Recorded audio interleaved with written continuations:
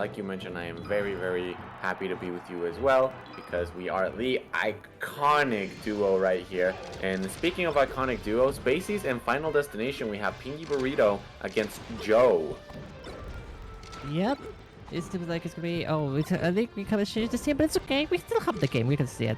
Yeah, Joe and Pingo Burrito, like you said, from Morelia. If I remember, Joe and Pingo Burrito from Hermosillo, Sonora, my region. So represent. Let's go. But we only can get hype if we only see good results there.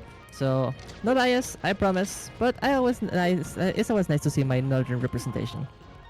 Naturally, and of course it becomes really, really nice to see exactly what we have, at least for the moment. It doesn't seem like we're gonna have a lot of action, at least right here, because we have the green Falco right there at the ledge, and unfortunately it seems like he does go down, at least for now. It seems like Joe with a bit of an advantage right here. We see Pinky Burrito struggling a little bit within top 32 of the losers bracket, going with those drill shine combos and then no tech, but the strange interaction in which he sent out with that shine. And now to have a little bit of a stalemate in which both of these players are looking for the entry, and it seems like it's actually Joe the one who's getting it quite often more than not.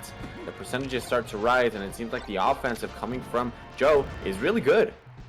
Yep, it seems like right now Pingu Burrito is the one that has to keep up with the things, and look at these lasers, just making sure to be as annoying as possible, Ooh. making sure to get a good read, but that's gonna be the stuck. Yeah, Joe falls, and it's gonna be now an even game for Pingu Burrito, but we can only, we can just need the backer, we just need, there we go, we get the backer, that's gonna do it, nice and sweet, the stock is gone, and Joe keeps up with the lead. That is right, and you see that Joe was not happy with what just happened with that interaction, as he did frown a little bit, but now going in and not really holding back against a Pinky Burrito, who is struggling to actually get a bit of an entry, but right here, almost got that stock right there, grabs the ledge just in time. And on the other side, I do see that that Joe is really doing a good job pressuring and just snuffing out any options that the Pinky may have. And there we go with the forward smash, the strange direction in which is going to be sent out. And now grabbing the ledge, you do see Joe with the advantage, at least for now. Pinky Burrito on the other side really not having a good advantage, at least for now, but just trying everything within his arsenal to get this as close as possible. Yeah, might as well go out swinging, and maybe one stock will be extra just to add a little bit into a head count, you know, just try to get a little bit of damage going on. But oh my god, Joe just not stopping. Okay, relentless with the, oh, we got the laser reset. You're gonna go out with the down smash. That's gonna be it. Joe takes the first game in a quite clean manner, dear. Rightfully so, and you know that these players are doing an excellent job with their offensive as well as their defensive. You know, Melee isn't really a game that... Oh, it's actually Pinky Burrito. Oh, okay. So yeah, whole town represent. You know for a fact that Melee isn't like the game that tells you exactly like how to defend, but we have like all this complicated tech, for example, like the crouch canceling and the multi shines and things like that. It's tough to get you, it's tough to apply pressure and to get you out of pressure as well, since there are very, very fast options. But on the other side, really this game is known for its movement specifically. So here we go on the other side, trying to get those stocks. This is starting off to be a bit more of an even first game, at least what we're seeing right here. But that laser, that single laser, oh, he does release the ledge just in time for him to be able to come back. And oh, like we're seeing right here, just a force smash to take him out, and we do see Pinky Burrito take the lead. Yeah, Joe, a little bit of a, I don't know if I want to say Hail Mary, but trying to go all out with that recovery, but Pinko Burrito more than ready to get it. Going in with the upper, another one. Oh my god, just this chase down is non-stopping here from Pinko Burrito, but now finally Joe's time to play, gets the hit and beautiful snatch here at the ledge. Not gonna let Pinko Burrito come back, but oh my god, like that's what I'm saying. Pinko Burrito is looking really aggressive right now, and is making sure that Joe doesn't have any moment to pause. We're talking about defensive play, deal, and movement, but I think maybe the defensive play is in the movement, and right now it's Joe who's not being able to move out of Pingu's claws. Rightfully so. We do see that these birds of a feather really are duking it out quite well, as the offensive pressure really doesn't stop from Pinky, I'm sorry. And I really think that they're doing in that they're knowing the terrain better than what they they're trying to know the terrain better than their opponent, and within these type of situations, yep, exactly that. We go with the angled up B, but not quite enough to go in. And it seems like Joe struggling to keep his mentality, as every single stock that passes, he makes that discomfort face. Like, you know, I don't think that should have happened or something like that. But really, Pinky Burrito is just doing an excellent job of reading exactly what he wants from him and trying to go for that forward slash. Not quite it, but he's already very, very well conditioned. Not that shine back here, not enough. But in this type of situation, what really can you do? Oh, I think there's nothing left to do, because that back is gonna send you in that awful angle. The side B, yeah, the Falcon Phantasm is not gonna grab that ledge. That laser doing its job as it does, and make it super hard for Joe to come back. And yeah, another thing to do. Maybe the Fire Falcon could have made it work, but in the end, Pinky Burrito was more than ready to catch that. And well, I think, if I remember correctly, this is all best of 5 now? Yeah, this is all best of 5 now. So we're gonna have one more game, one more chance for Yo. And look at him, look at this. They're considering another character. We're gonna go for the Mart, it seems. I like the idea, but it all depends on which stage. I mean, not only the stage, if they can control the pace from Pingy, because Pingy has been so aggressive all this match. Yep, let's see if now on the change right here, you know for a fact that that pro players like King tend to say that this matchup for Marth within Final Destination can be on the even, maybe even inclined towards its favor. But I do see here that it seems like Ping is just doing an excellent job at keeping this swordsman at bay, as the character from Fire Emblem is struggling to get in. You know for a fact that these disjoints really benefit him out a lot, and I think that's going to be it, and he's not going to be able to make it back, not even with the help of all those dancing blades within midair. Not quite the start that he wanted with this counter pick. And especially within Final Destination, you know that the Spaceys dominate this area quite well, and there is no Spacey that has not practiced this matchup, because it's commonly considered to be a counter pick, and everybody knows that Marth isn't like the most technical character in the world, but he still has a lot to do against this matchup right here. We go with the chain grab. There we go. Hey, double only 2, Vixie. Yeah, the damage wasn't allowing it anymore, but it's okay. We got a little bit of damage now. Maybe an F10 could do the job, but oh my god, Pinky Burrito has something else to say. Not allowing Joe to close off the stock. Get out of here. You think you're gonna get back to the stage? Think twice about it. I might have a little bit of damage, you might have a tipper, but I don't care. As long as you don't hit with the sweet spot, I'm gonna keep going in, and you are not gonna, I mean, you're not gonna get any chance to breathe, Dio, because look at this. Joe getting a little bit hit here on the scramble, but oh my gosh, just not a single chance to finish or to get a complete sequence here. Yep, not at all. The more that we see the double laser just come out, simply interrupt Marth, as we're seeing here, the offensive pressure that Pinky is actually giving out right there, interrupting even the most problematic situations right there. That shield is looking like a P for the moment. And speaking of P's, we do see Palco go block, because he did die within that situation. Okay, simply trying to catch a little bit more of pressure. And you know for a fact that downer is one of Falco's best combo starters and combo enders. But speaking of ending something, we do see that back air come out from Pinky Burrito, who's looking to close out the set 3-0. Yep, it's like Pinky has this in control, and not to be a doomer, but Joe, I think this all he sang, because oh hey, 1 2 3, okay, we're moving, okay, I like it. Just make it a small statement. You know what? I got this last spot. Ooh, beautiful tipper, beautiful hit here from those legs, and that's gonna be it. That's gonna be 3-0 for Pinky Burrito and the Sonoran player. Los tacos de carne asada come on top today. Rightfully so. We do see Pinky Burrito fortunately closing this out 3-0 with a very decisive victory as well. I'm not gonna lie, we did not expect that victory to go that much this way, and we have the immediate play, just immediately come in, these players, where we already have the next ones within the match. And let's see who are these players that have come in and stepped up to the ring, because we did see Pinky Burrito and Joe duke it out, but I don't see who else could have been here for the moment. Goody, I do not see anybody that has Goody, but let's see what production has to tell us about it, because we are one step away from the top 8, at least coming from the winner side, and from the losers, you know it's very difficult sometimes. But we do have Captain Falcon and Jigglypuff. Of course, this is going to be a bit of a button check, but this of course is going to give them a little bit of time to give us a little bit more of intel on these players. Yeah, we only need to see the names. It seems like Mena. It's gonna be Mena versus Yahir, and we saw Yahir yesterday playing in doubles, actually making it into the loser semis. If I remember correctly, it was Yahir and Herran, if they were together in the teams yesterday.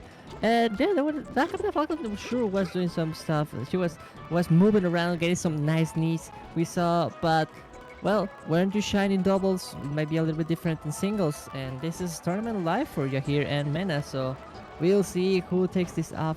Is who takes one step closer to get into top 16, Dia.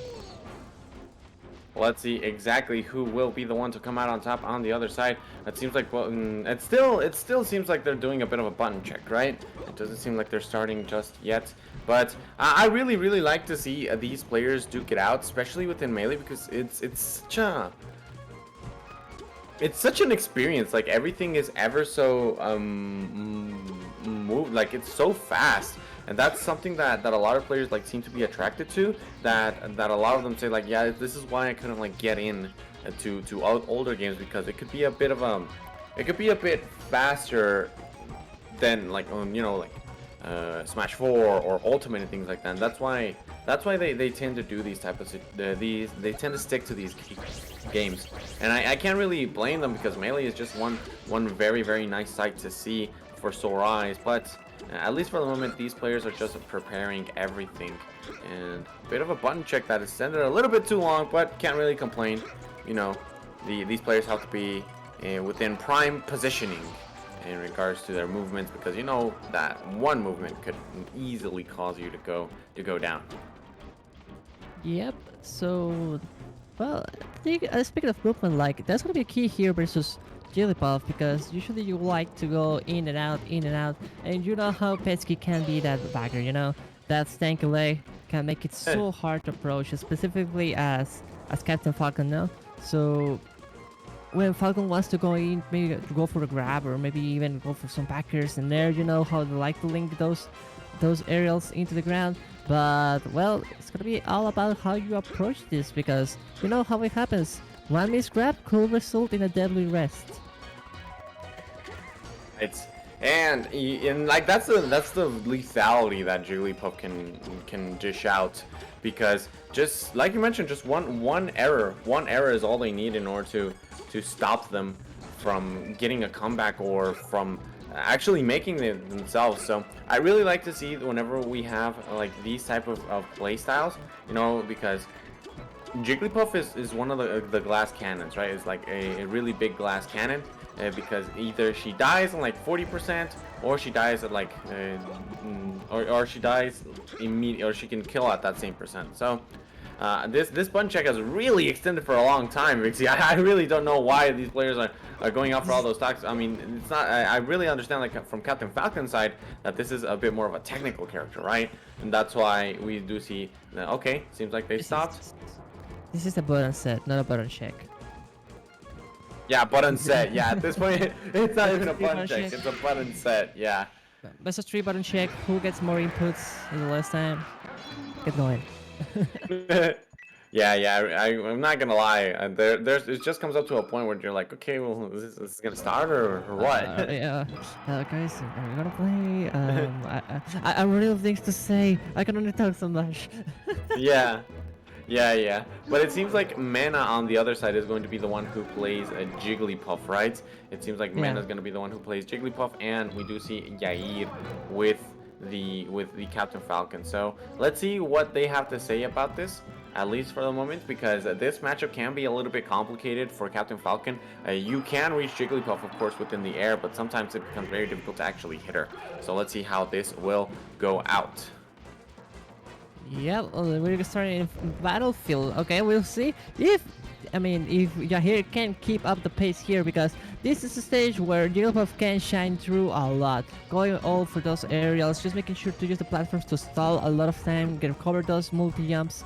And the thing now is, can Yahir find a clean hit? Because once they get in, they have to capitalize so much of every single knee. They try to get even a stomp maybe, but for now it seems like it's everything in Mena's favor, going in, trying to get all this damage in with those nerfs, making sure to jump in with the lingering hurtbugs that usually Jigglypuff has in her nair. But oh, look at this, another fair cool do it here for the edge guard. No, Yahir managed to survive.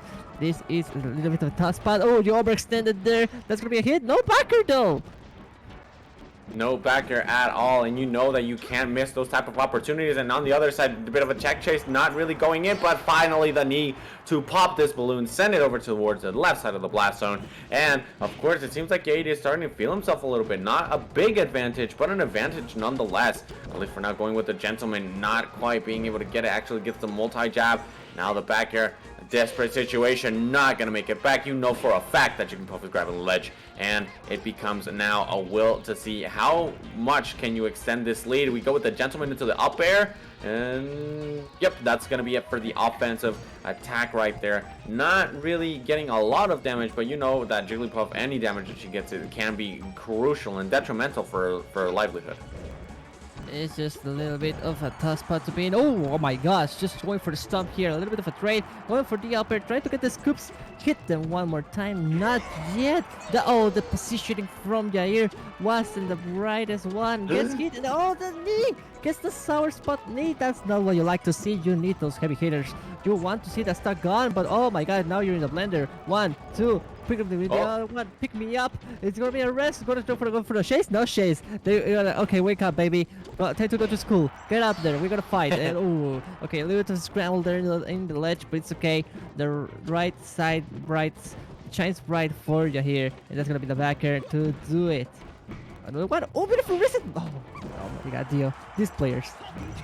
These players are doing absolutely phenomenal. Yep, to simply edge guard and keep other players at bay. We go into back here right there. Not quite enough, but we go with the Falcon Kick. Double jump comes back, but he's able to make it back to the ledge. Thanks to that little bit of an edge that the Falcon dive gives you. So going right here another time with the forward air, and that's gonna be enough for him to go down. Seems like Mena doing an excellent job, at least for now, within this matchup. Now let's see what Yair has to say about it, as the advantage isn't within his favor, but you know for a fact that Captain Falcon is the explosive character within this game, because 2 interactions is all they need in order to take you down. I mean, I feel like that could be said for a lot of players, but especially because you go into whiff knee, into true knee, with punish right there. Great stuff coming from Yair, tying things up. Yeah, he finally gets his butt. Oh my god, we're gonna see these grabs. We're gonna see the upper trying to go for the chase. No, Mena is still in control though. Look at this Jair trying to get in there, but there cannot. One more backer. Yeah, that's gonna do it. What do you do when you're flying in the air? You get hit by Jigglypuff 3 times, and that's gonna be it. Captain Falcon might be fast in the ground, but in the air, not so much, sadly. That's gonna be the stuck from Mena taking the game.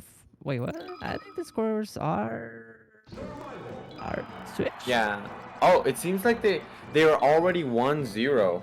It seems like they were already 1-0. At least that's what I'm seeing. Oh, never mind. Actually, I was looking at the wrong chat. Okay.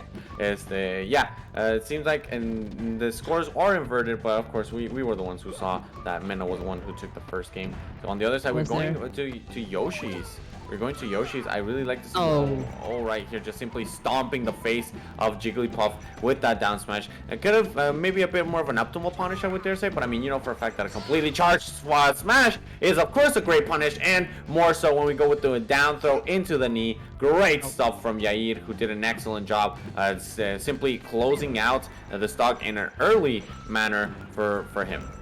Oh yeah, that's gonna be it. What a catch for Mena, trying to go out there. I mean, Jair trying to recover, but nobody you will high or low. Jigglypuff is more than comfortable to go out there for you.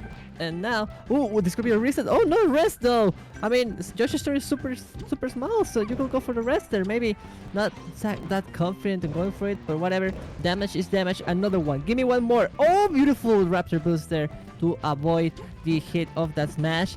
Gotta like this stuff from Jair, but those rolls cool. Oh my god, dude, those rolls can be real dangerous if you're not careful. you're gonna roll into Jilp's hands, and those are not hands, those are actually claws, and you better be ready because you're gonna get eviscerated. Rightfully so, or even worse, maybe get put to sleep because, yep, the high recovery was being stuffed out immediately. Mena knew that he would, that simply with his presence, he could pressure him into recovering high, and that's exactly what we're seeing here. The pink puffball doing a lot of damage, going with the throw, with the drill, stopping the burly man that is Captain Falcon, and finally going with the up tilt into the rest. Good stuff over here. The response from, of course, Yair is immediate, but he already lost his stock and is within the last one. I mean, that's a trade you usually take, no? Like, you go for the rest and you are almost guaranteeing your stock to be taken. But, like Kano said, it's just a soul for a soul. So, Mena more willing to take that. But look at this! Oh my god, Jair, even in Ding's out now, can he keep playing this green deal? Because if so, this could be the comeback of the day. Yeah, that's exactly what they're looking for if that is the case. On the other side, we do see them struggling. Yep, we do see, yeah, he's struggling to get that stock. Not quite going for the second knee, but on the other side, it's very, very easy for him to do so. Trying to go with that forward smash read, but the forward throw is precise. And now that forward air that didn't quite hit well. And we're seeing a lot of forward things being thrown out, but not things being thrown forward. So, okay, going with the, oh, now finally, the only thing that they need to be thrown, yep, that's actually good. No, he didn't grab the ledge! Yeah, you're surviving by a thread of the needle, trying to get it back, he hits, not yet! Mena is still like the air dodge! Oh, dear goodness, the air dodge is gonna play a little bit dirty here for Mena. Doesn't grab the ledge, and that's gonna be the second game. Yeah, here, surviving just barely, Dio, just barely. Sometimes one little mistake is all you need to go for to things to get your own way. Yep, and as unfortunate as it may sound for Yair, at least for Mena right there, that air dodge was crucial, and you can see the nervousness of being in top 30 through top 32. That's very hard to say. Oh no, we already see the rest right there coming out, and a good punish, decent 25% go into simple down throw knee. Very, very not complicated stuff to say right there, just keeping it simple. And we already see the immediate response from Mena, who is doing a great job with keeping this Captain Falcon at bay. Not quite getting a lot of mileage off of that throw, but we do see him come back, and a lot of jumps being immediately used on behalf of Yair. And in one of those occasions, I'm pretty sure that Mena is going to punish it, especially with those DI mix-ups off of the down throw. Yep, let's see now. Okay, game number 3. It's a blank slate now. We can get going.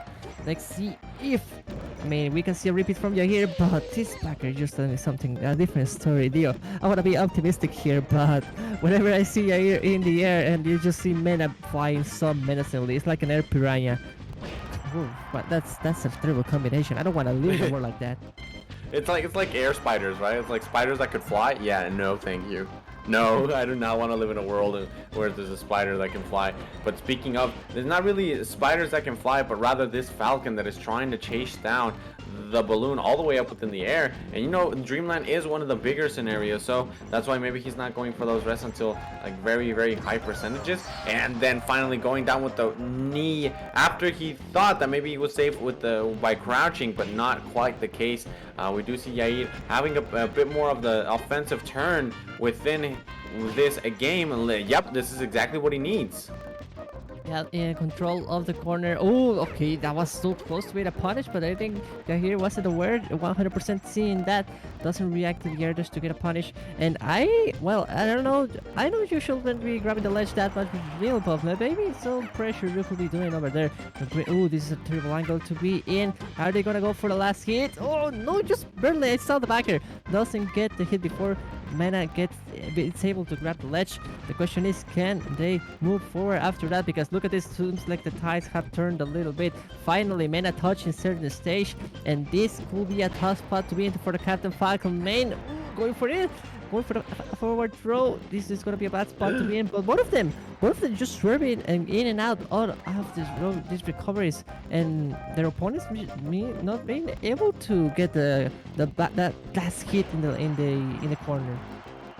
Not at all, and the percentages are very, very high. This is a very close set, as we are right here, simply knowing that if he is able to air dodge back on stage, and finally the forward air is the one to close out the deal, at least for now, as we do see on the other side, Mena with 120%, really one good hit of anything. Yep, just a down throw into the knee. The combo as true as time, and it could have closed out the stock, and now once again we are dead even and within stocks percentages and as well as the scoreboard, at least for now. But if there's anything that I really do like, okay, I see you, Yair. A couple of combos right there in order to tie up the percentage, but I really like how he's simply using that up air as like a reset tool, I would dare say, because goes down throw up air and then just grabs again, down throw up air, and that's good percentage, especially against Jigglypuff, because you know that she is very light and will die off of really any straight interaction, like we are seeing right here. Mena down to his last stock of this third game.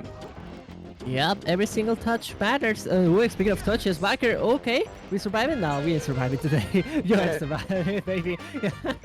You think about it, it was so close, it looked cool, but versus Jigglypuff, of course, you're gonna get tech check, and that's gonna be it. But Yair, look at this. Seems like we finally see an awoken Yair. I know it's a little bit early over there, but you know, it's already 1 p.m. Oh, well, what am I saying? It's time to sleep, baby. Good nighty. I'm Emir, and that's gonna be 2-1 for Mena. Even though Yair had a... Oh, no, wait. It's actually 2-1 for... I really don't know what is going on. This scores are yeah, they're inverted, aren't they? Yeah. Yeah, because I'm looking like right here at PG stats, and it says that Yair is a Captain Falcon main. It says the Mena is the one that's using Jigglypuff. Yeah. So, yep, just so you know, people, the scores are a bit inverted, but within this side, I really do have to say, if there's anything within Melee, is that really the results really tend to be unpredictable. Because, for example, within that whole game, we saw Yair with a very nice anticipated stock lead, and being able to close out the stocks ever so fast. But on the other side, with just simply the explosive factor that Jigglypuff has in order to be able to close out the stocks in 30-40% is exactly what he needed right there. There we go with another up air, sending Jigglypuff out of the range right here, out of the stage. And now on the other side, just a couple of dances here and there before we see what could be the final blow. Not the case. Holding on to everything, we see Mena, because he knows that really at this moment Jigglypuff with this percentage is anything can pop it after what we're seeing here. Just a nice hit, but tries to go for the rest, but you're not gonna get any resting. Shoulder, I mean, yeah, that's gonna be a hit in the face. I think that also popped the eye, but whatever. It's gonna be it for the stock. And also, speaking of stocks, we could still make it back. Nah, anymore. With Jigglypuff just hanging in the ledge, it's gonna be a easy peasy. It's gonna be an easy time to just get rid of that stock. The question is, like you said, I mean, sometimes, you're so greedy. You're going so greedy for that, and here's the eye. It's been impeccable to be honest in those up throws. Yep, I'm not gonna lie, if there's anything that I've noticed is that he simply goes for like very easy combos to simply secure the damage after the rest punish, because you know that, like, for example, the Falcon Punch could also kill it a little bit faster, but it's just like the thing is, since the Falcon Punch isn't really like an optimal tool to be used for Captain Falcon mains, you rarely ever see a Falcon Punch. At least I know for a fact that there's not a lot of Falcon Punches to be used. Situations in which Falcon Punch can be used like optimally in a way. And at this moment, I see that he's recognizing that maybe he could go for maybe a bit more of an optimal punishment. Speaking of optimal punishes, we see La Patita. We see La Patita come out from Jigglypuff, and the grounded one, not the aerial one in the form of the back air. We actually see the forward smash take Captain Falcon's stock, and of course Dreamland doing its own, because you know that the upper blast zones are the largest, as we've seen, at least for within the competitive stages, but the side ones can't really say much about those. Yeah, so like a good hard read like we saw there with the F match, of course it's gonna do the job. But now it's Jahir's turn to maybe try to get this. I mean, we've seen those knees, we see the upper. Ooh, just getting the last tip. The last hit of that falling upper makes the job there for Yair. Oh, watch out, this upper could be really dangerous. It's something I haven't seen that much from Mena. It's just not going for those reaction rests on platforms, you know? Sometimes we see Hungrybox on other Europe players just putting your opponent in the platform and then just reacting to the roll or taking place, and then you bam, rest, exploding, and you are out. But, well, I mean, that might be a little bit too late now that we're so deep into the set, but you never know. You never know, Dio. Especially because we still have the possibility of a game 5. There's still a lot of things to adapt into, of course. Now, if there's anything that I haven't seen Mena do much about, is that he doesn't really stall much within the air. He doesn't like try to cause his opponent to approach, because he knows that he has like the offensive playstyle that can help him out within the situation. Of course, combining with the floatiness that Jigglypuff has, just simply weaving in and out of hurt boxes. But the thing is, with Captain Falcon, it's very difficult to do so because he's constantly shifting like his positioning. Like right there, he was able to get with the back air after he got off from ledge, and now we see it once again. So that's the thing. Whenever you combine the movement of Captain Falcon with like prime positioning, and within these type of situations, it's very difficult for Jigglypuff to keep up unless she's in the air, which of course she should be like the million% of the time, but still difficult nonetheless. Yeah, I mean, in the end, everyone has gaps. Everyone has a little bit of a crack on their defense or their strategy, and of course, Jair and Mena are not absent of that. But okay, try to get in there. Another knee, risky knee, no rest though. Oh, no damage, no nothing. Just decides to go. You try to go for another risky rest like that. This is not gonna get the KO yet, but this is heavy damage. Going for the elbow again. The blazing hit is gonna do it, but Dio, I don't know. Maybe Jair can get a nice hit here. Yes, it's gonna be with the knee, the people's knee. Knee of justice does the job, and that's gonna be even the scoreboard 2-2. And well, like I said, we're not going for some very risky rest this game now, and I'm worrying a little bit about that. I mean, can you blame him? Those rests were like really good though. I mean, I only saw one hit. I don't know. I don't know what to think to you. I don't know what to tell you. Like normally I would agree, right? Because those rests can be very, very risky on the other side. But oh, speaking of being risky, you have it right there. That knee taking Mena stock almost immediately. Good stuff as we're seeing for the moment. I really think that EA is feeling itself within the second game. Fountain of Dreams that doesn't benefit a lot of players, well, a lot of characters specifically, but I am loving what we're seeing here. Yeah, and I don't know. I worry a little bit about this stage because, like we saw in Yoshi's story, usually you get a lot of early KOs by the sides, and this is Mena's counter pick, and I don't really know what to think about it because Captain Falcon can get 2 straight hits here, and that's gonna do it for you. But well, it seems like Mena finally evening things out, gets the stock off. But this is what I'm talking about. Just a straight hit or a down throw conversion into the knee is gonna make it so hard to survive here for Mena. So I don't know if the counter pick stage is the best one to use right now. So, and it seems like it's backfiring for this moment. At least for now, I do agree. As we see, finally, Mena actually get a bit of an advantage in the forward smash that really doesn't meet its mark. But it's actually Mena the one who takes him out right there with that stock being taken away. It's now within his favor. On the other side, I do love to see what we have right here, as of course it seems like this character is having a bit of a problem with what is the Captain Falcon. This could be the rest that he needs. Not quite yet. Going with auto the back air just to get a bit more of percentage, but it's difficult. It's difficult, Vixie, because you know for a fact that these players are playing with their hearts on the line, and the thing is, those hearts can sometimes be very, very brutal. Because at this point, you know for a fact like Mena has the advantage, right? So it becomes very difficult to like not let it go. And even though he lost that stock, the percentage is still there. One interaction from Captain Falcon though could take the lead and take the set for him right here, as we are in a game 5 situation. Yep, last stock, last hit could be it. And ooh, okay, good DI. Misses the knee here for your ear, and even takes advantage here. Mena with another fair. Cool this beat. Oh, the backer misses, just barely gets the hit. This is critical. Leo gets the hit. Another one. Ooh, can we get one more? This is gonna be yeah. What? No Falcon kick? Okay, there finally we we get the Falcon go. kick. That's it. Yeah, that's already way too late, way too low. Oh yeah, a little bit of some not the best choices in the recovery here for Yair, but Mena sure exploiting it and taking this 3-2, and Mena is gonna keep moving in the bracket. Good stuff from Yair, but this is already the loser's run, and here he falls. Yep, and now it is Mena, the one who will have to go against Dealer within the loser side. On the other side, we do have King positioned primely within winners quarterfinals to advance within top 8. And I'm very happy to see like the level that we're having for the moment within most of these players.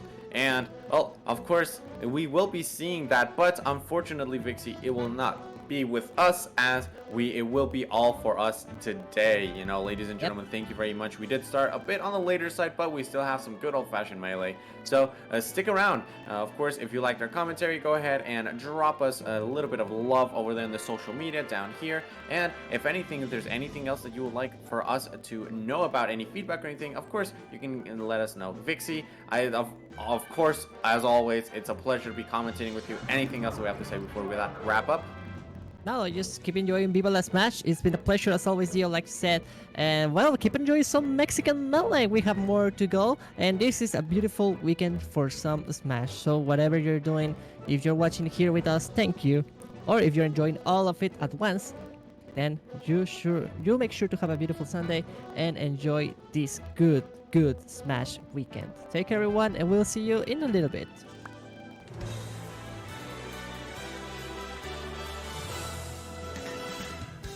¿Se escucha?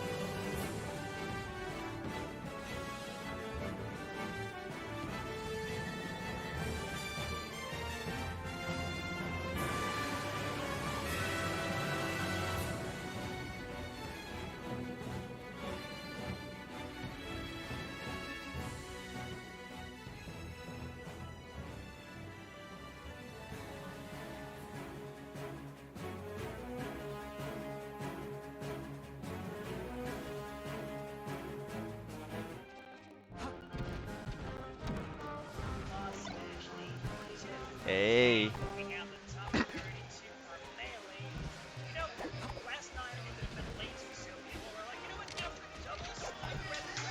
Yeah.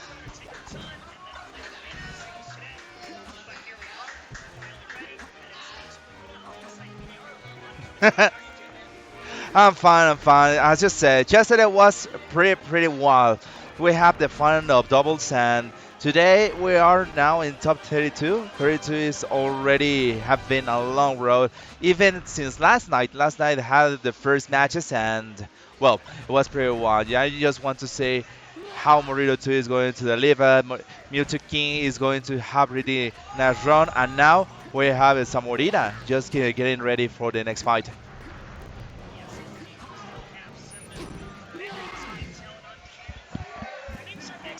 Yeah,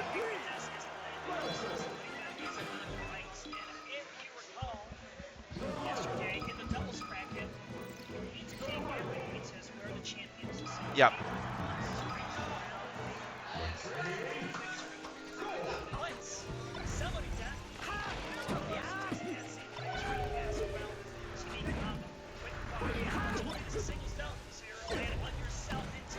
Yeah,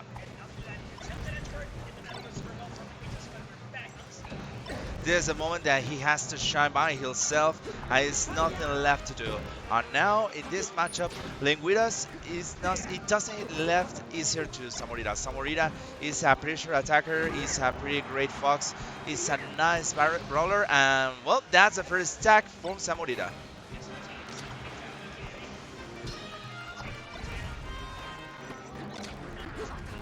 Yeah, well. Oh man. Oops. Not enough.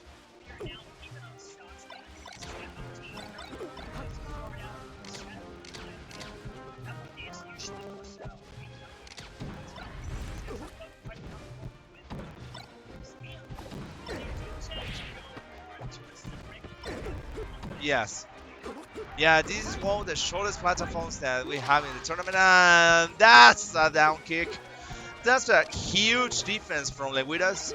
And now Samorita needs to keep it pressure, keep it down, and maybe try to be more proactive. Now, well, no, this scenario is pretty short for the Fox or for a Falcon, but it's enough if you keep the pressure with the Shrine. And nice recover, careful with the grab. Nope, he doesn't want to fight at this moment. Nice upper, nice combo. But now that's a, oh man, no, without a little shutdown. But anyway, the Falcon is just trying to keep the pressure, and that's really good for Samorita. Oh, come on.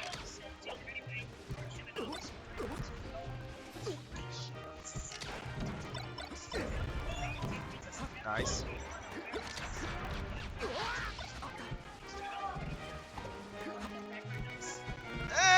Maybe just for the just maybe that was just a courtesy because in these situations Lengüitas just have the advantage because and having even a lot of damage in this stack is not enough for Samorita just to keep it in treatment. And okay, never mind. All the advantage go to the window, and this is it. This is going to have the last fight.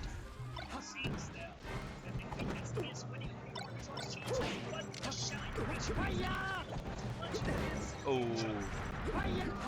ooh, nice.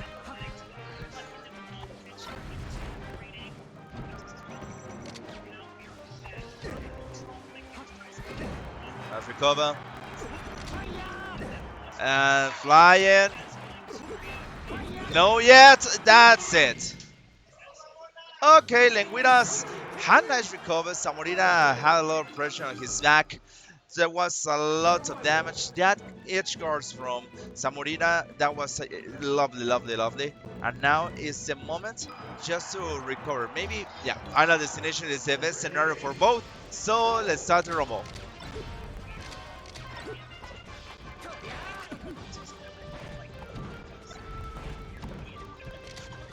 Yeah.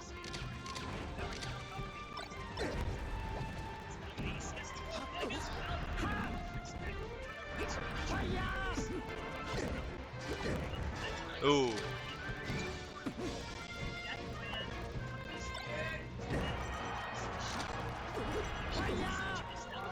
Oof.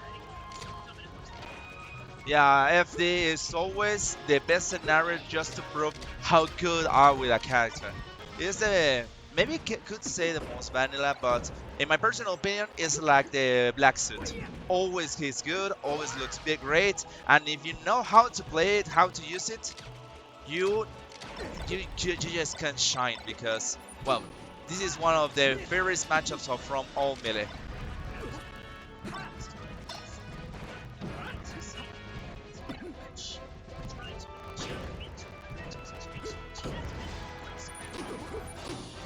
Yeah. No.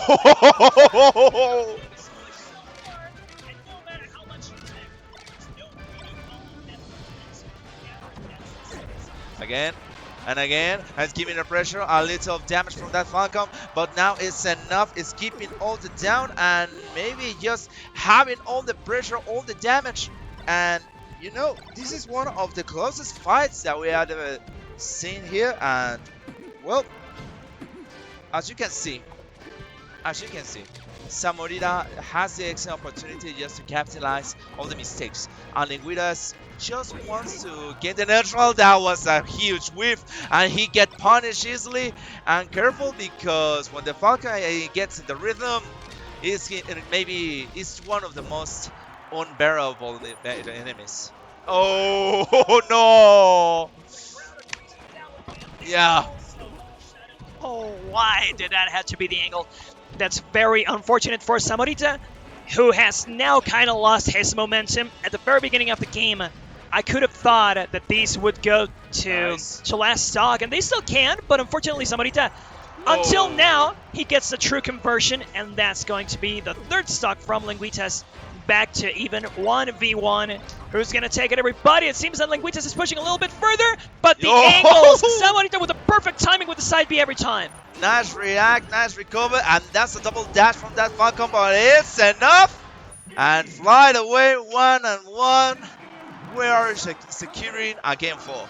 Yes, we are. Game number 4 at the very least for the qualification. Reminder, we are in top 32 singles, but whoever wins this is making it to top 8 winner's side. So definitely big stakes at play here. After this set, we're going to see Herran Super Quack and Mewtwo King Morrito 2 to complete the top 8 in winner's side. That match is going to be a while, but at the moment, we need to focus on the present because now Samorita, I feel him a little angry because at the beginning on Josh's Island is just tough. Oh, whoa! Hey, hang on.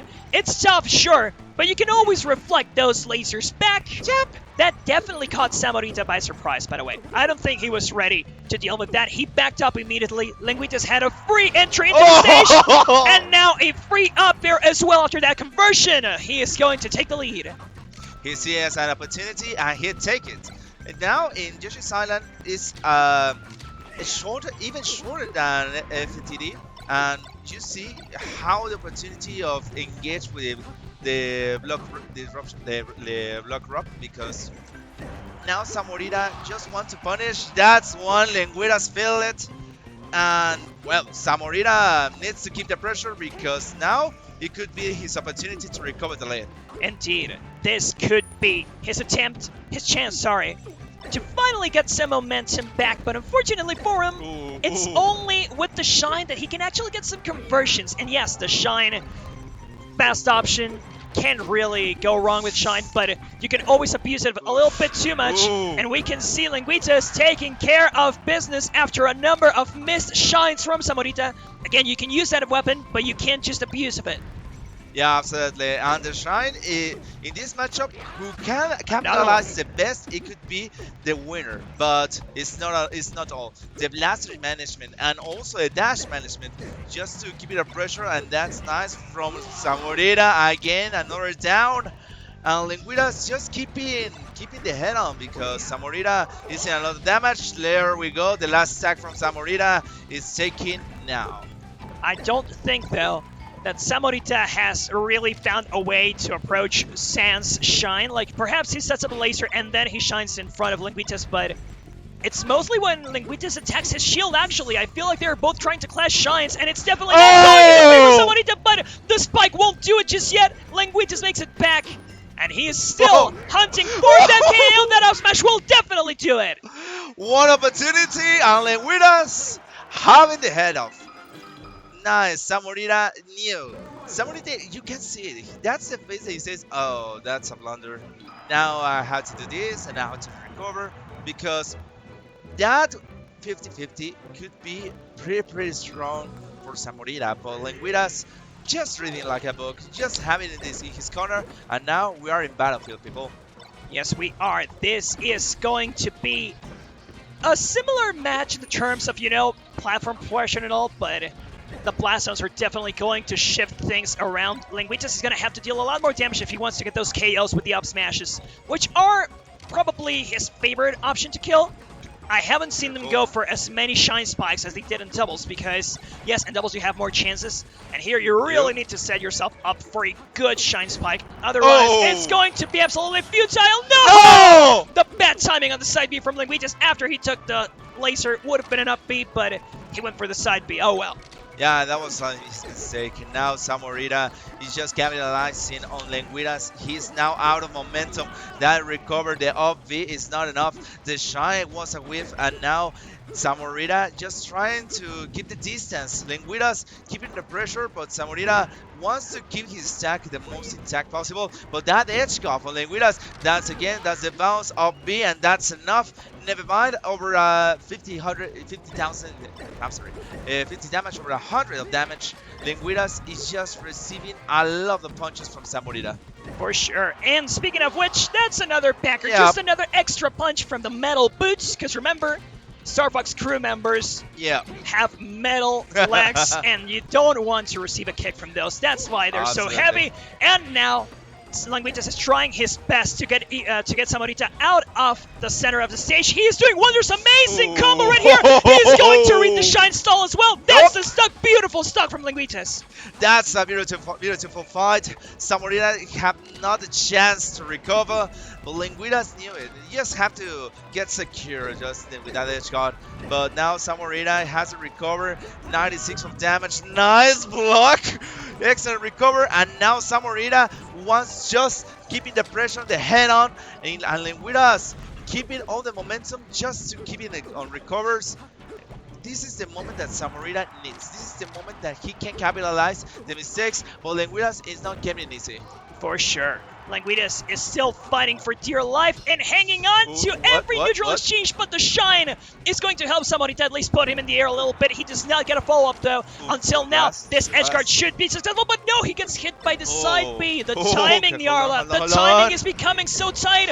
Neither one of them can really get it, and so we're going to the last stock for the Salaya Warrior. Lengüitas is forced to make something happen, kind of like that. Not enough. Kind of like that. Never mind. 1v1, no damage. The last stack. This is a fight from the gods, and it's the moment on battlefield just to encounter who is going to have the match. Lengüitas or Samorita just secures the game 5. Oh no. It No. seems No. Samorita is going to get the sub. He is going to sub Lengüitas right on his way back to the stage with the side B. And the backer, man, the tournament winner, that now brings him to a game 5. And remember, whoever wins this game gets the top 8 winner's side. Yeah, and now this is the best situation for Samorita. He was starting his start with 1 victory. Now he is the moment to recover. We are going to Pocket Stadium, the last map from this fight. And well, I always said that the Rock and Fall transformation are really tough for Fox and Falcon mains. But now maybe it's just the equalizer in these situations, because Samorita keeping that pressure and Lengüitas just capitalize on the mistakes, and that's the thing that we are looking for now. You know, I think Lengüitas really wants Samorita to be on the platforms as well. He would rather get those high-up combos and then finish things up on the ground with up smashes. You can see him trying to capitalize right here, but unfortunately he does not respond in time. Samorita with great shield pressure going for the up throw. Still, though, he has not dealt that much percent. It seems like this Ooh. stage is Lengüitas' favorite. No! No, no, no, no, no, no, no, no, no, no, no, no, no, no, no, no. Holding, holding, holding, holding, holding. Lengüitas, what you doing? You had the opportunity, and now you're capitalizing. You have the stacks over, I guess, the 100 of damage, and now that's just picking up the opportunity. That's a nice grab from Samorita. Samorita having recovered, and obviously the Lengüitas stack is damn is so strong for the moment. Just now in the fall transformation has to take the opportunity. Samorita just capitalizing, and that's on a strike. Maybe it's enough. No, that edge guard is excellent. Not recovered, but it's the first stack down for Lengüitas. And now we're going to stall, bring it down to a crawl. Nobody wants to play on the tree. Like, nobody wants to risk it. We know how much you can lose if you end up falling on that pit. Or whatever of the two pits that you have on the tree, really. That's why you see Lengüitas going for some very high back airs to prevent Samorita from escaping. But really, not much engagement until now that we're back on center, and Lengüitas is simply going to finish it up with a neutral air. Not stalled, by the way. Like, he was using back airs instead of neutral airs. That was a full force neutral air. And so, Lengüitas seems to be very close to punching his ticket to top 8, but he still needs to take care of these last two stocks. It's his opportunity to be more relaxed in top 8 from winners, and now that's an excellent grab for Samorita. Lengüitas having a stack of advantage, but over 100 of damage percentage at the moment. But that's a good kick. That's an easy cover. 2 blasts just to hit an over B. Nice angle, but it's not enough. Samorita has the grab, and that blaster. Oh! That was BM, brother. That was just BM. A little too much, perhaps, but it's what helps you secure the stock after a while. And Samorita brings it back to even stocks. That's a lot better than many players can say against Lengüitas. He needs now, however, to really clutch things out. That 90% on his side isn't really safe. And yes, it's not 100 plus, but it's still not really the percent that you want to be at when starting out this kind of exchanges. On the windmill, are we going to see more shines now? He finally gets Lengüitas up to the windmill, but no follow-up after that. Yeah, this water transformation is pretty tough. We just with the windmill, and careful, nice recover from that fall from Samorita, just having the advantage. And this is Lengüitas capitalizing of the opportunities of the wall. Last stack from Samorita. Samorita feels it, and it's the moment that he knew. He knows that can fight, and the transformation, it's over. Now returning to normal. It seems, though, that Lengüitas is where he shines best. This is his favorite spot. These are the distributions that he likes, and he is not letting Samorita breathe at all. This is going to be another follow-up. No, Samorita actually stopping him with the shine. Unfortunate up B that just makes him go back to his own area of the stage. And the tournament winner, man, brings us down to the last stock. The last stack for having a lot of damage. Samorita is in disadvantage against the ropes. Needs to have a good combo over Lengüitas, and Lengüitas just has opportunity, just have a chance. That's an excellent grab. That's a recover. That's a down kick. Maybe. Oh no, that was a little whiff. Careful, careful. Let's go the pressure, and you're having all the fight. Nice. Samorita having all the opportunity, and Lengüitas just having all the punches. That's a fly out. There's a recover. We have the comeback, ladies and gentlemen. This is Samorita doing his best. Just reaching to the top 4 the fight. Lengüitas! Lengüitas cannot have nice recover, just having on the guard. Samorita wanted for the miracle. The up B just to get recovered. It's enough for the cover match. And now he has transformation, the grass transformation. Maybe it's just one strike. And Samorita's flying. Lengüitas holding on the momentum. No, to recover. Just the last moment. And he's got the guard. Maybe got the moment. Lengüitas having on the best. Samorita did it. Samorita did it, and the crowd is wild. Amazing comeback. Remember, everybody, this was a comeback. Lengüitas was on the verge of winning. He had the lead for the longest time. And yet Samorita still made it back. He made it work, and he claims the victory and the top 8 qualification. That's the most important thing here. He is now in top 8 winner's side. He's going to play against Far when they get there. Man, that's the first qualifier. Yeah, this is top 8 again. This is the top 32 just to have it at all. top 8 from winners. So this is just the beginning of the end. And and as you saw, that was a really, really close fight. That was savage. That was the real opportunity for Samurai to recover. He takes it, and Lengüitas doesn't can't manage the pressure. And now we're just reaching out for the next fight because it's just the beginning. I don't know how it's going to be the end. I agree. This is just at the beginning of the qualifiers. Later on in the losers bracket, I am sure we're going to see some heavy hitting matches as well. But right now, we're going to have to hang on a little bit because we have the next set being prepared. It's going to be Mr. Herran against Super Quack, the center of the country against the northern part of the country. And the Northern Warriors are usually the heavy hitters. They're usually the ones to really claim everything. Super Quack in this occasion is the one representing the North. You can see him down there. Nobody's going to play Pikachu, by the way. Don't worry, that's just a check. No. Carefully. No, carefully. And as you said, Super Quack, even yesterday, have a really good development on the 2v2, having a lot of chances. And now, this is one of the closest fights, maybe. There's a lot of names we have. We're waiting for Morrito 2 and Mewtwo King. But this matchup maybe is just one of most technical fights. Because, as you say, Fox is a pretty common pick. But Pikachu, by the other side, is one of the widest, is one of the strangest. But in good hands, it could be really tough to manage. For sure. And... Oh, he's going Peach. Actually, I remember back in the days, well, I'm saying this like it was super long ago, but back in the Smash World Tour era, when they played the offline Central America qualifiers, Super Quack was the only Peach representative in the bracket, so he's really the one who's going to bring the matchup checks to people. He is the one who's going to tell you, you don't know Peach, huh?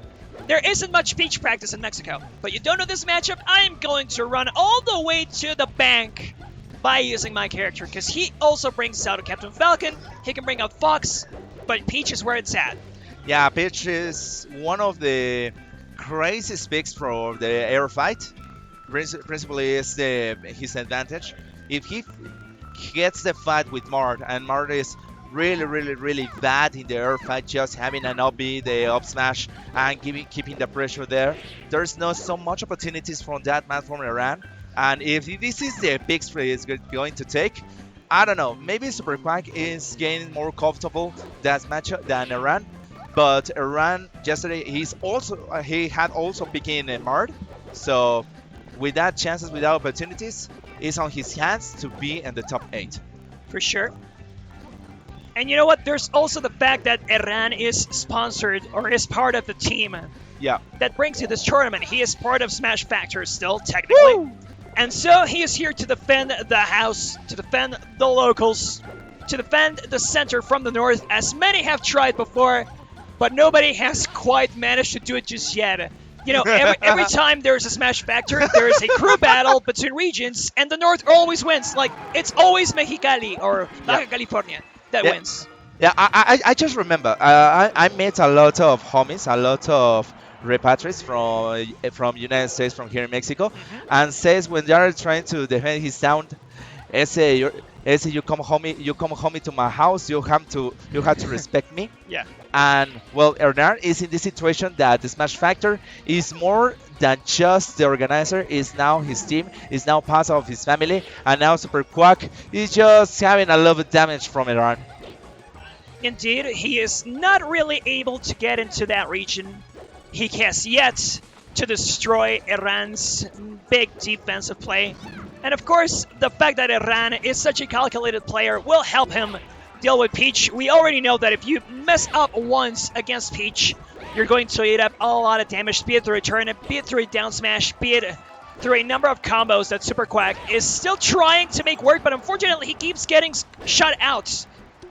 Many smashes and such. Yeah, just keeping all the careful, because that Peach with over 100 damage may looks more safe than Herran. Oh, okay, never mind. I was just trying to defend the airborne from Peach, but well, if the hit is good, Herran is just doing his work. Of course. Yeah. Plus, hey, I would like to point out, lately with Mart's dominance, or quote-unquote dominance, right? Because Zane has really done an amazing work. Mart has really become a new kind of menace. One that wasn't available in for a while. He has always been on the meta, of course, but he has never been on the same level as Zane has him now. Yeah. And Peach, on the other hand, has a few representatives, has Lot, has Polish, but I think they kind of faded out ever so slightly after a few tournaments where Lot did really good. Ooh. And you can see it here, right? Not much development on the matchup, but the turnips are going to do the work on the edge card. Yeah, as you said, Peach is one of the most volatile, maybe is the word, volatile characters that has this game. Not only because of his presence, of her presence, I'm sorry, but also with that the mechanic from the radish. Yeah. Because you have Turnip. one chance to have one radish just to have a hard hit, and now Mario just punished him. Nice. Super Quad having a lot of troubles, not recovered, but Herran just taking a moment of break, just wanted the opportunity just to get it parry. No, just keeping the pressure of Smash. Careful there. And now nice recover up there. And now that's one the kick. Super Quack just wants to strike out the airborne. The Peach Airline Forces is just arriving, just attacking, and Herran is ready to fight. Herran super ready to keep Super Quack on the air, by the way. Yeah. Super Quack is not that he doesn't like to be in the air. Of course, he likes being in the air. Peach floats after all. But you don't want to be there when you're being constantly attacked with the up airs of Marth. And the up tilts, by the way, this is a classic sharking that we keep seeing from the Marths, and Herran makes the most of it, forcing Super Quack to do shield drop, but then challenging with a with a reverse dolphin slash, and that's going to be the third stock. Great plays from Herran all along. He is just a pressure machine. Yeah, and Super Quack feels it. Yeah, as you can see in the faces, you can saw what's going on, and now he's trying to keep it the pressure. Herran over 100 of damage. Now keeping it down. That's a nice grab. Extra recover. That flying away over 100, but that bitch is in his last stack, and now. That's a good one. Herran says, okay, go next. But now I feel more comfortable just to be aggro. Absolutely. This is what he wants. The Mart chain grabs that... Oh, sorry, the Mart grab that gets you from the other setup all the way on the other side of the stage. Will he get this one, though? He interrupts with a fair. He's trying to go for a fishing up tilt, and it's going to do a timber up tilt. Will do the work. And that's the first game, everybody. Super Quack was really shut out of Herran's zone for so long. That's really what happened here. Yeah, as we said before, the airstrike on airborne from Super Quack and from that pitch is really good. But Herran just needs to be comfortable, keep the pressure on, having the advantage of flying, and Super Quack is just thinking. Maybe he's just trying to get his head on and says, okay, maybe we need just to focus, have another chances, another opportunity just to see what's going on. Maybe he feels so comfortable, and it's going to change to Ness. What? Nah, that was bait. Okay. We thought that he was trying to change because he was kind of frozen on the last screen, but yeah, he needs to recover, give me a chance, just 2 minutes to have a break, thinking a little more, and as you said, when you're against the ropes, you need to focus, and yeah, he's going to change to Ness. Nah. No, I think this is just trolling. I think he's trolling. Yeah, he should be. I mean, he can change. Remember, he does have other characters, but no, he's going to stick to Peach. I insist. Yesterday we saw him playing Fox. He also has a Captain Falcon, I believe, but still, Super Quack is going to stick to Peach, and he's going to go Dreamland, by the way, just for a long matchup so that he can have a lot more time to think and a lot more breathing room. Yeah, this is maybe one of the most difficult fights because when the wind blows, the arena just shortened because it's pretty tough to fight against the wind. And Herran, as we saw, he feels it, but he's getting the grab, getting the damage. Herran going against the Super Quack. Super Quack has a good recovery, but it's not enough. Now it's flying down, flying up, and Super Quack having enough range to survive for a little, but Herran just punish every time that has a chance. Herran can't really seem to touch the ground for a while. Now he does. And also, he forced Super Quack to touch the ground after that downer, which really is what we love to see, right? Some burst options that also go very flashy, that also take your opponent way out of your zone. Ooh. And Super Quack with a great stall here as well. The float is Nice. going to help him survive in Herran. Talk about stalling, man. These guys are both the masters of baiting their opponents in. Yeah, he Oh. survived from the most powerful rush Radish I had there, and well, just delivers, just one hard strike, having the power of the win in his favor, but it's not enough. Maybe, oh, that's a good strike. Another punish, up B, not enough. Up the smash, and that's it. Up A tilt. percentage just to get that trade. It's a good trade. Yep, just an up tilt to finish the job, and then getting a few more percents here and there.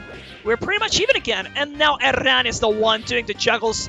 Super Quack a little too trigger happy with his buttons. You can tell he has been going for many down airs, but of course that's not really going to help you in the range battle against Mart's long sword.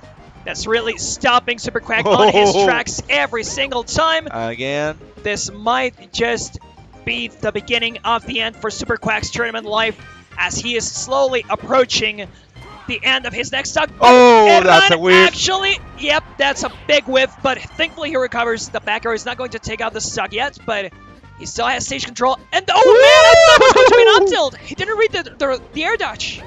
Yeah, just trying to dance on the air and now has a punish over 200 of damage. Okay, that's an recovery. That's the power of the pitch. And just having that control, you know how you can survive that fight, and that's pretty tough. Herran just knows now that it's going to be more difficult if Herran has the advantage of the win. Pretty much. Herran, to go up 2-0 means that he has a foot and a half on Ooh. top 8, really. He would be extra close to getting to that verse. And remember, we still have another qualifier after this, but it seems that Herran wants to get there ASAP, see who his opponent is about to be. And remember, this is Super Quack's counter pick as well. This is where he wanted to go, but it seems like the range battle is really not helping him at all. Yeah, that's the different part.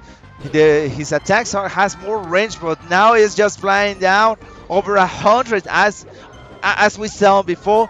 It doesn't really matter now to Super Quack. If he can survive to the airborne, just flying them more time, having more opportunity for recover. Herran is just having a lot of trouble just to giving the knockdown his opponent. And now careful, that's the opponent, that's the win, and now has to recover. Herran just have the grab, approach it more closer, just another stack down. Nope, no, not enough, no yet. That's another up smash, but it's still alive somehow, and that's enough. Going for the last stack for Super Quack. How difficult is going to run? We are over the time now. Yep. The time has certainly been long. The clock is running its course, and it does not appear as if Super Quack really has much of a response just yet. He keeps getting juggled, keeps trying to land. No shot at all. The downers ain't helping you. The up airs are stopping you. And now Herran, I think he's setting himself up to be in range for a forward smash KO, actually. Oh, and he goes for the first up B. That's the second one that's missed in this game.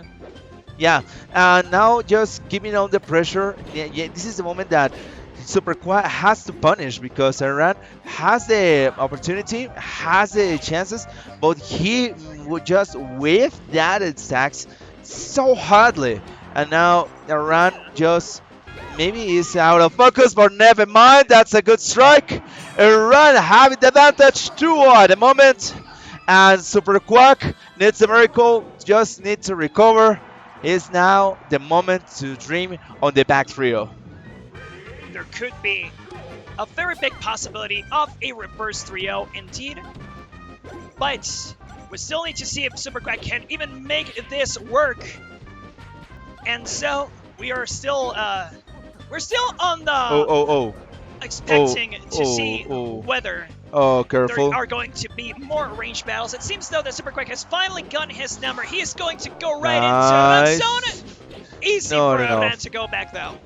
not enough. Herran just punished him. Had the recovery. He says, "Oh, you can fly. Okay, no worry. I can plane." But it is enough. Over the advantage of the win. Over 100 of damage of both of them. Having all that rubbish bounce, and now getting all the pressure. Careful, careful. Super Quad needs to recover 105. Now having all that onion on his hands. Maybe Herran just nailed an opportunity to have the grab, but now Super Quack feels a lot difficult. Oh, the onion! Oh man! Yeah. Okay. Pitch things. Pitch things. You still see Herran trying to play the long distance game. A lot of side Bs, like preemptive side Bs to check how Super Quack is approaching, and now he gets the confirm. That's going to be the first stock of the game for Super Quack, and back to 0%, and now Herran is going to push even further. You don't want to get caught like that, Super Quack. That's going to be massive damage, but he finally rolls into the stage. That's not going to be more than 70%, but it was still pretty bad. Nice. Herran just punishing that Super Quack speech, giving all the pressure, all the damage, and now having all the control, getting Super Quack on that damage, but he's keeping the fly. He's just flying out of moment. Herran just punish him in every chances, and Super Quack deliver without a doubt. But 2 stacks down, Herran just need to keep the pressure on. Now Super Quack just ramping all that grab, having the chances just to keep it all down, and Herran just keeping the damage on the win against him. And now Super Quack having all the pressure. That's again the down smash is having a lot of pressure over the Herran, and Super Quack feels a lot comfortable at the moment in these situations, but Super Quack just needs to recover, just needs to deliver, but now over 100 damage is going to be a lot difficult. Herran with 3 stacks, he feels more comfortable, more secure, and now losing 1 is not a bad idea if he can't get a lot of damage and a lot of pressure in this matchup, and having this advantage. Super Quack just left in 1 stack. Yes, only 1 stock left for Super Quack on winner's side of Melee. It seems though that he still has some fight in him. Thankfully, he will be able to close things out a little bit more. Unfortunately though, it seems that Herran is very close to just finishing things out. He does not punish that landing forward air though, and that down smash would have definitely helped Super Quack quite a bit. But it doesn't seem like he really has it in him. Another down smash whiffed. Nyarla, it seems that things are coming to a close. Oh, yeah, no yet. Herran doesn't have the recovery. That edge guard is enough. Having the drain Super Quack on 80 damage, on 93, almost 100. Careful, because Herran is just having the first strikes. That's a nice grab. Super Quack having all the despair. He knows, he feels. Herran just have to secure over 100, giving all the pressure. Herran chasing chances to get over on the winner's bracket. This is the last moment. Just one tap. That was a good entrance. Super Quack just making more and more mistakes or giving more life. And now Herran just having to capitalize it. Nice grab. That's pressure. And now with the win, he can't just fly it now. And that will not be enough. Herran having a lot of pressure. And that's a good strike. Not enough to fly it down. Super Quack trying to recover. And I don't know. Maybe just 1 chances or 1 grab. Careful. Herran having the opportunity for Super Quack punish him. And now. Whoa. No. Not enough. Herran trying to get it punished. Super Quack to get pressure. That's a 1 strike. And that's a trio. Herran defended the home. But Super Quack doing a nice job. And you know, there were many chances for Herran to simply do an up tilt and finish out the job. But Super Quack was playing extra smart around that. He never got caught in them. Yeah. And actually, I might say that one forwarder he did at the edge that ended up being trading. And he went off stage. That's probably the moment in which he lost, because then Herran had full control of the stage. He could punish Super Quack's approaches with anything at all. And the up B was the final option. But still, it is what it is, everybody. We have another person qualified for top 8. And now you might have seen there's somebody already sitting there. Yeah, he's ready to play. That's Morrito does. He's waiting for Mewtwo King to come along. And that's going to be the last qualifier for top 8. Yeah, and what a last fight, because Morrito 2 is just getting ready because Mewtwo King is still not on the stage yet. And he just wants to get ready. We know Mewtwo King is one of the toughest fights, one of the toughest challengers that we have in this tournament. And having him after the break, his personal break, is really, really good. We are pretty glad to see him on live. Just having maybe just, I don't know, 8 feet here from him, maybe, just to see what's going on, how he's going to deliver. But here in Mexico City, it's going to be a really good stage. And people, we're still online. We are live. If you want to be here in Mexico City, you can visit us. It's free, so you can pass. You can say hola, compadre, and you can stay with the community. Viva La Smash! Viva here in Mexico. Of course, Viva La Smash. First edition, by the way. This is going to be the first of many. It seems that Herran is going to drop in and play some friendlies for the warm-up. Yeah. Oh no, but Mewtwo King's coming. He's finally coming. Here we go. Herran, ahí viene Mewtwo King. Ya ahí viene Here Mewtwo comes. Yeah. Here comes the king. Here comes the king, everybody. We kind of had to shut Herran up, sorry. Sorry about that, man, but still, here comes M2K to play his top 8 qualifier on the winner's side. And this is going to be a match for the ages, everybody. Morrito is coming all the way from Sonora to fight for the honor of the northern regions. A fight from the north, Mewtwo King versus Morrito 2. One of the most interesting, in theory, matchups. So it's going to be really, really cool. Off camera, we said, oh man, this is going to be a while. I just wanted to be here just casting them because there's going to be one of the wildest matches of the night, of the day, I'm sorry. It's still a day, I keep everybody that. But anyway, here in Mexico, this is going to be one of the wildest matchups. And Mewtwo King just participating in all the tournaments. Just 2v2 here to the ultimate, having an ultimate here in Melee, just saying hi, taking a drink, just taking a moment. And well, this is nice to have having here in Mexico and giving his all. Yes, indeed. By the way, he got second place in Ultimate Doubles. He got first place in Melee Doubles, and now he is still alive in singles in both games. He's in winners here, of course, and he is in losers in Ultimate, but he is still playing. He is still going hard at all of those brackets, so he can juggle many games. We have known that for a while. He juggled Brawl and Melee back in the day, even Smash 4 and Melee at some points. Now with Ultimate, he is still doing some good job, some great work. You can see in here, he's still, it's like he never left, let's say that. Yeah. He's one of the most cerebral fighters of all the game. He has a lot of knowledge of the variety of the matchups, of the chances. Now he's speaking here math because he just feels comfortable, and maybe he's one of the few that you can have a lot of pickups.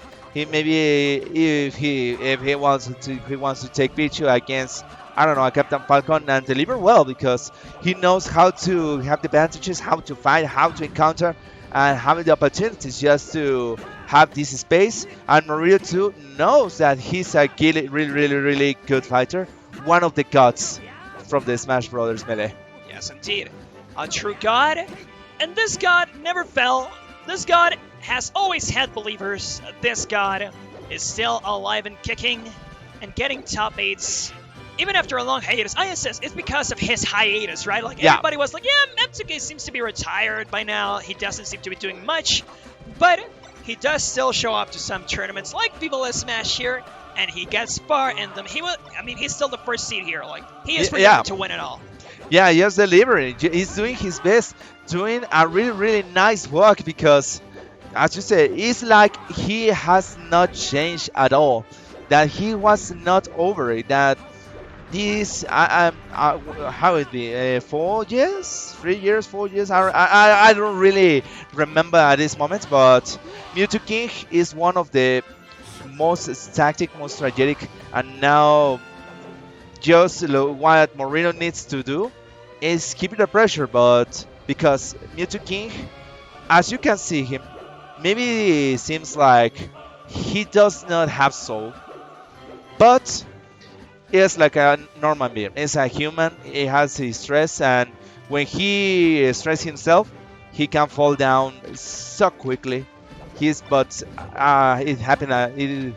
It had passed the years, and maybe it's one of the qualities that had improved.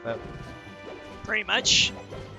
His qualities have definitely shifted a bit, though. I remember that there was a time where Mewtwo King did not seem to win much either when being active. Yeah. Then after a long period of not winning anything, he won summits. Then he started beating H-bots as well. Like, Mewtwo King, he's the library of Melee. Like, in his head, there's an entire library of Melee stats, Melee frame data, Melee tier list, if you want to say that too. And he knows how to put it to work in a match. And now we are ready, everybody. The button check is... Never mind. It's not over. It's not over. I thought it was He over. says, I don't know. I don't feel comfortable with that shifting ground. Maybe FD is going to be, as we said, FD is like a black suit. Never fails. And it's a real focal point that you can just be glamorous with him. And it's always on point, by the way. I mean, Yeah, yeah. M2K himself Yeah, yeah, is yeah. elegant in that way. He is always on point. It's He on la always- mode. Yeah, he's on la mode. He knows how to make the best of everything. And you can see it here. But Yeah. still, we're just waiting for that button check to end. Remember that you really want things to be as tight, as precise as possible. Melee is a very precise game. You don't want to give a single opportunity to your opponent because of a malfunction in software or hardware.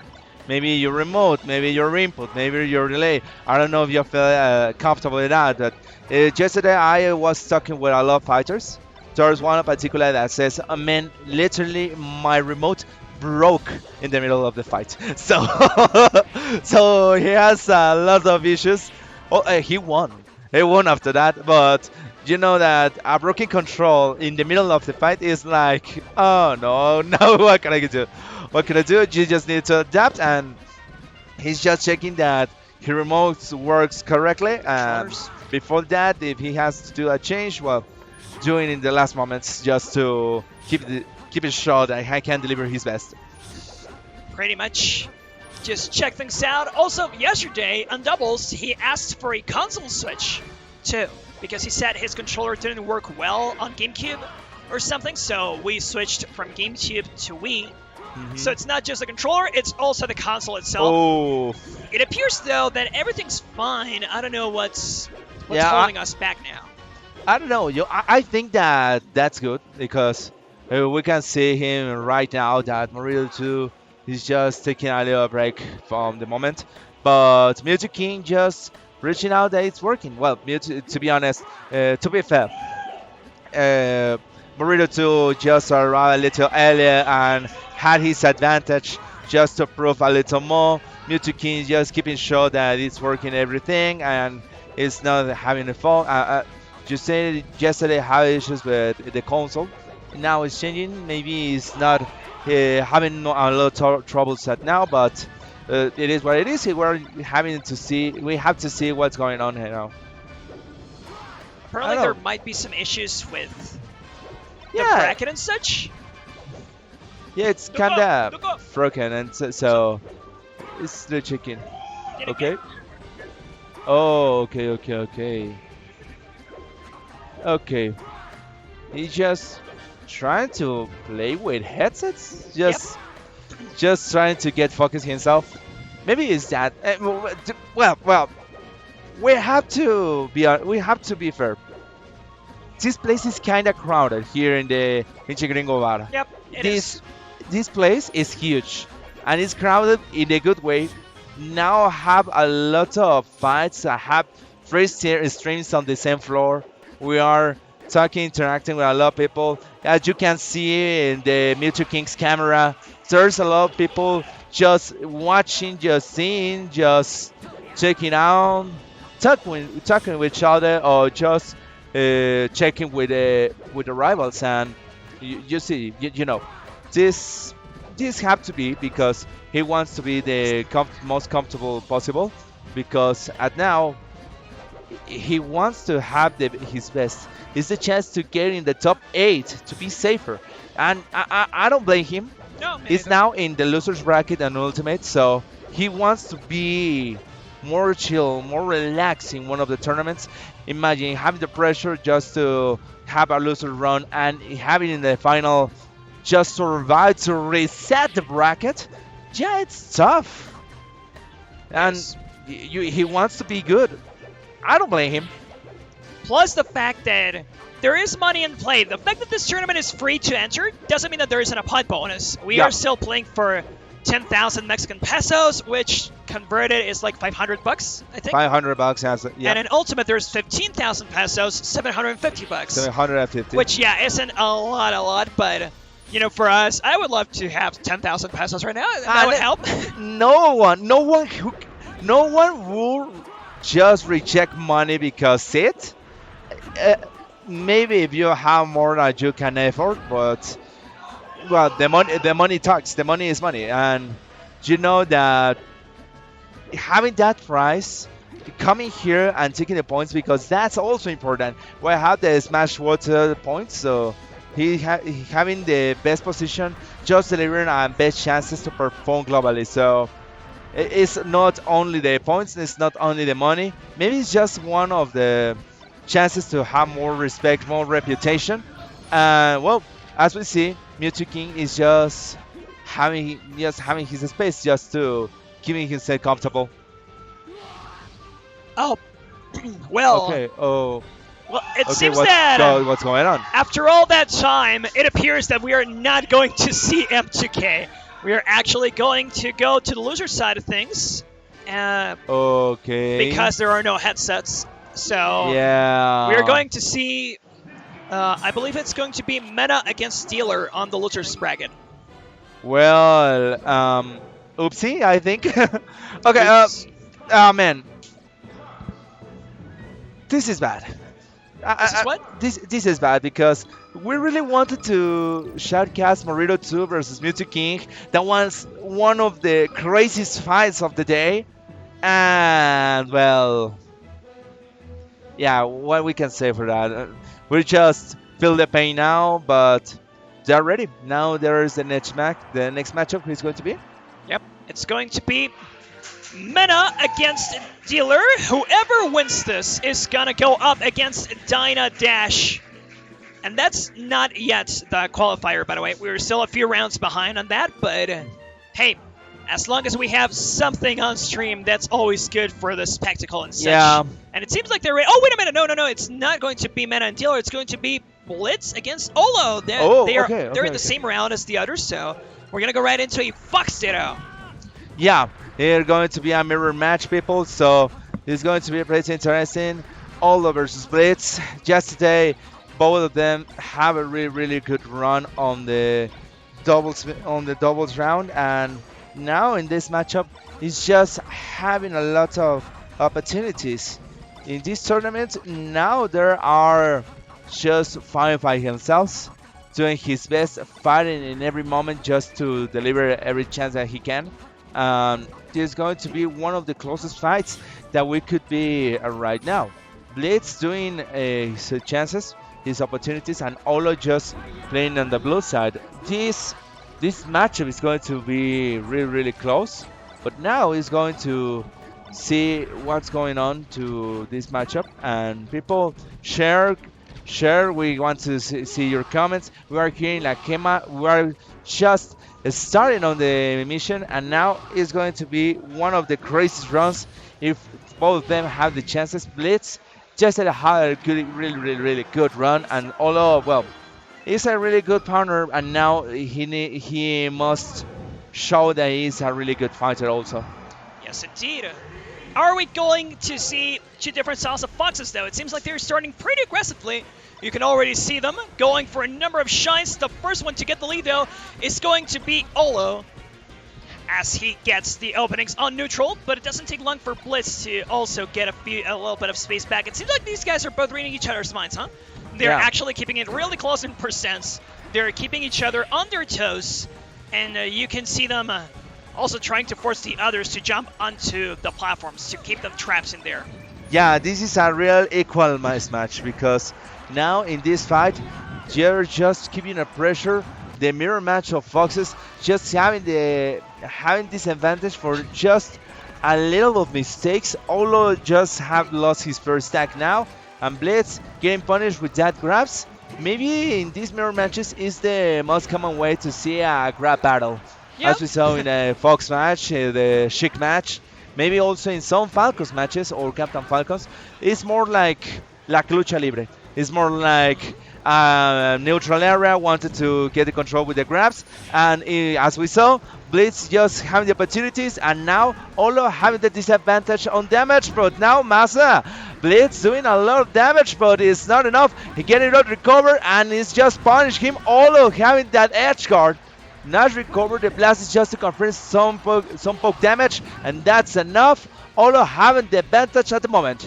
Holo is also forcing Blitz to go out of his way to trap him. Like the fact that he's baiting Blitz into jumping to the platforms as well. That's where Olo wants him, and he's constantly taking the bait. But thankfully, Blitz is actually picking it up, forcing Olo out of the platforms now. And the trades keep coming as well. But of course, the trades are going to benefit are going to benefit Olo a little bit more because he's still on his third stock. And I think he could make this one back. Oh no, now he cannot. Okay, that's an equalizer, but Blitz is having a lot of damage now. Although just keeping the head on, and now that's a nice grab. Just having Blitz so against the ropes. Just wanted to the mistake, a nice grab. Having on the Blitz, getting carefully, although just have the moment, and again a grab fight when he has the chances. Will we get another one of those true edge guards? Yes, this is what I want to see here. This is what I want to see, boy. The shine spikes, as they usually come through for us. The shine spikes are chef's kiss. Beautiful. That's what you love to see. That's what I love to see. I love to see the Foxes going off stage and making sure to get those hits in. Oh man, this is the equalizer on the last stack. Blitz over just about a 10% damage, and it's not enough. Having a what is mad one by one. Solo bolo man, oh my boy is doing his best, and the Blitz is just delivering. Olo having to recover in this mano with and just one stack, having the chances. Nice from Blitz, keeping all the pressure, all just receiving all the punish. That's a triple. Nice trying to get the last chance and gets got to recover. Blitz having on a moment. All just receiving a lot of damage. Blitz on the last chance, nice recover, and that's it. That's the first game. That's the first fight.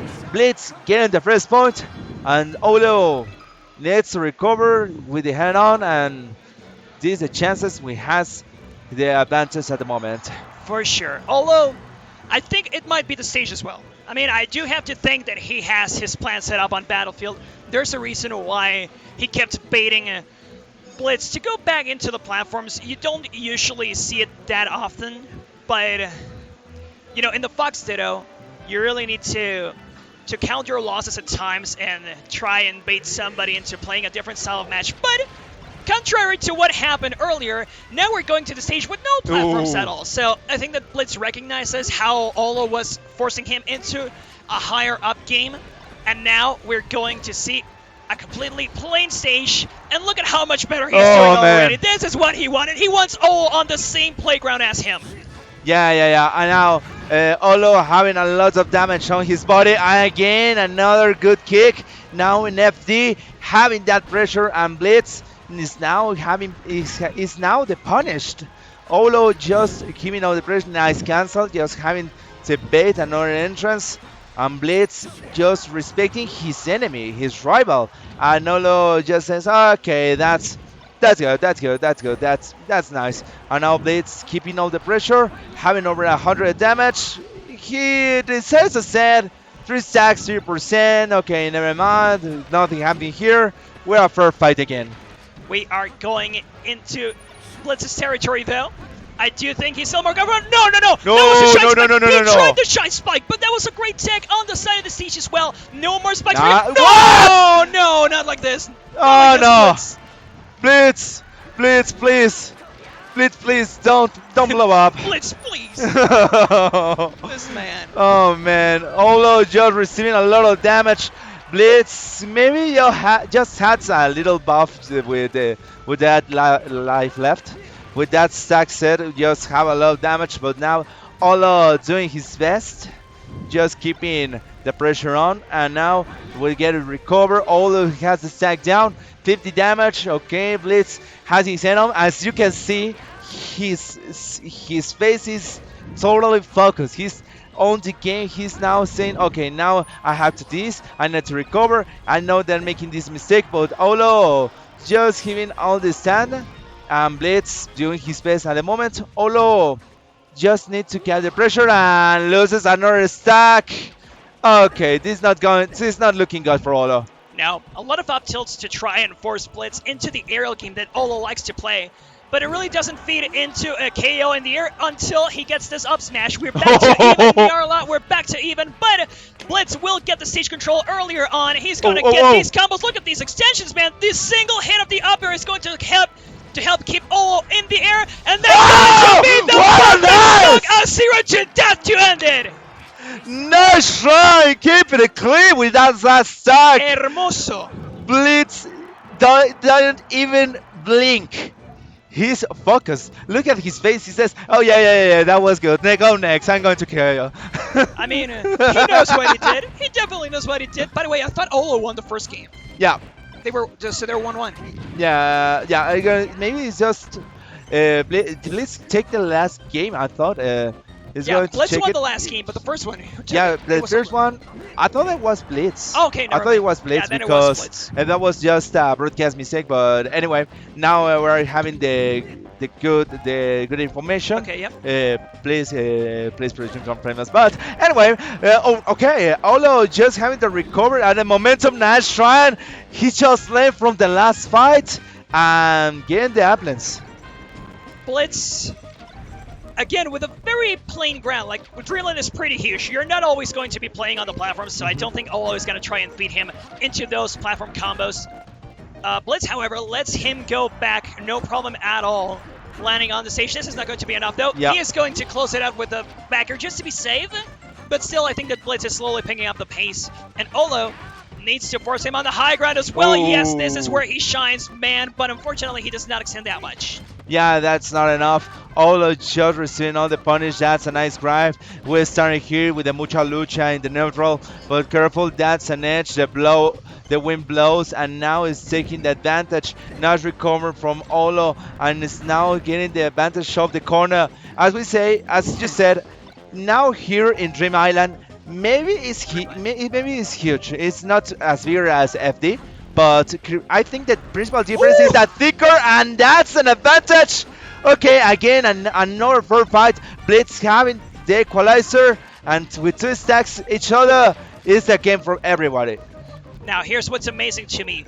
Blitz might be down on his luck. He might be down on stocks, but it doesn't take him long at all to find that single edge guard that might put him in the advantage. And remember, last game he SD'd, and even then he won. And it seems like he has finally picked up the pace. This is going to do it for the stock. No way you're coming back. Olo's going to stop trying. Last stock for Olo in the tournament, perhaps. Careful, hermanito, because Blitz is doing his best. And now you have the last chance. This is the last stack to survive, to keep it here in the tournament. This is the top 32 on the tournament. So this is your last chance to keep yourself alive on the bracket, keeping you healthy enough just to hand it on. Nice recover from Blitz, giving on the pressure. Nice subgun, nice pressure, and now Olo just trying to survive. That's a blade, next in recover, and that was a nice cancel. Over 100 damage, just trying to keep the head, and now just flying down. That's a punish, not enough. Careful, and that's a little whiff. 3-0 from Blitz. That was a good one. That was a really good fight. Definitely a good time. An amazing set from Blitz, who is now gonna move on in the loser's bracket. Reminder, this is not yet a qualifier, but he did win with authority. He is now going to leave Olo on his path in 17th place eliminated. Squiffy will play Blitz later on. And so we're going to keep seeing the melee bracket move along, but this was our last set on commentary. We hope you guys enjoyed it. Yeah, thanks people for being here. Muchísimas gracias a aquellos que se quedaron hasta el último en español and also with the English people. See you soon and we're going to change on the next matchup. But that was a really good and we're going to change now with the casters and let's see what's going to be here. But I don't know with that situation and just checking there. I just want to tell the stream master we're Yeah, going to the be right back. But yeah, it's just to the broadcast. Hey, listen here, walking now the changing here. cambio de casters, por favor. Okay, just Aló, taking here. cambio de casters. We're going to change here, people. But yeah, it's time Stay. for us to go. We hope you guys keep watching the Melee stream. Mucha King will be playing here eventually. We're sure. Eventually. Don't worry. But, you know, it's just going to be... just for now, we're going to have to hold on to it. But we will tell you that the players coming through are going to be the Genius against a D22. 222. 222. 222. I bet he plays Sheik, actually. This might be why. That would make sense. Just to see what's going on here, but anyway, you're going to see if there's going to be a change or we're going to have a moment. But now maybe there's going to have a change of broadcast. Maybe just to have it all confirmed. And now you're just going to deliver them, just to see what's going on. And what do you have there? What do you have them, buddy? I don't see. Maybe he just was. Maybe he has a custom badge. I mean, we didn't make custom badges, but maybe he has one from before, just to say hi. Right? Maybe for input info, you know, just to check it out. In the input round, you see that they can do whatever they want. Just want to fight a little, just to play fooling around, and in these situations, maybe just having a fun a moment. Yeah, it has been a lot of fun. It has been a great time doing Melee commentary. This was only my second block in the tournament, but it was still fun. And hopefully, guys, you will enjoy the remainder of it. The Stream Master's still not looking... Well, again, I don't know. We're just waiting for the Stream Master to tell us to cut it short. I think we can now go, Nyarla. Thank you for watching, guys. We hope you're still watching Melee at Viva La Smash. See you soon, people.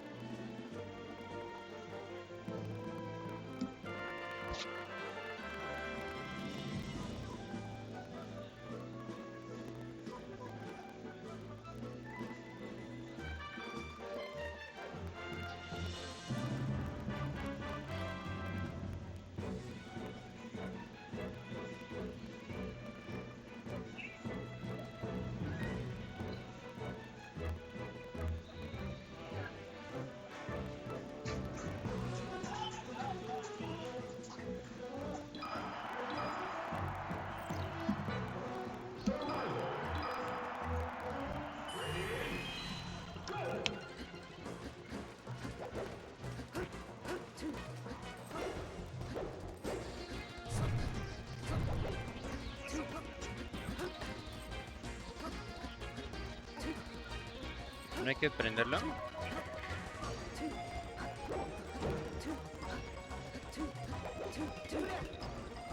¿Ya está prendido acá? No sabes. Saludos. Salutations. Ah.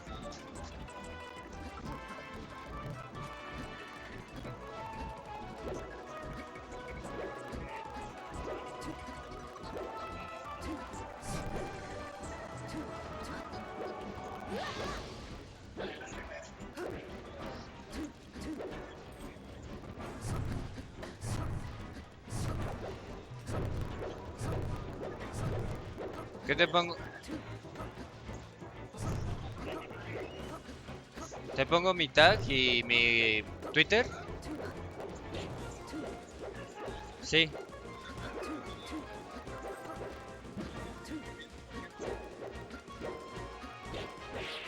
Ahí está.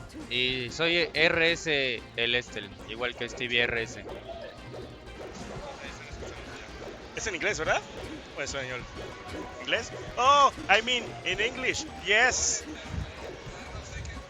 The cream is the gym. The cream is the gym. Welcome everyone here to, I think this is top 32. Yeah, this should be losers. This top should be 32. losers. Top 32. We're gonna have the Genius against Die 222. And absolutely, Of Dai cops, 222 yeah. coming out of Mexico. He is from Latin America, and the Genius, Race G, a Chic player, a Fox player, a Falco player. He's a multi-main. A beautiful player. Oh, absolutely. Most of all, a Absolutely. beautiful player. Coming from Puebla. Here it is. Say hello to the camera. We all love you. He's saying the box is cheating. The box is I think he's cheating. just bad. He's just a bad player, you know? The Genius, more like the box. The pocket. The pocket.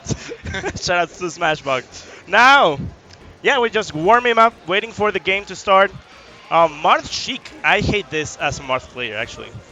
It's a hard matchup, but as a Chic player, I like this matchup. What can I say? I'm sorry, Stevie G. Hey, it happens. It happens. It and happens. It's okay. It tends to happen. But you're going to see, I think we were doing a button check. We're also checking some things over there. Also, you can see us there. I didn't notice it. I'm right here with Stevie GB. What's up? What's hey, up? oh, there we are.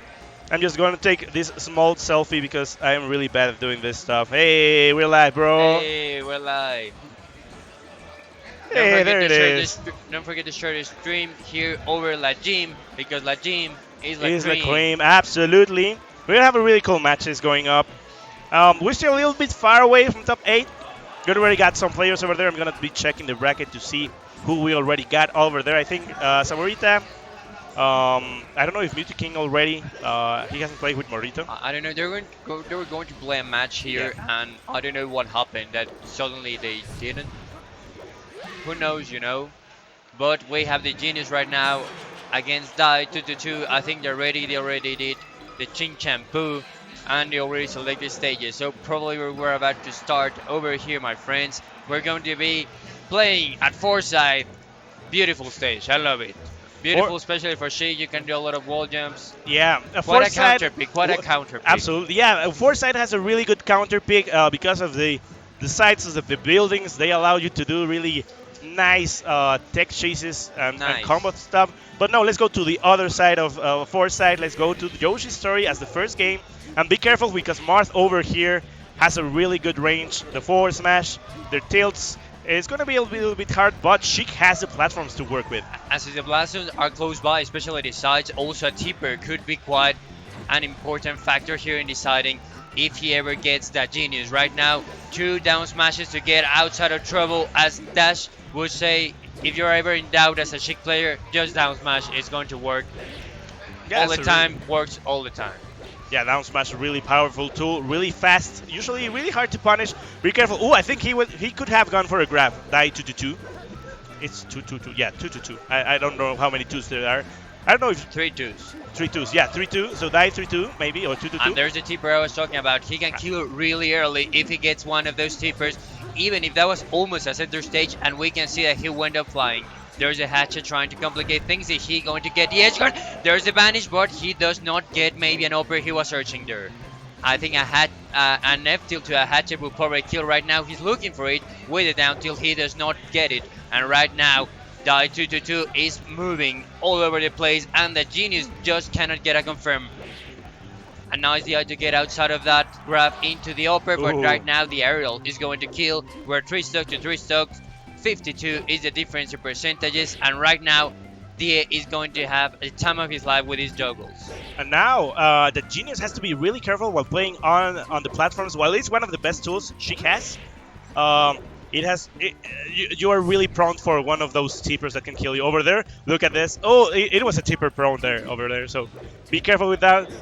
There's a forward smash. No tipper needed. Just spam that sword. Anything's gonna hit him anyways. And I think that an important factor that the Genius could have taken into consideration could have been maybe overextending the graph, dashing a little bit forward so he could get that one. But now we're seeing the Genius, and he's showing why he's called the Genius. He's moving everywhere, double hatchet there. He's going to try and get it confirmed here. Over the ledge, he does not get it. Die is now in the advantage state, juggling a little bit. He reads there, but he does not get the Thundercat. I think he was probably searching an up tilt so he could cover a little bit more range. But who knows? Who Yeah, knows? that up smash was a little bit too extra, a little bit too saucy even That's how for. the age works. That's just how he is. Oh, there it is, a chain. What an absolutely bad input to do while recovering. Now 3 stocks more. Let's. Oh, this is an edge guard situation already. The forward smash could have been really decisive. Oh, really Nice good backer. edge guard over there. Nice backer. Nice back here, absolutely. Ooh, he goes there. There's no challenge to the light shield. Now we're back in neutral, but 44% is already a high percentage, especially versus Marth here. Looking for a tipper, maybe. Okay, He's not looking too well. He tries to get away. that's it. And I think that, yeah, that's it. He just does the vanish just to try and see if by a miracle he could get back, but it was a beautiful edge guard there by DA. And this way he wins the first game 1-0.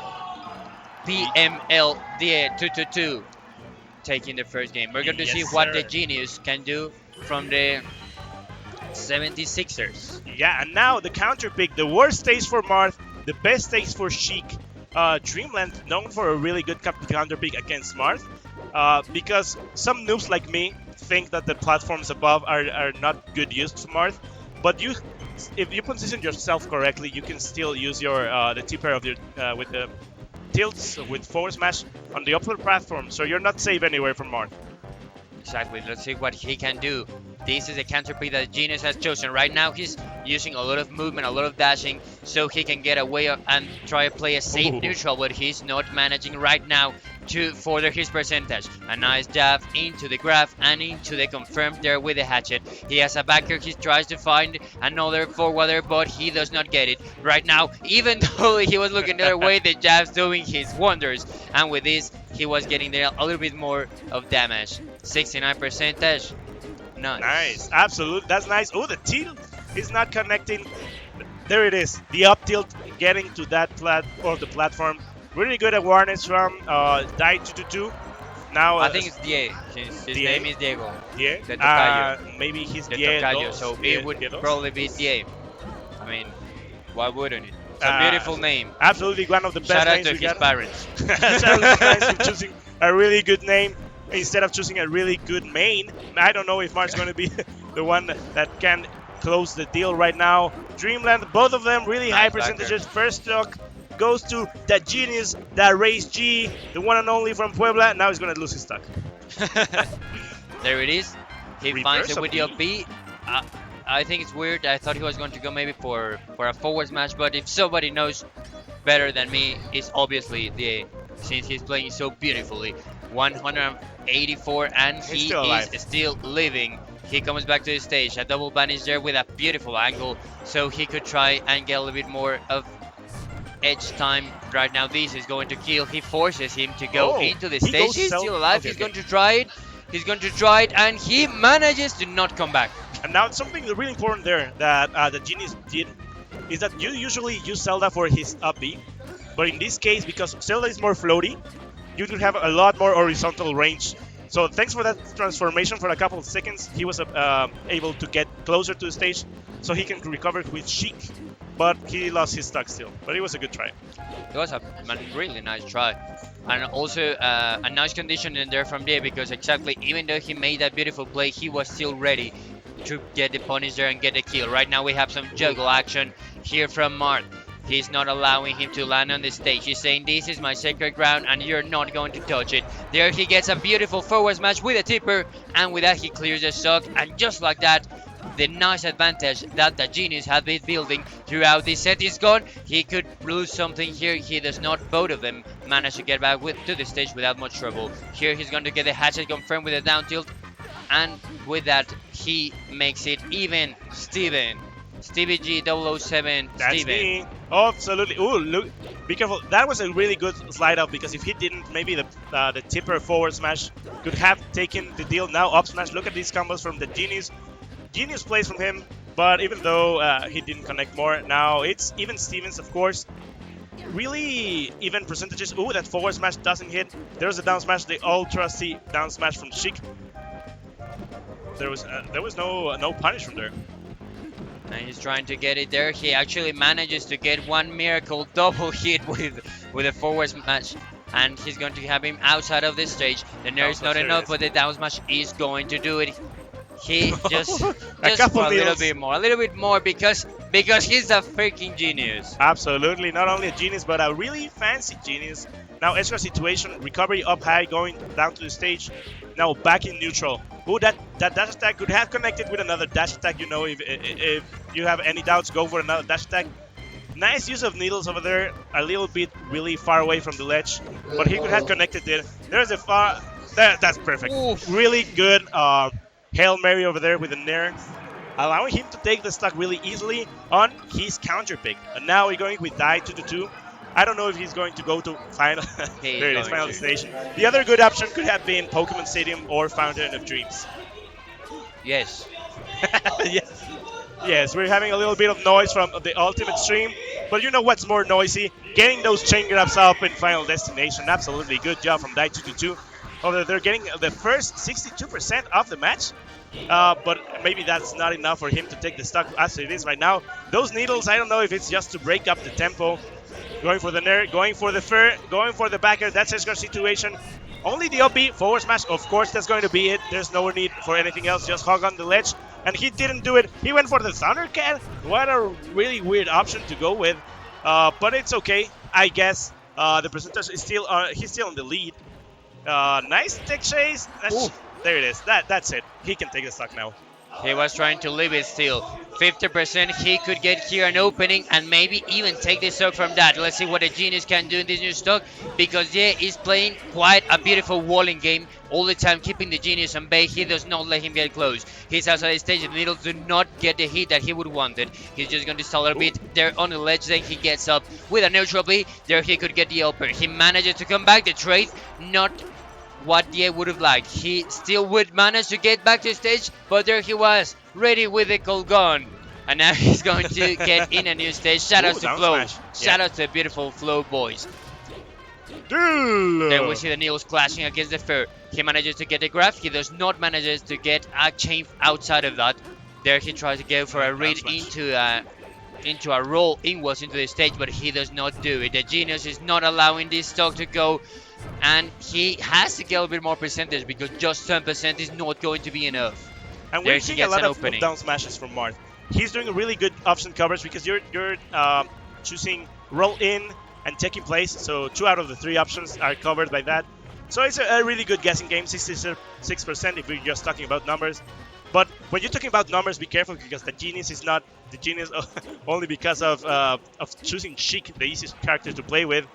That's what it says by many. Ooh, good interesting nair over there for the edge guard. But he went up instead of going down. And also there's a really good usage of needles over there, maybe to stun a little bit the opponent. Yes. Not only to hit him, but to allow whenever Daichi goes for the attacks, he gets stuns by the needle. Exactly, and also it's a really nice coverage to send them, even though he's outside of the stage.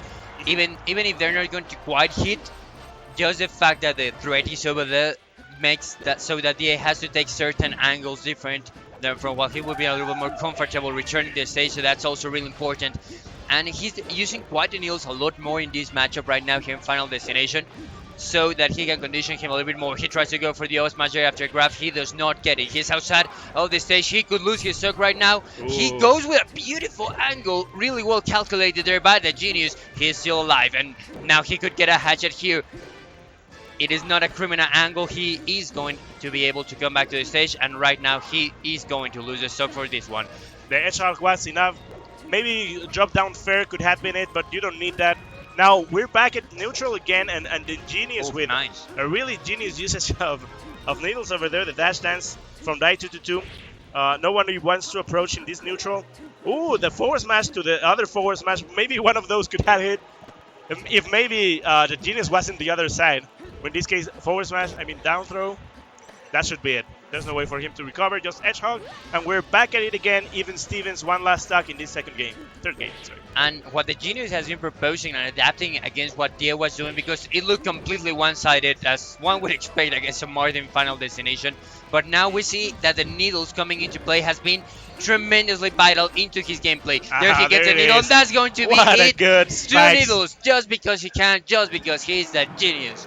With that, he gets his third game, and now we are 2-1 The Genius making quite a comeback. As we said, Die was playing a one-sided game completely on his favor, but he manages to adapt to propose a new neutral game. Now we're going to go to Battlefield.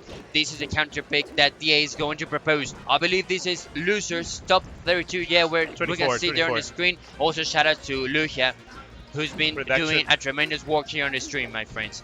But what are we living here, Stevie? Tell me a little bit of this matchup in this scenario in particular. And something I wanted to touch on the previous scenario.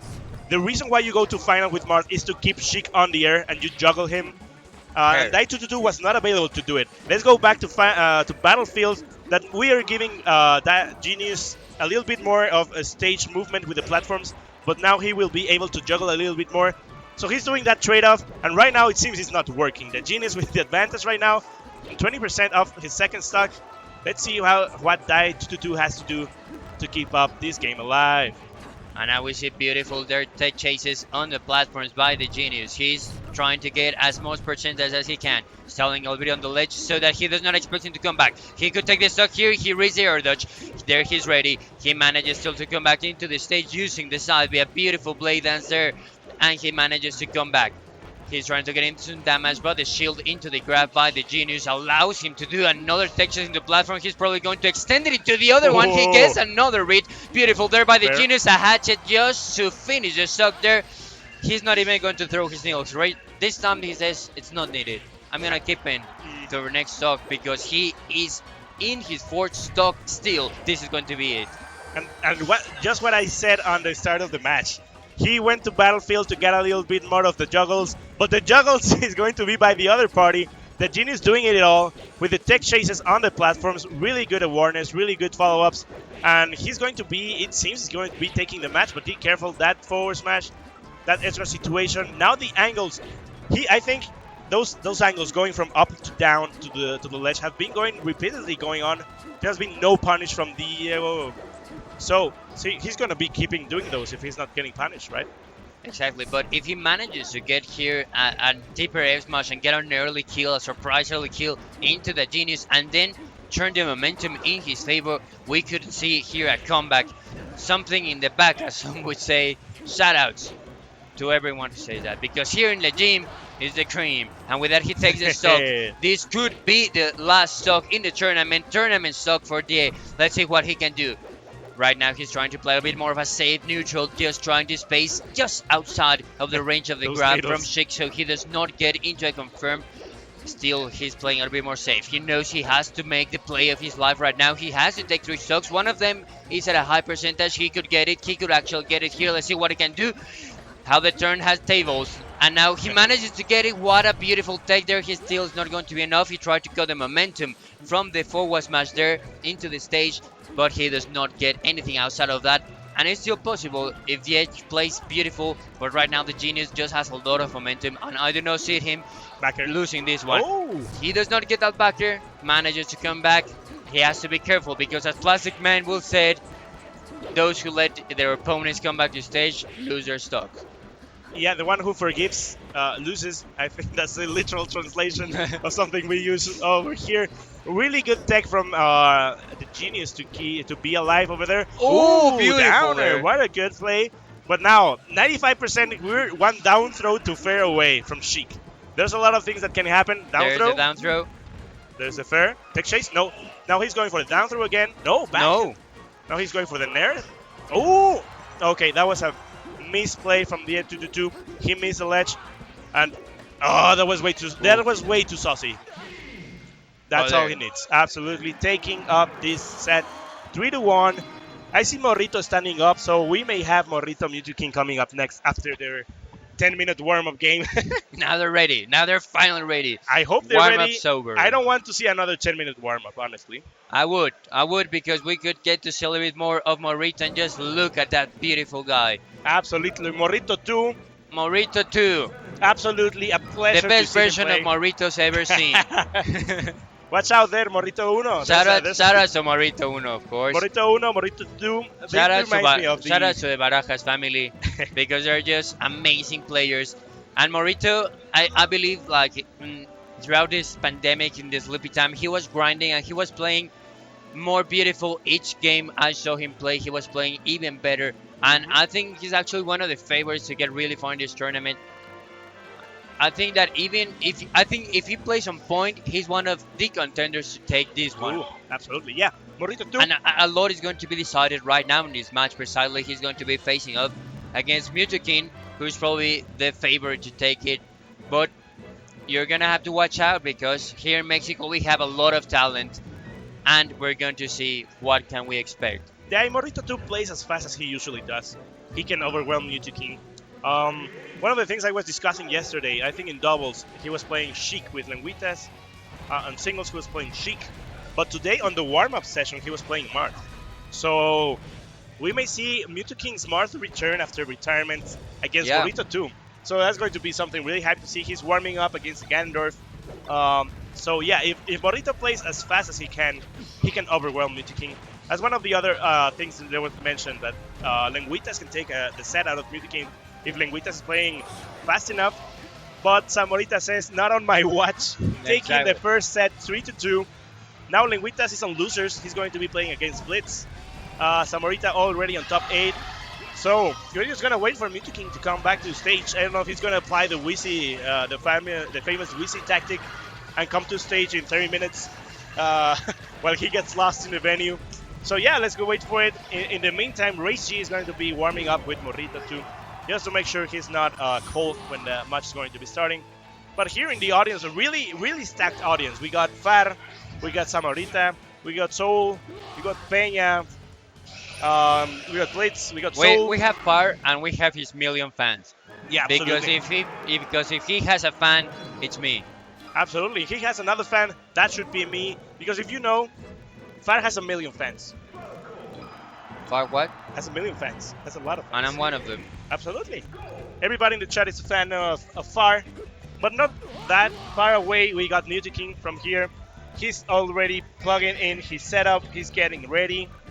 Let's see how much time he takes for him to warm up.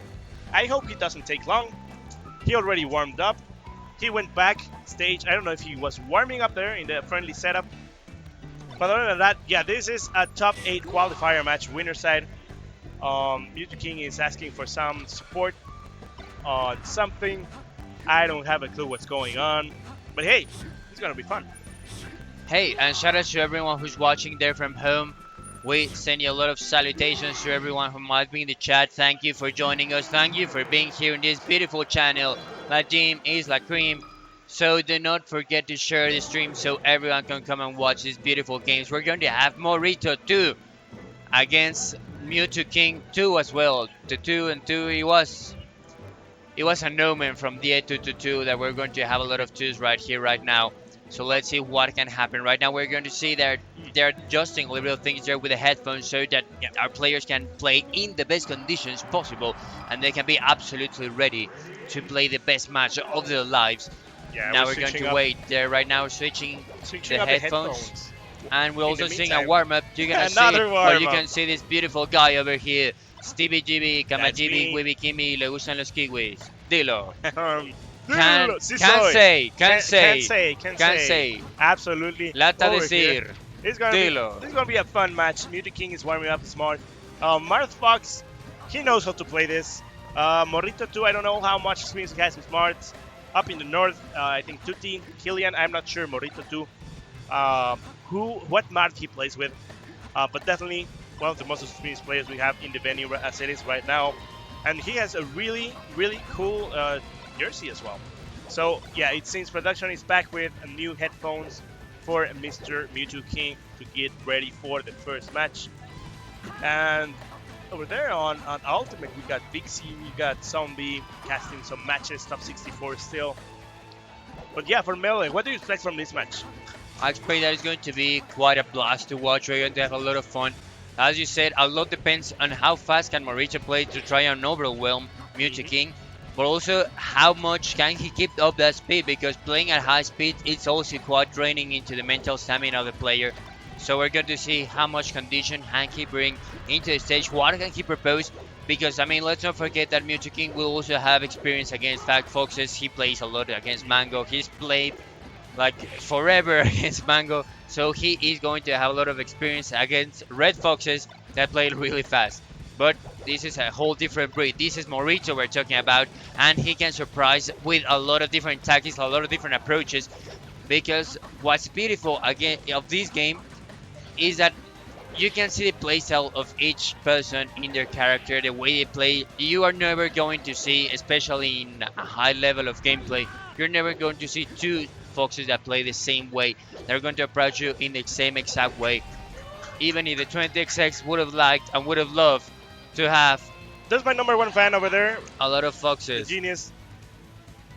even though still we can see the individuality of each player in their character. So let's see, what can we expect? What can we have here? Stevie, right now we seem to still be checking some issues there with the headphones. But this match is going to be hard. First game is probably the best chance for Morrito to win. He has to play really fast, but after that, we're going to be playing on Mewtwo King's counter pick. We know we're going to be seeing Final Destination, and that means chain grabs. That means a lot of really good momentum that Mewtwo King is going to be driving. If he wins that game, okay, Final Destination is off the map right now. And now we got 3 more games to play with. Morrito has to win 2 more, so probably Dreamland and maybe Fountain of Dreams, maybe Pokemon Stadium. But absolutely, this first game is going to be monumental for Morrito to win it. And then the second game, the counter pick in Final Destination, he has to make it either... I remember there was a strategy. I was a top player playing against Mewtwo King. First game, he won. Second game, the counter pick was to Final Destination. And for him, not to give any momentum to Mewtwo King, he played Donkey Kong. And he got 4-stuck, and he was like, okay, that's done with. Let's go to the next match. He didn't want to play with Marth, against Marth in Final Destination. So that's another strategy to go with. We got Manzano over here. Little apple. Ew, absolutely. So yeah, we're gonna be Absolutely seeing beautiful man here in front Manzano, of one of the us. most handsome guys in the venue. Absolutely. Shoutouts to him. I think he's already eliminated from Ultimate. Oh, okay. Oh. I'm blushing now. But yeah, it's going to be a really good match. We're going to be seeing this Marth and Fox. So yeah, everybody's clapping. I don't know what's going on behind me, but yeah, let's go. Yeah. No clue. Yeah, the venue is getting really hyped for this match, my friends. You can hear it over here. Also, we have matches everywhere. We even have NFL matches here Yeah, playing right now. behind us. Right the behind stream. us. So there's a lot being played in this great, beautiful venue, and it's enormous as well. It's not only we're here, and it's just the top section of the venue, and we are running 3 different things over here, my friends. So you can imagine how big this place is. Beautiful. Thanks to all the production team that has brought this place to us.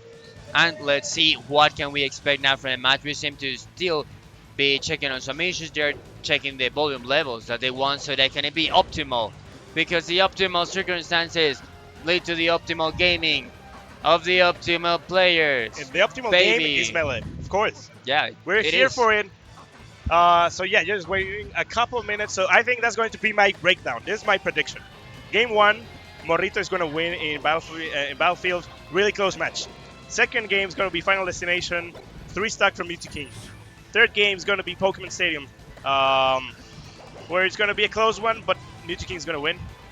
Then the third game. What would be there would be the fourth game. Mewtwo King may close it 3-1. But hey, anything can happen. That's my fun prediction. In the meantime, while we're waiting a little bit for the technical stuff to happen, but you can see here on the screen, Mewtwo King out of retirement with Marth, missing those ledge dash over there. I don't know, he was signaling Morrito do something. Not sure if he was saying 1 more minute warm up. We have 7 minutes plus the other 10 minutes. So they already played a game of a set of only warm up. I don't know if there was any criterion for you to win a warm up game. Maybe. Okay, resetting the controller. Back at it again. We're just waiting. So hey, if anybody's in the chat, say hello. Say hello, and we'll say hello back. And we will say hello back. Absolutely. Or Where say do we hola, got? and we will say hola as well. Yeah, Arin Rojega, Bracket, Desactualizado, Paps, probably, Bracket, Licon over there, Captain Falcon, hello. Anybody else is in the chat right now? It's your perfect chance to say hello so we can give a shout out back. But it seems... You say hello, Stevie will say hello back with a Mickey Mouse voice, so it's a great moment to be I can try. alive. Absolutely, I can try Mickey Mouse voice if you need it. I don't have a clue And they what's seem going on to be behind ready. us. There we have Morrito and Mewtwo King. They just have to play the best melee of their lives, and it's a great day to be here watching this amazing. Greetings to Arin Rojega, to Alka Wolf. You get no greetings. Hyruler, what's up? Hope to see you soon. Oh, I need to hit you up. We got something planned for Melee really soon. And Alka, you too. You too. That's all I got to say. We're banning. This is the way to ban stages in the old times. You go to the stage selection screen And and you remove them from the random stages. This is the most visual way to do it. But yeah, this is the oldest way to do it as well. This is bringing me back to memories. We're not only on retiring Mewtwo King, but also this way to select the screen. Fountain of Dreams. Interesting pick. The platform unevenness helps Morrito play a little bit more aggressive, a little bit more unpredictable. But this allows the chipper to be really powerful in minute situations with the forward smash as well.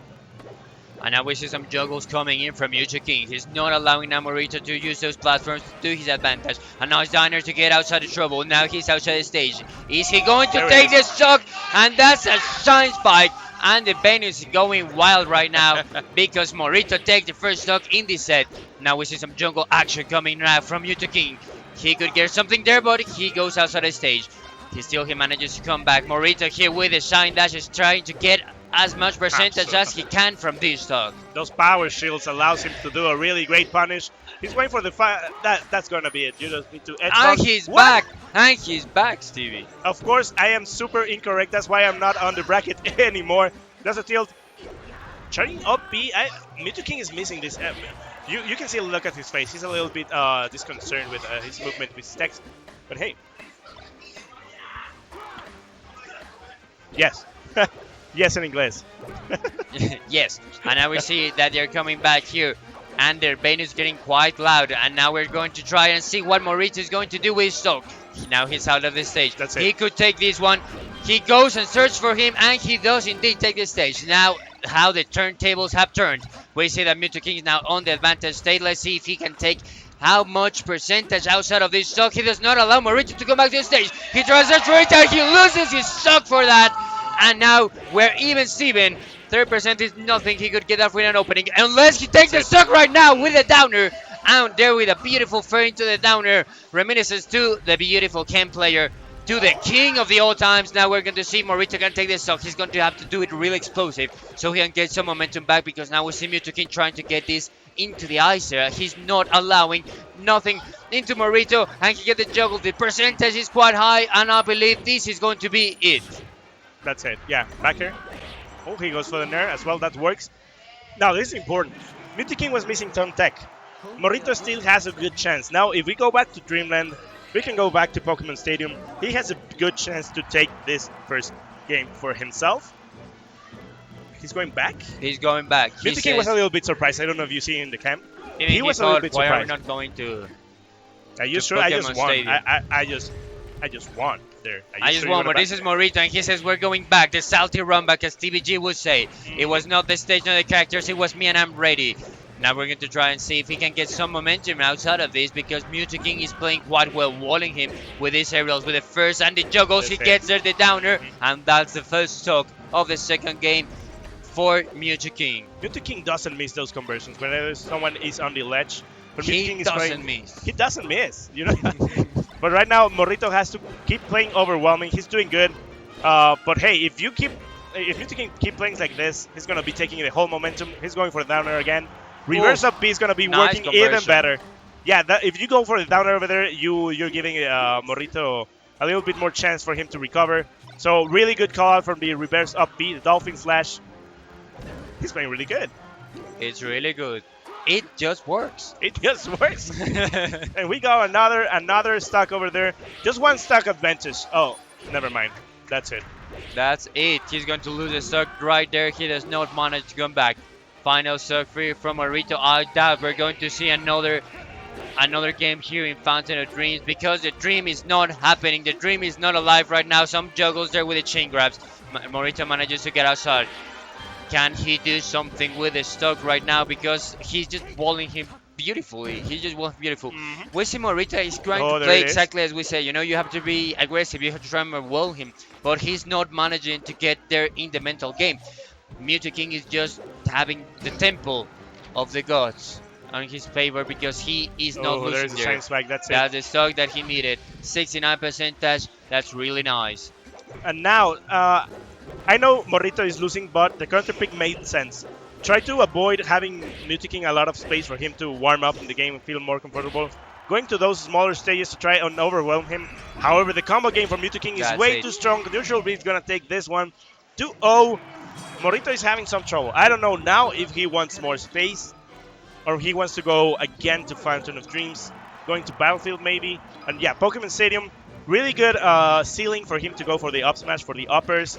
But of course, a little bit more space for him to just go for a random forward smash to another forward random smash And that's for a downer. Oh, Ooh, nice. Nice Shine Style. Allow him to recover still. But hey, that was a really good conversion. 42% and the stock was almost gone. This is what Morrito wanted. A little bit more space to play with. Oh, and he loses stock there. Neutral B, unfortunate. Damage input by Mewtwo King. Morrito moving everywhere. As Stevie said it, you have to go to Pokemon Stadium. He didn't do it in the second game, and now we're seeing this.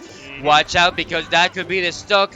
He manages to come back. Just a get-up attack. What about get-up attack? Mewtwo King says, and he manages to get a little bit more percentage into Morrito. But right now, we are seeing the Morrito we wanted to see playing a really nice, beautiful game, as he has been known for. And absolutely good pressure that Morrito is doing.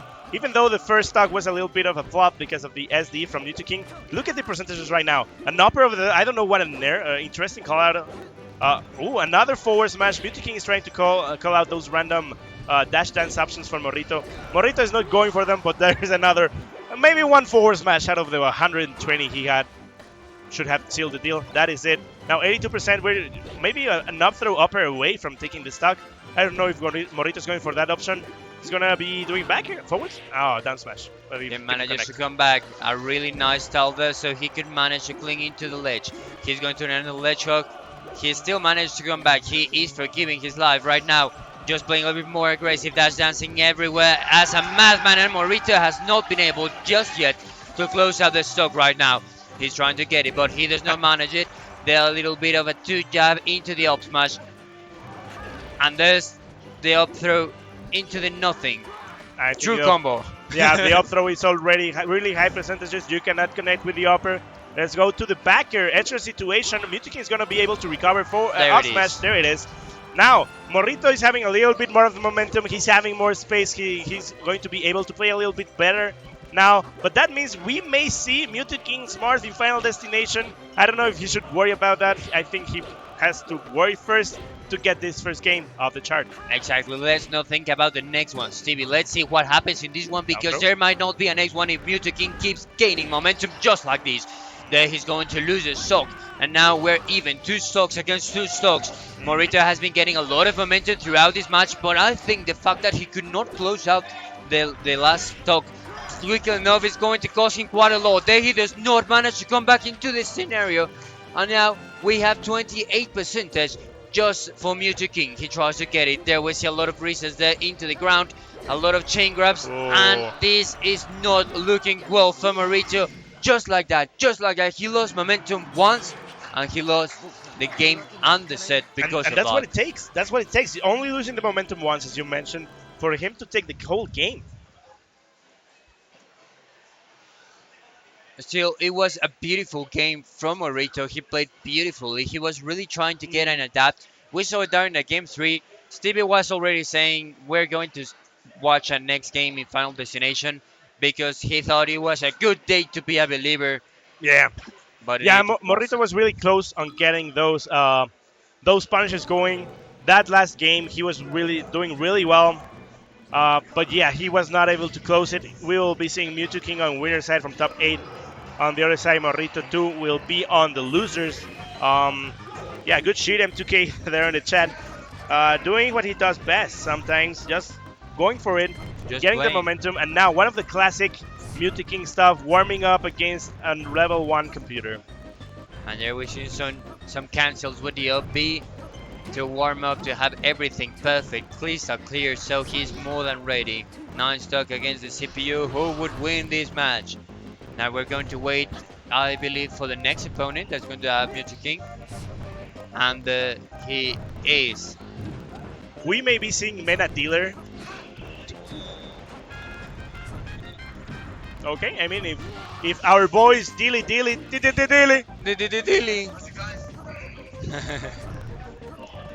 okay, we're going on a stream. Mena and Dilly, we're playing, and Dilly has been going to the States, has been going and winning every bracket he's been going through. So Dilly has been taking the level I taught him how to play the game, and now he's doing really good in bracket. We're seeing him in the losers 24 part. Do you think you're gonna win, Dilly?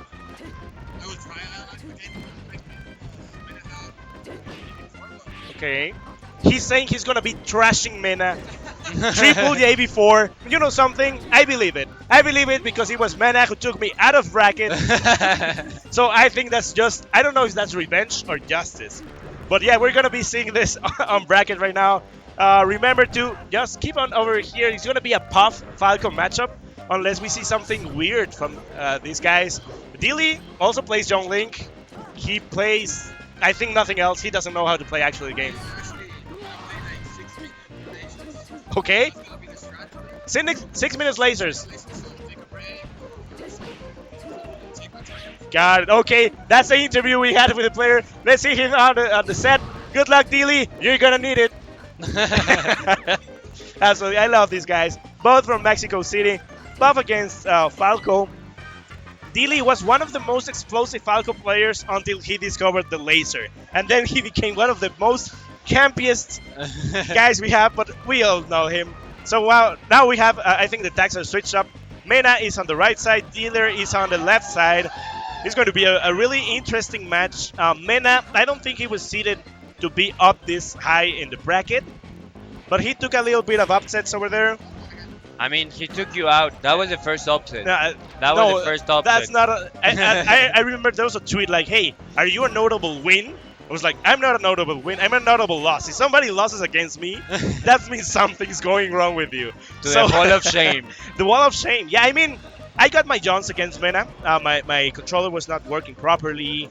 You know, and Mena is so beautiful that you get yeah, distracted. I got so You're distracted, like, oh there my was God, no way I what could a play beautiful properly. man. Okay, now Dilly is warming up his hands. He's talking to production, doing some really fancy jokes. But something I like is not only that we gotta stack tournaments, we gotta stack audience right now. And we got a lot of players just rooting for another. I think they're doing 3 things at once. They're watching Ultimate stream, they're watching the Melee stream over here, and they're watching NFL as well. So everywhere they look, there's a game being played. Everything, everywhere, all at once. Absolutely, what a good movie. What a great movie. Go watch it if you have the chance. And if you have the chance, stick here. Watch what we're going to be seeing afterwards. We got really good matches coming up next. Do not forget to share the stream so more people can come here and watch La Gema, this beautiful channel. Shout out to all the team from La Gema because they've been doing some amazing work in the content creation. Yes, Shout out obviously to Paps, that beautiful guy that he's been putting a lot of effort into pushing the Mexican scene. So a lot of shout out to him, also to Smash Factor for making this possible, and to Lucia who's there in the controls bringing this stream for you guys. I think there's some questions in the chat about M2K's opponent DQ. No, there we he can just see played the that game. Mena you is missed sharing the the stream. He's doing God's work and he's sharing the stream. Go be like Mena. That's why saying, he's such hey, a... remember to watch the stream. Mute these 2 guys there. They're against me. But hey, it doesn't matter. We're going to be rooting against both of these guys. No, absolutely. Both these 2 guys. It's going to be a really cool match. But yeah, game 1 probably on Battlefield. I think the edge over here... Liga los compas. I think Dealer should have the edge over here. This may be either a 3-0 or really close 3-2. It depends if Mena plays really good the first match, because Dealer is this momentum guy. If you get him to play the first match that he wants in Battlefield, and he's a Falco, really good platform movement, he will keep it up. Even if you go to Dreamland, he's gonna be go for that. There it is. He's showing his controller. I don't know if he's waiting for something. Yeah, he's switching up the bracket. Dealer is already getting a little bit impatient. Maybe this is part of the game, you know? This part of the eventual game, he's doing a wizzy strat right now. He's trying to get his opponent to be a little bit more anxious. Oh no, But he was not counting on Dealer going to the crowd and saying, yeah, I'm gonna beat that guy. You see that guy over there? I'm gonna beat him. yeah, he's going He on was with born his without coach.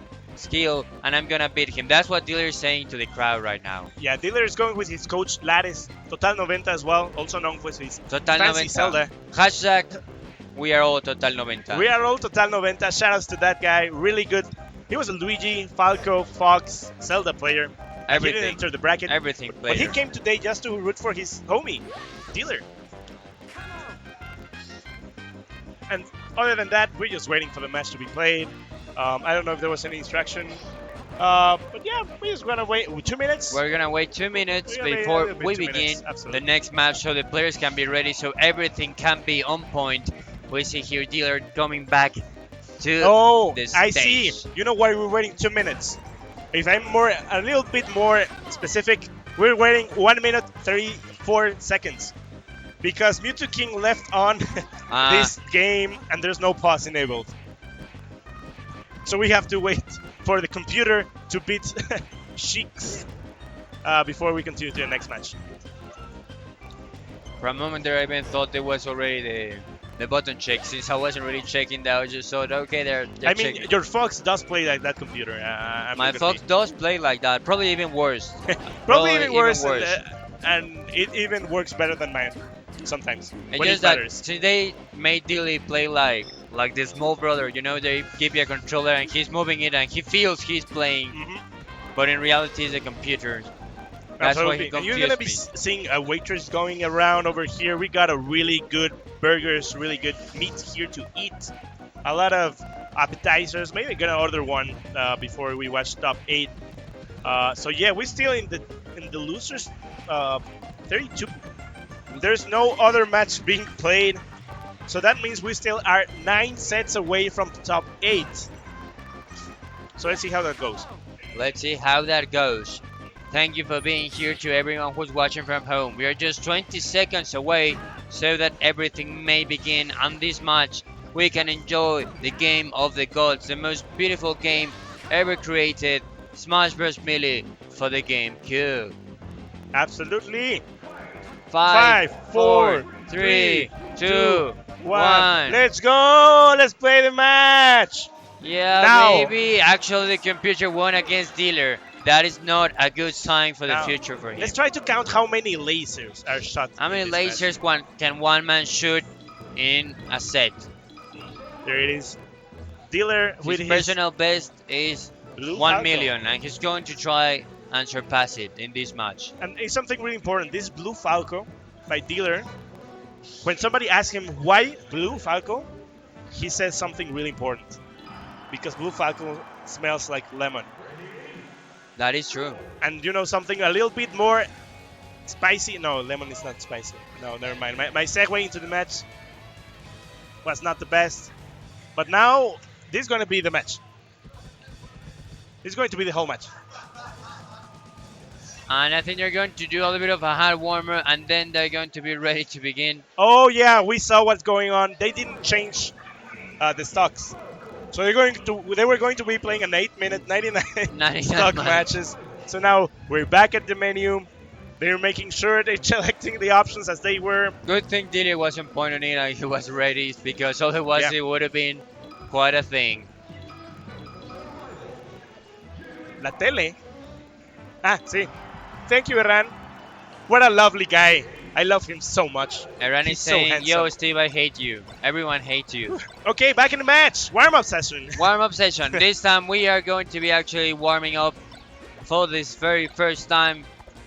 And we're going to be getting ready for the match and the set we're going to be living. We have hyped up this moment so much and for so long that I hope that Stevie does not step on my headphone. Hey, I love stepping on your headphones, making you have more difficulty commentating this game, because this is going to be interesting. Honestly, I don't know much about how Mena plays, he just beat my ass. So that's that's all I know. Dealer, on the other hand, he's really patient when he needs to, but he has the tech skill to go all in if he needs. So yeah, Dealy over there with his jersey, with his really cool shirt. Homie Stock, the sponsor over there. And now let's just wait. Puff playing Blue Puff. We got Blue Falco. And we're just waiting. Come on, finish the warm up, guys. We want to see some action. We want to see some blood. We want to see some blood. I'm not sure if I want to see some lasers. Maybe that's way too much. No, M2 coming 1-3-0. Yep. So yeah, let's start this match. No contest. Are we going to Battlefield? Are we going to Battlefield? We Battlefield are going legal, to Battlefield. Legal of Compass. Absolutely. Legal bodies, maybe. Legal maybe the literal bodies. translation. Legal bodies. Legal bodies. Shoutouts to Sponge and Stark from Monterrey. I don't know if they're watching, and if they're not, they're gonna be missing some of their favorite commentators and Elestel over here. That's right. That's how the cookie crumbles, my friends. And now we're going to see how Dealer is trying to get a lot of advantage here against Mina. He has the momentum and the percentage in his favor. Can he find the opening so he closes that first stock? Because otherwise, there's always the fear against that Jigglypuff that he can get a rest on you. So anyway, the percentage does not matter. Until you manage to get that stock, you are going to have an actual lead against this character. And now, there has been a lot of phantoms going on over here. Maybe that's what happens when you remove the 99% stock option. He's going for the rest. No, he went for a forward smash. Really slow option, even That's after the tech in place. So yeah, let's go back at it again. 43% from Falco. We're one up throw, rest away from getting everything equal, you know? Puff is a really good glass cannon. Absolutely. Let's see what he can do. Also, there's always the fear that Dealer might kill himself with one misinput. He loves doing that. That's the Dealer special, and that's why we love him so much. If there's no SD, there's no Dealer player. Watch out how he comes back. Okay, really good reverse backer, allowing him to go to the edge guard situation again. But it was not enough to close the deal. Now Dealer still with it. Now, nice downer there. Yeah, he was going for the ledge over there. Mena drifting away. He was not giving that. My Dealer, there it is. One stock. But I think Dealer is playing really good, really comfortable on the stage over here. And throwing the lasers he needs. And as you said, it's going to be a really important first match because Dealer could get a lot of momentum from this. As a momentum-based player, he's going to try and catch as much of he can of it. He's outside the stage. He manages to come back. The backer did not find his target, so he's still in the match, trying to add a little bit more percentage there with lasers, trying to be a little bit more patient, but still the tech chase there by Mena gives him a little bit more of an advantage. Now we have even percentages, but a full stock of difference from these two players. The power shield to try and get the laser back at him. Dealer does not manage to land there on the top platform. And now he's just waiting. He gets a headbutt there with a dash attack, and they're beautiful there by Mena, who takes the stock. Can Dealy seal this stock as fast as possible, Steve? What do you think is going to happen? Be careful going to the ledge against Puff. He's just one back throw away from taking it all. But now, I think maybe a backer. There it is. That's the backer Dealer needed. One more stock for him to take it to the next section of this set, the second game. There is a double shine. Oh, I don't know if it's shine over there. Good cat connected and maybe KO'd his opponent and taking the last stock. But 62% is already a high percentage. Maybe a down tilt could be enough. Oh, nice jab downer. Really good awareness from Dealer from the options he could have gone with. And he's taking the first game with stride. Really easy for him to do it. Exactly. He gets the first stock there. We're going to go to Foresight once more. No, it's going to be Dreamland. A big stage, Jigglypuffs and mostly floating characters really love this stage. So we're going to be seeing this as a counter pick from the Jigglypuff player Mena.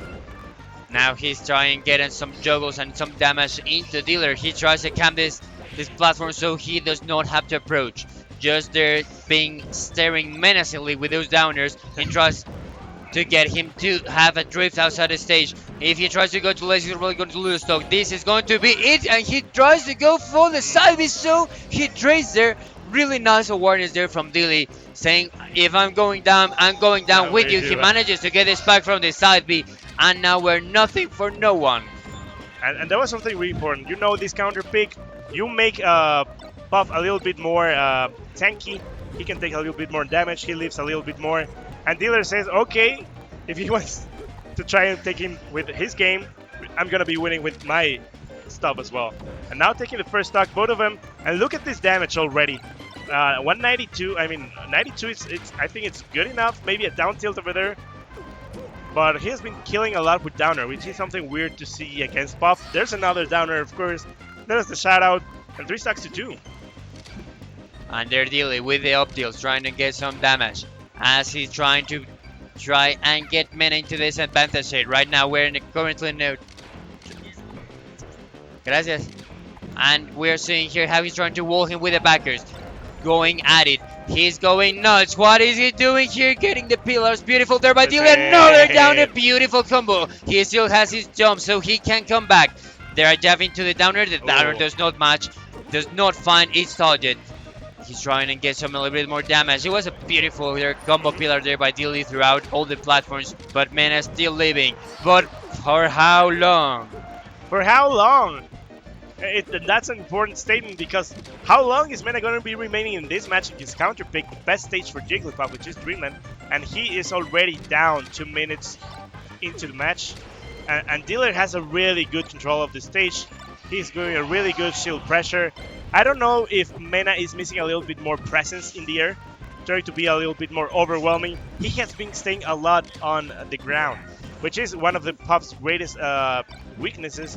And we have not seen a lot of throws. Oh, that was a good call out. That's fair. But hey, 2 more stocks to work with. He's 66% away. This is going to be hard for him. This is not looking well for our hero here right now, because Dilly is playing insanely well. He is not leaving any openings there possible. He's out the side of the stage. He could get here a downer. He has him against the ledge. He manages to get him outside of the stage, and there he puts him in a really despicable situation, but he still manages to come back. There's a rest, surprising him. Rest in neutral, 170. Master Chick, thank you. What an absolutely good rest over there. He was able to close it, to make it a little bit closer. We're still 1 rest away, but we're 1 backer away as well. Dealer knows how to shoot infinite lasers. He will stay on the other side of the stage if he's needed. But hey, 1 more backer, I think that's what he... Maybe... oh, there's the down tilt. There it is. Rest. Not, that's enough. The DI didn't help him. Now he takes the first game in his counter pick. And that's all you need. Something a little bit more of a momentum boost to go back into the game, go back into the set. 1-1. We're going to Josh's story. And we're going to Josh's story. This is going to be a counter break from Dealer. And as I told you, until you close out those stocks against Jigglypuff, you have not yet won. Even if the percentage is against them, even if they're losing momentum, they just need 1 clear opening, and they're going to take your stock for it. We're going to Josh's story, the counter pick from the beautiful lemon-smelled Falco Dilly. And now, here, the follow-ups for the rest are a little bit harder to do. You got platforms to play with, yes, but also Falco has those same platforms. And he has really good combos to pillar off all the top of the stage. But Dilly has been killing a lot with the downer. There it is, a bomb soldier, a Sakurai combo. I don't remember how it's called. It's been a long time since I've seen one. But there it is, going for the edge guard. He prefers not to go for it. He prefers not to risk it. Maybe a couple of other shines here and there, because challenging Puff on this on the ledge of the stage is a really dangerous game to play with. And Dilly doesn't care. He takes the stock, first stock off the game. And now he's going to go for the second one as well, trying to get a bit more of advantage in this percentage so he can have Mina in a bad disadvantage situation. He manages to come back there with his IV, and that's going to be it. He's not going to be able to come back. I'm not sure he had the chance to take from the stage. But now he takes the first... Oh, be careful with this. Oh, the Shy Guys may have helped Dealer. There it is. Double shine. That's one of the advantages of going to Yoshi's story. Absolutely. Really beautifully taking their advantage of his stage counter pick by Dealer. Now he's trying to get some pressure into the Jigglypuff by using the lasers, as he just loves those lasers. Hey, there's infinite lasers. Use them all. Alka is one of the that told me, hey, that's you got it. Infinite lasers. Use them, but you know what? You also have and then you can use those rests, taking that stock, Oof. double shine. That's it. Absolutely, dealer playing really good. What a There's nice a chant conversion. from the audience. As you mentioned, a really good conversion. Absolutely beautiful by this man. Now Dealer is going to try and take it back. Is he going to chase him? He tries and goes for some sharks with the upper. He does not manage to get much damage out of it, and now Dealer has the momentum. This is the final stock, but we already saw Mena and take this one back, so nothing is still for granted. He was also one stock behind and in 140 damage in the last game, and he still managed to bring it back. Now we're going to see Dilly trying to get their kill. He's going to go for the bomb soldier. He does not get it, and Mena there with a downer, a little bit of a drill there to get a little bit more of damage. That's And the a backer is going to close the stock 2-1 right now. And now taking the stock. Now this next game, Dreamland is off. Maybe Final Destination can be the pick here for Mena. I don't think he would go with Fountain of Dreams, but he goes anyways. Hey, I think there's in the chat, why come to Mexico for tournaments? The food is amazing. So you at least that's one really good point to come over here. Especially in this venue, it's just amazing, sublime, magnificent. And you know what's other than magnificent? This edge guard that is about to be taking off. No more jumps from Mena, but still was able to recover high percentage. They're doing what he does best, trying to overwhelm. Rest. Ooh, there's no rest needed. I don't know if Mena's a little bit scared to just throw those risky rests. But right now, this is the counter peak. A little bit useful. The ceiling from the stage allows Puff to live a little longer, just a little bit. Exactly, and now he's trying to get a little bit more evasive. A double backer there and tries to get him outside of the side B, but he still manages to return to the stage. That is going to be it. It's Dilly who loses the first stock right now in this game number 4. He immediately closes it out, and now we are even Steven. 3 stocks to 3 stocks.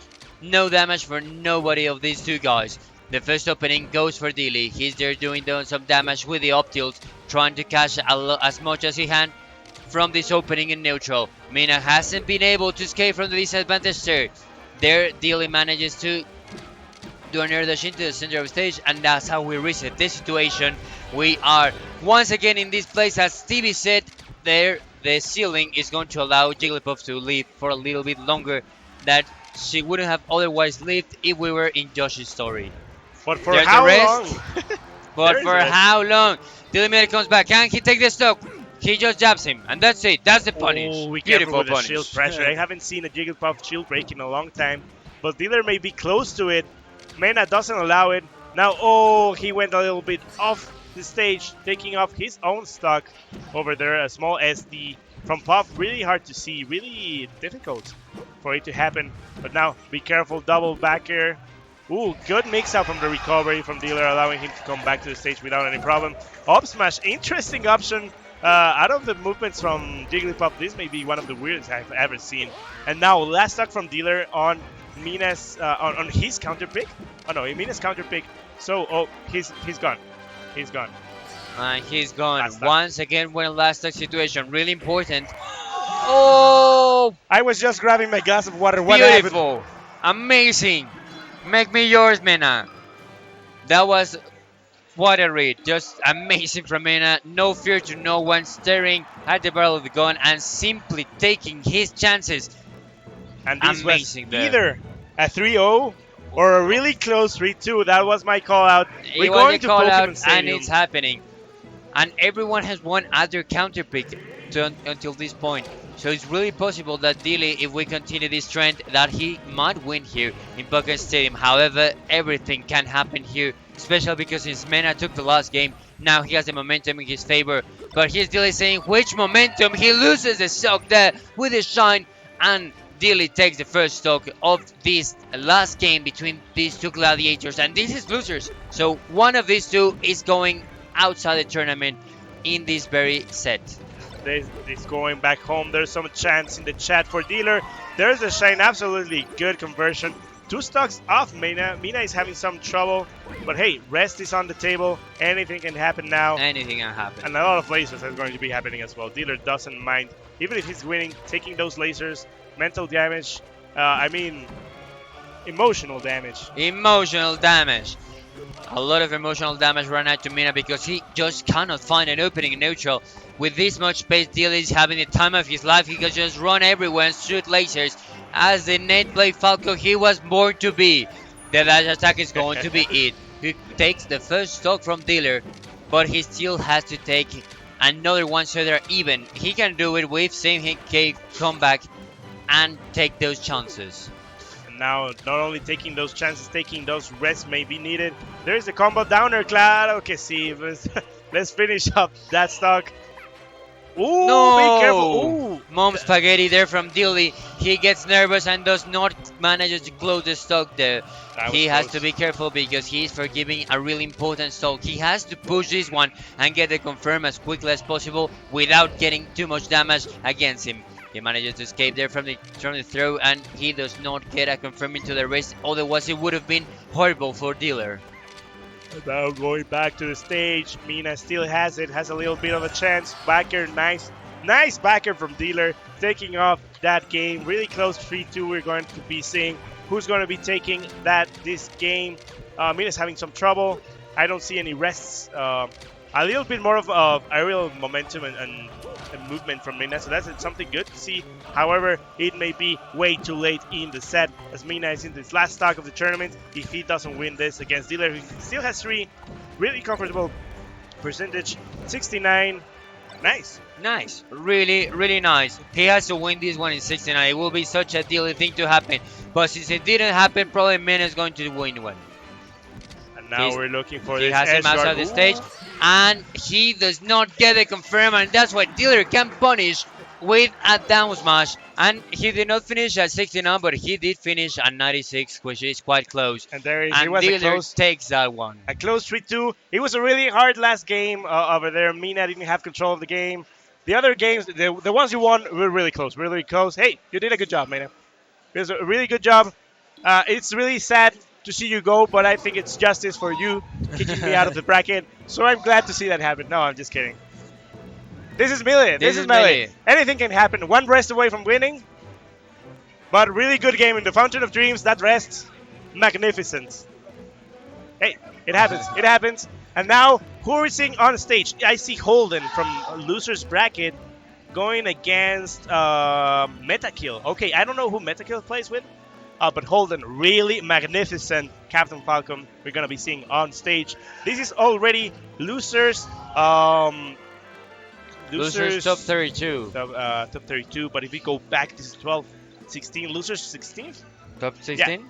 Yeah, this is already Losers 16th. Okay, top the ones 16. Yeah, the one who loses over here gets 17th place. 16. Absolutely. Yeah, yes, sir. Yes. Now, Metakill, I think he has the face of a spacey player. And Holden, Captain Falcon. Let's see how it goes. They're already switching headsets. Let's see how they fit better into the game. But in the meantime, hey, don't forget to subscribe. Don't forget to subscribe, to share the stream, leave us some Absolutely. comments. Tell us how are you enjoying this tournament. We're having a blast over here bringing this to you, so thank you for being here. Thank you for bearing up with us. Thank you for bearing with Steve Hill. I know it's not easy. And but you know here what's we something are. that is not easy as well? Being holding and seeing the chat, there's a lot of support for Metakill from their boy Hillian, from Arin Rojega. I don't know if it's Bimbo who's supporting over there, but Netobot, there's a lot of support over there. I don't know what's going on. Okay, Falco against Captain Falcon. This is going to be a really explosive matchup, especially with Holden, with how fast he can play the game. But yeah, it's going to be really interesting. Metakill, who did he upset to get over here? Suo, he had a really good Dito with Suo yesterday, 3-2. And now, yeah, we're going to be waiting. And now, the winner of this guy is going to go against Morrito 2 later today in the top 12 bracket. But yeah, you're just warming up, finishing up the counter pick and the stages. And let's hope for a really explosive match. And this is going to be a 3-1. This is going to be a 3-1. That's your goal. That's my call. Let's see if it happens. Up until this point, Steve has not had a bad call. He does not. I'm the leader of bad miss. calls, man. He does not miss. I don't He's miss. the leader of bad calls. but it does not matter. Let's see if he can. You said 3-2 last time, and it was a 3-2 and a close 3-2, just like you said. So let's see what happens here right now. Both of them checking their buttons, checking their controllers, making sure everything is well set and ready so that we may begin. It seems they're both ready. They're both prepared to start and are going to go to the first battle of this set. Which stage do you think we're going to Battlefield. be playing? Oh, Battlefield. he was Legal. about to switch to Fox, maybe? Legal Compass. Let's see how overwhelming Captain Falcon can be on Battlefield. Maybe, I don't know if Metakill plays Fox as well. But hey, we may see it, we may not. But what we're going to be seeing is this first game in Battlefield. Starting off with a really fresh grab up there in neutral. Metakill doing really good combos off the start of the game already. That's right. And now we are seeing Metakill playing really well, trying to get those openings. He has a lot of percentage at his favor against Holden. He might get the kill right now. Edge cancel backer. This is going to be a really hard matchup for Holden for how Metakill is playing so darn fast. Let's go. Let's go. Everybody loves fast melee. That's why Everybody we're does. here. And now let's see what he can do, because Holden is trying to get back to the stage, just threatening there with some knees. He What's does not going get on? them. And now we're seeing the pressure there with the jabs. Just a simple grab outside and a nice read. And especially how he placed himself so they would get him. That's going to be the kill. We're 3 stocks to 3 stocks even. Yes, sir. What a good call downer. That's going to be it. You don't need anything else. Good edge hog. 1 stock advantage. Absolutely. Sonora en la casa. Sonora in the house, baby. Absolutely. Now the lasers. He's not afraid to show the lasers. But he's not afraid to go for the shield pressure. He's been doing really good. Those up tilts working wonders as well as Shine. Those pillar combos. And Holden is having some trouble getting into the neutral game itself. He just cannot find an opening here in neutral against Metakill, playing this much explosive, this fast. Just look at this shield pressure. He does not allow him to do anything. He couldn't even get something of a punish out there. And he's starting to take chases. Holden wants to thread with his edge guard. He manages to get there the upper to the backer, and that's going to be a stock. Once again, we are in the same stocks, 2 against 2, but the percentage, and I will also say the momentum, is completely in favor of Metakill, who's just playing really, really nice. A lot of rolls over there from Holden, which means he's getting shield pressure a Backer. lot. Metakill doing what he's doing best, but he's pressuring so much. And be careful, because Captain Falcon is a really explosive player, so anything can happen with a grab. But that is even if Metakill allowed him to get grabbed. But yeah, Metakill is playing really good. Really, really well. And he might take this first game, because this last stock he has him in the ledge. How can he pressure him? A nice downer there to punish the fact that he was trying to regrab there instead of just going in middle into the stage. Yeah, a little bit of And like problem over this, there. for Holden. Metakill takes the first game in a really solid way. Now, this is a classic counter pick. I need more space to play with. Let's go to Dreamland.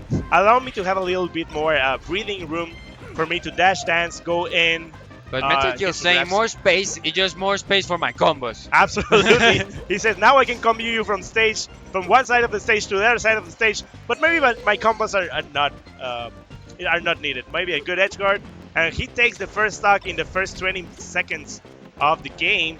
Metakill seems to be having control, absolutely control in the match. Forward smash, okay. Forward smash.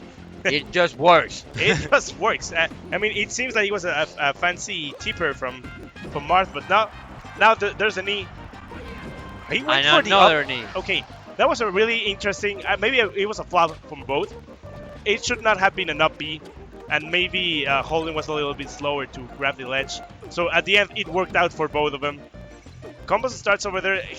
Holden is missing the take chases. That should be something that is given against Spaceys. And is allowing Metakill to just roam around and combo him without any problem. And also a way that is using Metakill so that he can try and get more pressure into Holden is that he's continually doing like this neutral airs where he just goes over his shield to land in his back, so he cannot get a confirm or a punish outside of that. And also that's the way he keeps the pressure. He's all the time dancing from one place to another, and just Holden cannot get a clear opening in the neutral. I think the stocks he has taken, which he has done really masterfully, but he always takes them just like, I managed to get one opening, let's try and capitalize on this. Ooh, there's a just deal. like right now. You know, he got one opening and he's going to take the stock for it because that's the way you're going to have to play against such a pressure-oriented player as is Metakill.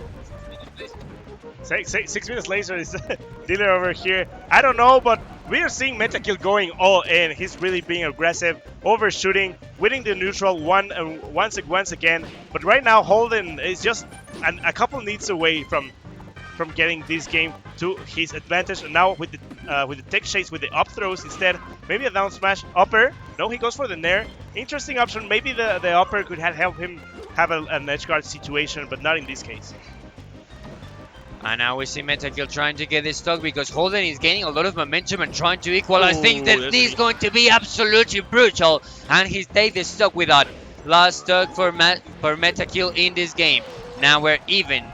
Last stock for both of them. Can Metakill take the second game, or are we going to see Holden taking this one? After all, this is his counter pick here in Dreamland, where dreams come true. If dreams come true, if he's going to be winning. For the meantime, a lot of knees have been connecting. A way more closer set, and you can see him. When Holden is feeling overwhelmed, he goes back to the platforms, dash dances a little bit, plays a little bit more with the space he has, and that makes him have a closer match. But is that enough? I don't think so. Metakill is going to be closing it right now with a downer. Oh, he does not find that backer. It was really important that he did not allow him to come back into the stage. Now he's in a really tense situation. He once again has the advantage. Can he get the punish? A dash attack just to keep him outside, just to keep him at bay. And that's it. He gets the kill. Metakill goes ahead 2-0. The Red Falcons winning this set 2-0. Stevie G. What a good spacing there from Metakill, because that nair from Holden could have led him to a knee or a really good combo. Metakill was just far enough for him not to be hitting the upper, and that allowed him to take the game. And not only that, but changing the color of the Falcon. Now he's seeing something different. Maybe now Holden will not miss its tech chases, but he does at the same time I said it. But yeah, Metakill, doesn't matter what color he's playing with, he's playing really good. No doubt. And he is really moving really well in neutral because he does not allow Holden to get even one opening. Although he has been taking a lot of mileage every time he wants to get, even if it's just one opening, because Metakill just is absolutely dominating the neutral game. There he misses both of them, do not manage to get a punish outside of that. That backer is going to be really huge for Holden because he manages to take the first stock of this third game. Ooh, the fancy upper into something else of a combo. Neither of them expected it. That's why both of them staged without doing absolutely nothing. But hey, 165%, that's going to be enough for him to start a really good edge guard, maybe with a tilt. There's the tilt, there's the edge guard. He's going up. Okay, he caught the trick with the backer, and now we're even Stevens with a slight advantage for Holden damage-wise. That's right, and he keeps the pressure up. Metakill does not want him to get even one opening, and he's going to shoot as many lasers as are needed so that he cannot get close. Metakill here being really explosive with his combo game, but we see there the little bit of the trick helping Holden to get faster to the other side. There we see a little bit of a trade, but Holden manages to come on top of it. He has a read there in the platform, and he manages to get the confirm from the upper into the knee, and that way he closes the stock. Now he has the advantage, but for how long can he keep it? Can he take a little bit more of percentage lead from the stock, or is Metakill going to close it right here, right now? There it is. Absolutely, there's the combo. Now closing it up, making the game a little bit more even, but this is what Holden needed. Holden needed a little bit more space for him to play with the combos. Now getting away, he's missing a little bit of the tech chases as there's a little bit more room to play with, to run away with. But that's something that Holden can do a trade of. No, estoy bromeando. Don't do it. Okay, Herran is going to eat in front of me. I hate him so much. No, delicious food. It He's is going for it. Oh, there's a knee, of course. Yeah, and Stevie said 3-1. Stevie said 3-1, and right now it's looking like he was right. But can Metakill shut Stevie up? Who can manage to do that? Can he prove him wrong? Somebody shut me off. I'm just saying a lot of shit right now. But that's okay. That's okay. There's a lot of chance over there. A trade that's really favorable for Metakill. He's going to close the stock there. And this is looking really well because now he does not have such a solid advantage as he used to, but he gets the downer. And right now it's 2-1 up to this point.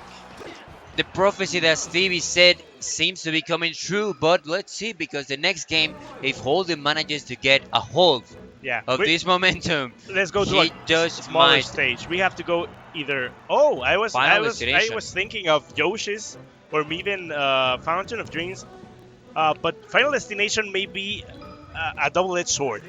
You're Yes. giving the tech chases option to Holden. Maybe that's a call out for Metakill. You know, Holden here with Captain Falcon, he can do 0 to deaths only with grabs and tech chases. But if he's missing them as he has been missing them in the previous matches, he should not be scared of Final Destination. But he should. But he should be scared of Holden. But he Not should of go. Final Destination, but of Holden, because he makes some beautiful plays with that backer Yes, and takes the sir. stock. First stock is off. First 20 seconds of the match. Holden playing really good, but that's not gonna be enough. Now 3 stocks to 3 stocks, playing a little bit more even Stevens, Parejos, even Parejo. You know it. It's really great when you get to see these explosive games in Final Destination, where like one takes the stock, the other one immediately lands, and as soon as he lands, he gets a combo opening, and he also takes the stock. It's a lot of punish game coming in play here in Final Destination. The uphill to kick him outside of the stage. He tries to get into the stage with a neutral, but he gets punished because of it. And once again, we see Metakill trying to find these openings by overextending and making cross-up with his heralds in the neutral game. The laser into the grab, into the backer, into the stock, into the 60. Nice. Yes, sir. Nice percentage over there being dealt by Metakill, taking off that stock. And now extra situation. How is the Isgard going to be? Interesting edge cancels over there, maybe to make a call for the recovery. Doesn't need more Some than fries. He's there some fries Some here. He was like, fries. why is he so... Some fries again. Some fries. That's so unfortunate. So unfortunate for We should Holden. order some fries. Now I'm getting Some hungry. fries, yeah. Now he's going to have to get some fries to cheer him up after that one. But he still keeps on going. He says, okay, nothing happens. Life goes on. Yeah, Let's he's see. still hungry for that victory, but is he hungry enough to try and make the comeback here in Final Destination? He needs a couple of grabs, a couple of tech chases, and he's going to be doing those right now. Let's see. He's going off stage. No needed. He could get the stock right here if he gets a punish. Tournament winner allows Metakill to return to the stage without any problem. Maybe there a short hop upper could have led to another edge guard situation. He went for the knee, a little bit too greedy, probably, from holding the more powerful option, but way too slower. And now Allows he's not being able to come back, not even to the stage, nor to the neutral game. There's There a are a need to get him off his chest. we're going to grab away from making this even. It doesn't matter. Overshooting the up recovery. Neto with the win over there. What score was it? And the prophecy comes true. A It was a 3-1 as self-fulfilling Stevie, Stevie the Great. He is now Stevie the Great, I am. because up to this point, he has said how these games are going to end. He has the script right here. That's what you guys don't know. We're actually just seeing a repetition. It's time you know we cannot lie to you anymore. Oh, and That's now why Stevie has been able to get these prophecies. I'm seeing a match that is being played. It's Soul against the Genius. The Genius is over here with 1.5 beer. Genius. And now he's waiting for Soul. One of the box players we have over here. Oh, that means we're gonna be having a little bit of beef. Before, when the Genius had the chance to have his spotlight on the camera, he made a small message that playing with a box controller, it's cheating. And now Service is about to get served because Soul is playing with a box himself. I think it's a frame 1. I'm gonna be asking him what type of controller he's playing because there's a lot of different options to play with. But now, let's see if that Gene is going to be swallowing his own words or not. Now, Soul was a really old Luigi player. He transitioned to the box and the frame 1. He transitioned to playing as Spacey. And now the Genius as well. He plays Falcon. He's going to be playing now Chic. Is frame 1 or is box? Yeah, we're getting a little bit there from Blitz. A little bit of a small question. And frame 1. Thank you, Blitz. You ready for your next match against the Lengüitas later today? Good luck. Good luck, sir. Thank you. I love you. Likewise. Woo! There it is. You can see there on the camera over there with the Soul camera. We're warming up a Fox against a Link in Dreamland, a classic thing to. What? Did you see that? Did you see that movement from Fox? How is the stutter walk? The stutter walk. And he's saying, I do not give my consent to play against box players. That is cheating. That is not melee. That's what the genius is telling us. So I But don't we know have if the it- beautiful I don't know if Professor it's a quick saying, jump. I do not care. I don't know. I'm beautiful. My box is beautiful. We're all beautiful. So let's see what can happen right now. Professor is ready to play against the genius. Now Caja Trampa against old school Old GameCube school controller. gameplay. Who's gonna take it? Falco against Fox. Spaces game 1. Battlefield. You know it. Warm up. You know it. It's just a warm up. A warm-up game over here. Soul doesn't need to warm up. Maybe he's not. And now, just as a reminder, the Genius was a Falco player. He was playing Chic his previous set. He's going back with Falco. Maybe he likes better this match of Fox against Falco. So yeah, that's what we're going to be having next.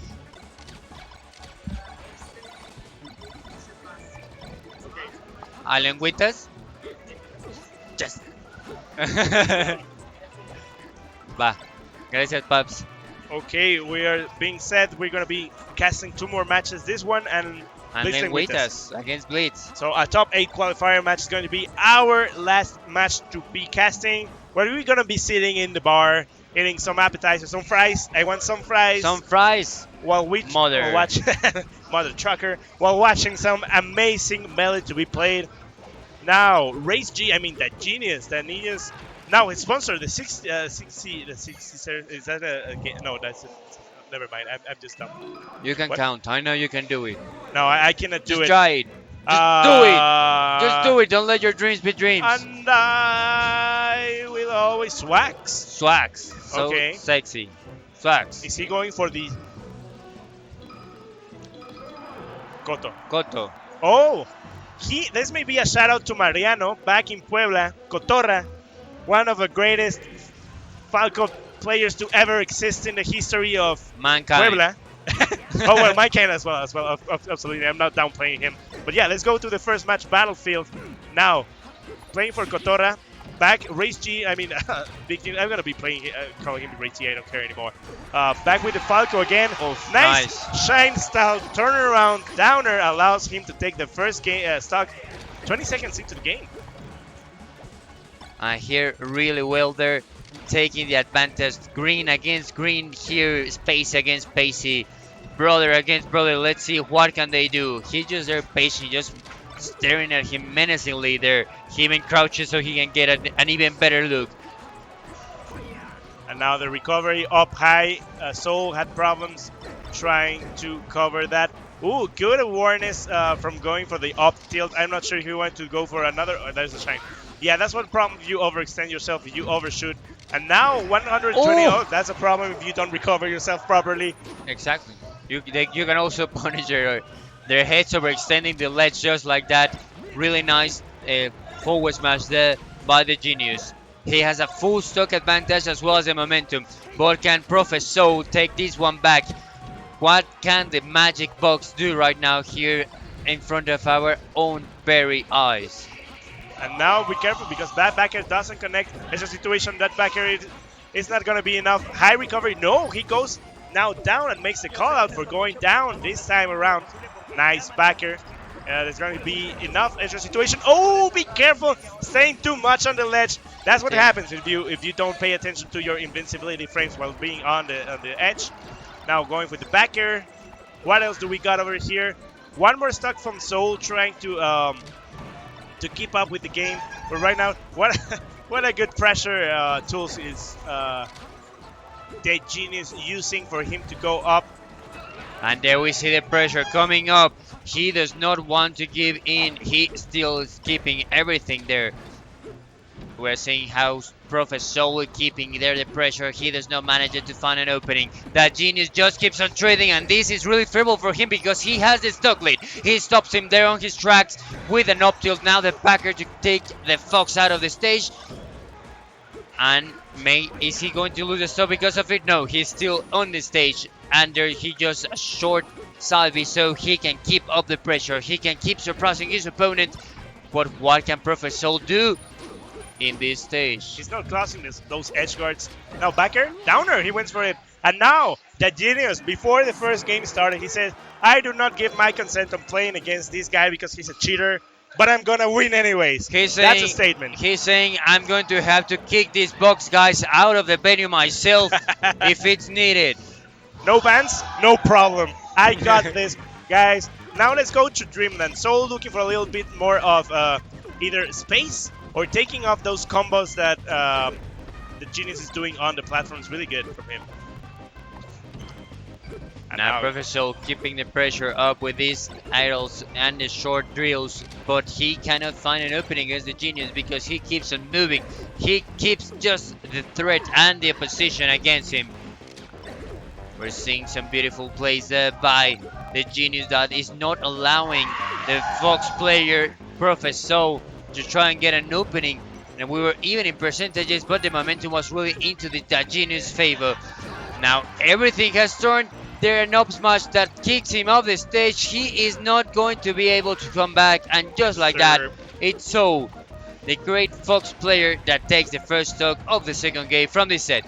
Now he has a chance to do it. He styles really beautifully there with a shine, and just like that, he closes the stock, and we are back in even ground. Yes, sir. That was really smart call out from Racy, from the Genius, to do the shine stall and just wait. And now going for the SD, really smart from the Genius. Giving a little bit more advantage to the Bucks player. Hey, he's cheating. Let me give him a little bit of a handicap. It's just that he pressed the button to make your opponent SD. Yeah, that's why he's cheating. Absolutely, I think that's a call out. That's a call out. Now again, he went for the shine turnaround instead of stalling this time around. Now the backer, no, it doesn't connect. Extra situation. The shield pressure is not enough. He lets Soul escape right now. Backer, there is the backer, there it is, but I've been calling out a little bit before. Ooh, that unfortunate. Unfortunate is, yeah, that was an SD, I think. And now we see that the Genius is trying to bring this back even after the unfortunate SD that he had just a moment before. He's keeping up the pressure. 2 grabs there to try and kick him off the stage. Now he is the one that's out. Can Soul finish the stock here? He does not get the forward smash. He keeps the pressure up, but it's not enough. That is going to be the stock right now. He simply has to hang on the ledge for a little bit while, so his opponent cannot return. This is the last stock of this game from the Genius. Can he still manage to take this one back? Because right now Soul is playing out of his mind with his ledge traps. And yeah, it's really perfect. Of course, back air, extra situation. How is going to be closing it? I think that's it. Yeah, he went for the shine over there, and SD if he was able to recover still. But now 1-1. This was Soul's counter pick. He wanted more space. It was given to him. And now let's go back. I don't know if the Genius wants to go to Yoshi's or Fountain of Dreams to close out the space.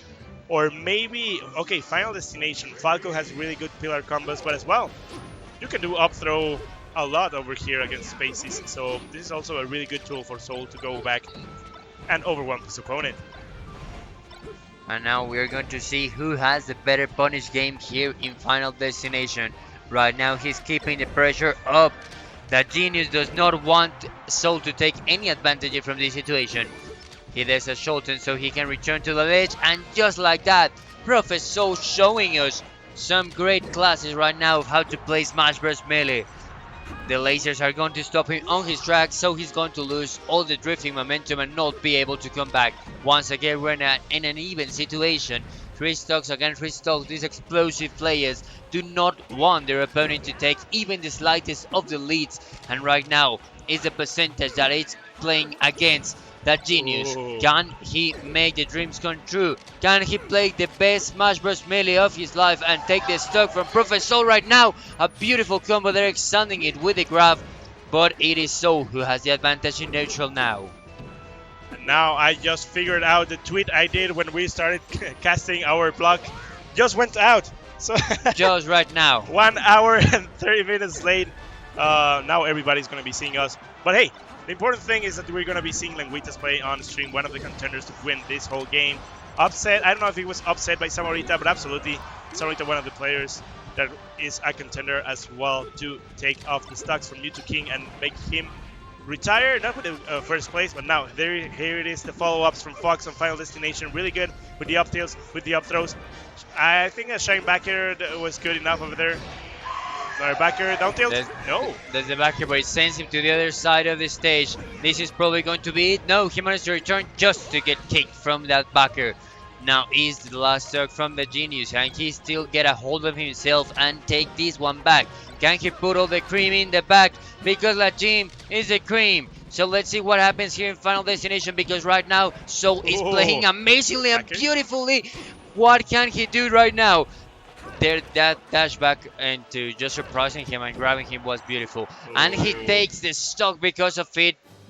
What a nice combo and punish game here from Professor, giving us some lessons of how you have to play Smash Bros. Melee in Final Destination. Yes, sir. What is going to be a counter pick is going to be Dreamland? No. But it's also going to be another character, apparently. This no longer goes for Koto. This goes for himself, for the homies, for the fans out there who wanted to see the Sheik come back. Let's see how well can he adapt, because this is one of the most favorite stages of Sheik. Or if you want to be try hard, you remove your tag from Sheik because your OP will not be seen, even though when you become invincible.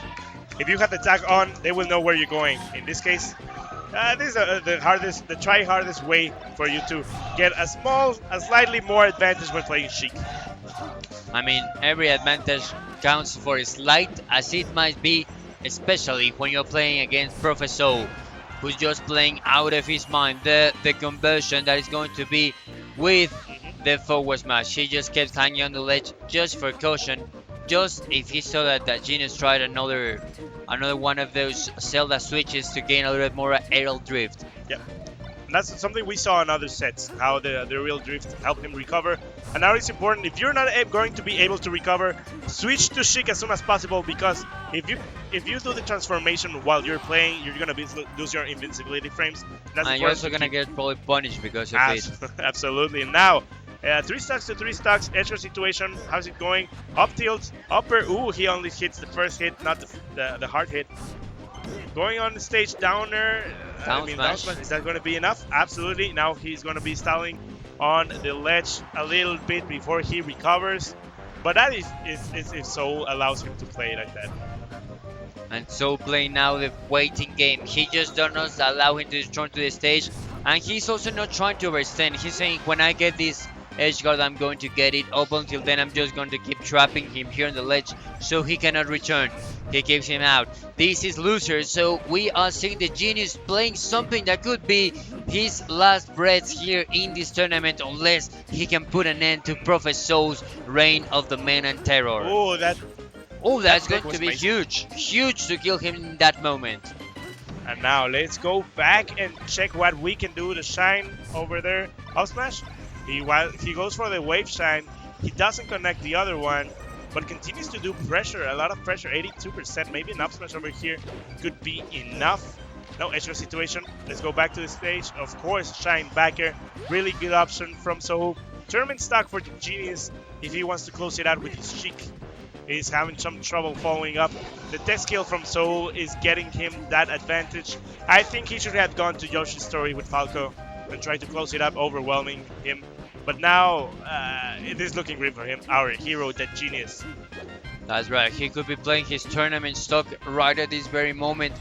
And just so playing amazingly well, amazingly precise. He's not allowing anything, any opening or any opportunities in neutral for the Genius. This could be the last moment. He makes a short and he can still close out the stock, the hatchet there to try and kill him. He manages to get him to his last stock. Is it enough? Can he still do it? Can he still have the gas and momentum in his heart to get the kill? Or is it going to be here? And now the Genius knows if he plays on the ledge and he gets a grab, he can just give him. So that's why Soul is getting on the ledge to avoid getting on either side. Now he's going to be taking in place. Now he's going to be taking away. No, the mash allows him to get out of there. A lot of rolls. I think that's it. Backer. That is going to be it. There's a smile But from. he still Oh! keeps on fighting, and that's why you never give up. But then There's a smile. There's a smile. He know it. And that is it. So, I mean, yeah, Soul is going to be passing to the next stage. Morrito is standing up. I'm not sure if Morrito is going to be playing up next. Metakill as well. Looks they're going to be playing. He doesn't seem it splits Lengüitas still. But hey, more spaces. Falco against Fox again. Nothing really stranger to this stream we got over here. So shout outs to everybody watching who's still over here. Remember to subscribe. Um, and be here when the top 8 starts. It's going to be a really good stacked top 8. Let me take a look who's already on the top 8 side. We got Mute King, we got Herran, Far, Samorita, and we're going to be playing the qualifiers. I'm not sure if Dealer and Dyna Dash have already played because that's still a loser's side match that has not been reported yet. But yeah, let's warm up for this following game. Falco from Neto against Morrito's 2 Fox. exactly It's going to be a 3-2 game. a 3-2 game. Morrito's going to win. Oh, he's gonna win. Let's see if he can keep up the prophecies. This guy over here, if Nostradamus is here with us, and we're going to have TC against TC against TC. A little bit of a team kill over here, Tijuana, in the map. Is And it? shout out to Baja California. Of course, absolutely. One of the strongest regions in Mexico. They have proven themselves time and After time and time again in the crew battles. They're not even. I remember the Smash Daddy, what he did. We got Chango in the chat. It was my tweet that brought him here, so I feel proud of having him on the stream. Chango, I miss you. I hope to see you soon as well. Helion, team kill, yeah. Sadly, it's team kill, but that means we got one from DC assured to be on top On 8. top 8. From loser side, at least. They're going to come all the way from losers and try to get as far as possible, even if that means killing their own teammates right now. And that's what happens when you have such a great team. They're always getting into the farthest instances of the tournament, and now they have to face up one against the other one. We're going to have a quick button check just to make sure everything is well, everything is in place. And after that one, my back's starting to kill me, Stevie. Yeah, I'm no, old and I'm no longer made Yeah. for these long runs. your back is hurting. My ass is hurting as well. I ass cannot is feel it hurting. anymore. I need to stand up. I We're think I'm going to gonna stand up. commentate this. Stand it up. Get up, You know, stand up. Get up. Stand up for TC. For TC. Yeah, baby, representing. Absolutely. So yeah, we're standing up. This match deserves everybody to stand up. Well, at least us two, while we recover our asses fluffiness, because we've been sitting up for a little bit long already. But hey, let's get it going. Battlefield Game 1, Fox against Falco. This is going to be a good match. I don't know what's going on. They give the fist bumps and they are ready. And off we go. Red Fox against Red Falco. Team kill representing Baja California. TC against TC. He's outside. Can he take opportunity from this? Both of them manage to return to the center of the stage. Right now Morrito is the one who has the advantage in neutral. A nice up to the perfectly placed so he can take the stock. And it's going to be Morrito who takes the first stock. Metakill says, okay, I see you, my son. Let's see if he can bring this one back, or if Morrito is going to take a lot of momentum from taking that first stock. And now with the up tilt over there, trying to combo, to do some combo games. Morrito too being overwhelming in a small stage. Really nice edge, like platform cancel back air allows him to go for an edge guard situation. Down smash is going to be it. The recovery, okay, he goes for another back air. The jump is still there. The up high up allows him to recover to the stage. Morrito too just doesn't die. He just doesn't die. It just works.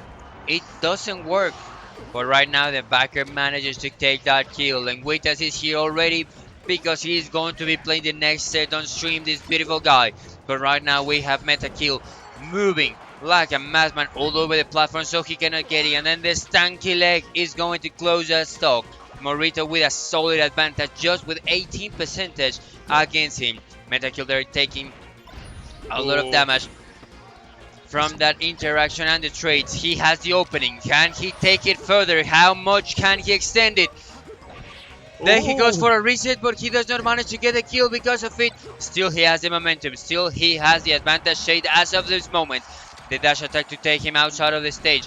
Just a jump to give him beautiful conversion there. And just like that, we are even once more. These two glorious champions looking here at this moment like they are the ones who have to take Armada it. Shine over there, absolutely taking up the stock. Last stock from our boy Metakill this game 1.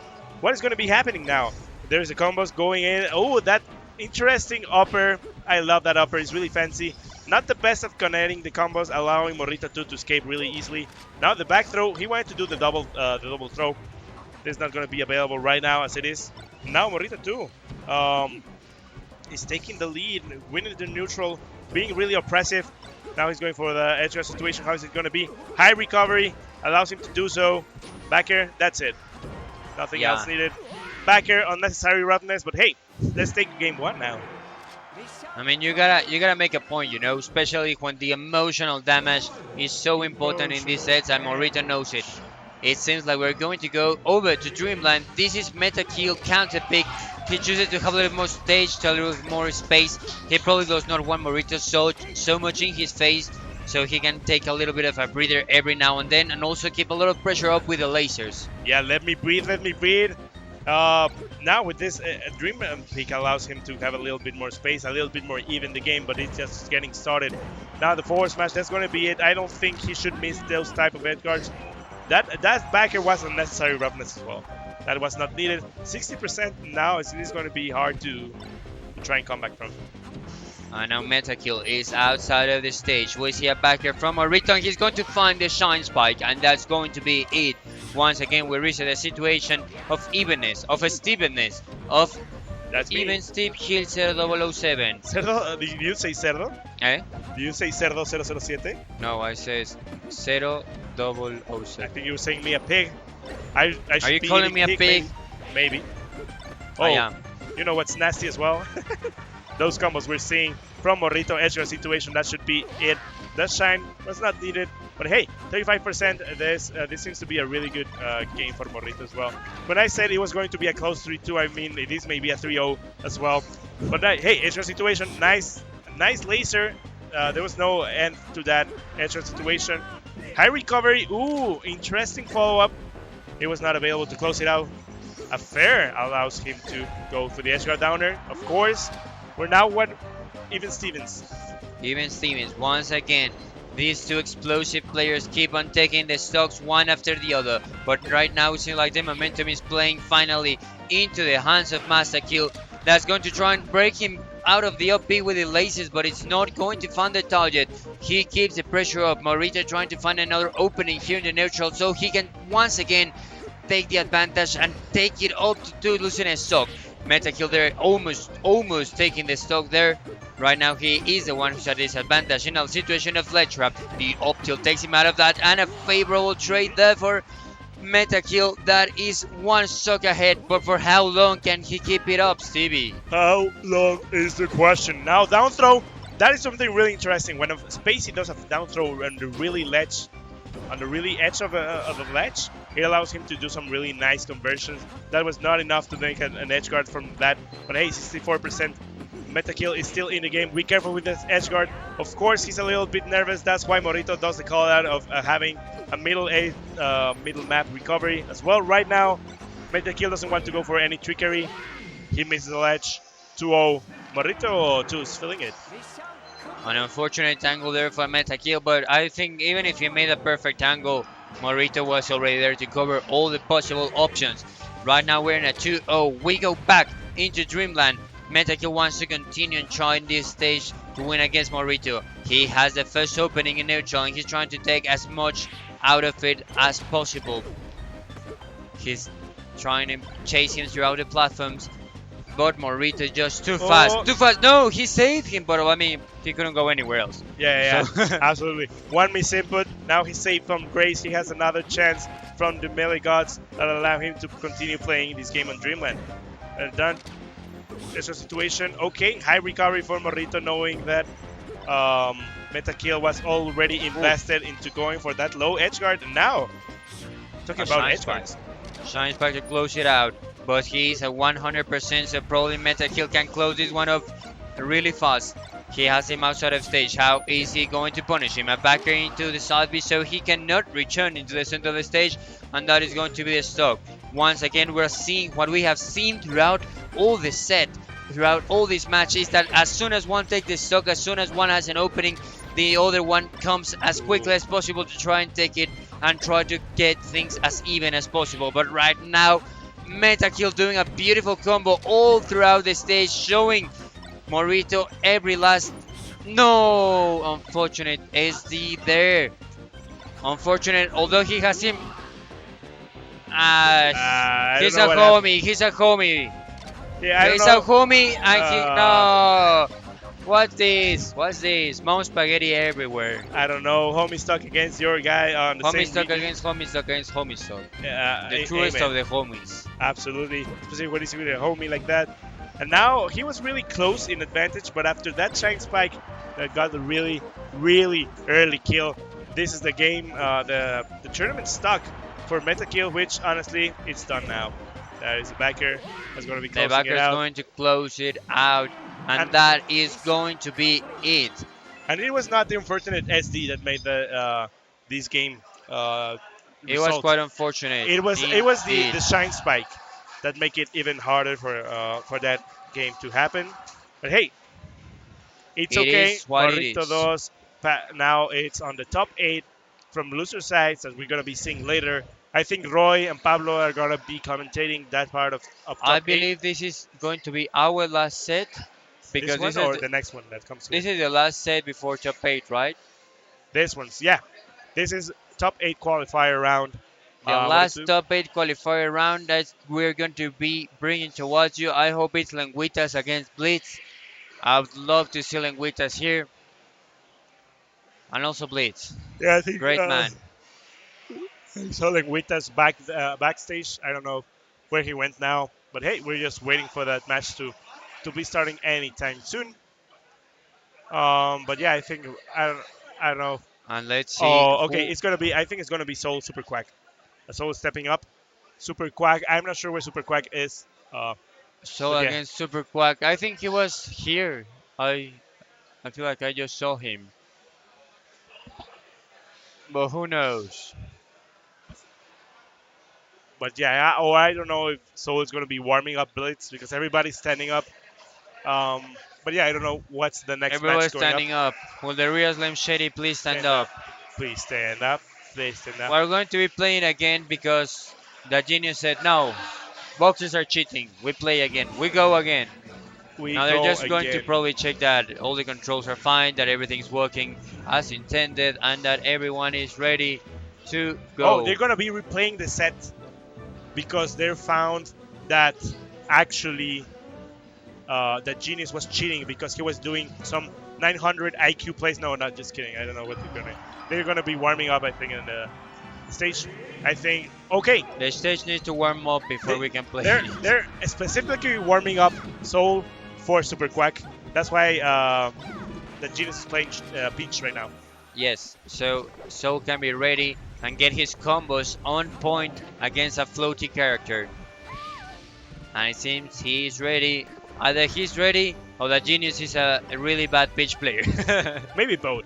But yeah, Fox can overwhelm technically Peach and do really good combos out of the Shines. Although I do think that also a lot that comes into play is that Super Quack is a really mental player. He really likes to take those advantages in the neutral to be conditioning your opponent. A little bit like X, shout out to Edgar. Yeah. And he is always trying to play in a different way than what you would expect from a usual pitch, and trying to be as optimal as possible with his conditioning game. So I think it can be quite a match what we're going to be having here in this exact moment as soon as Super Quack comes here. Also, I don't know if we're going to be doing the switch. Perhaps it's coming towards us.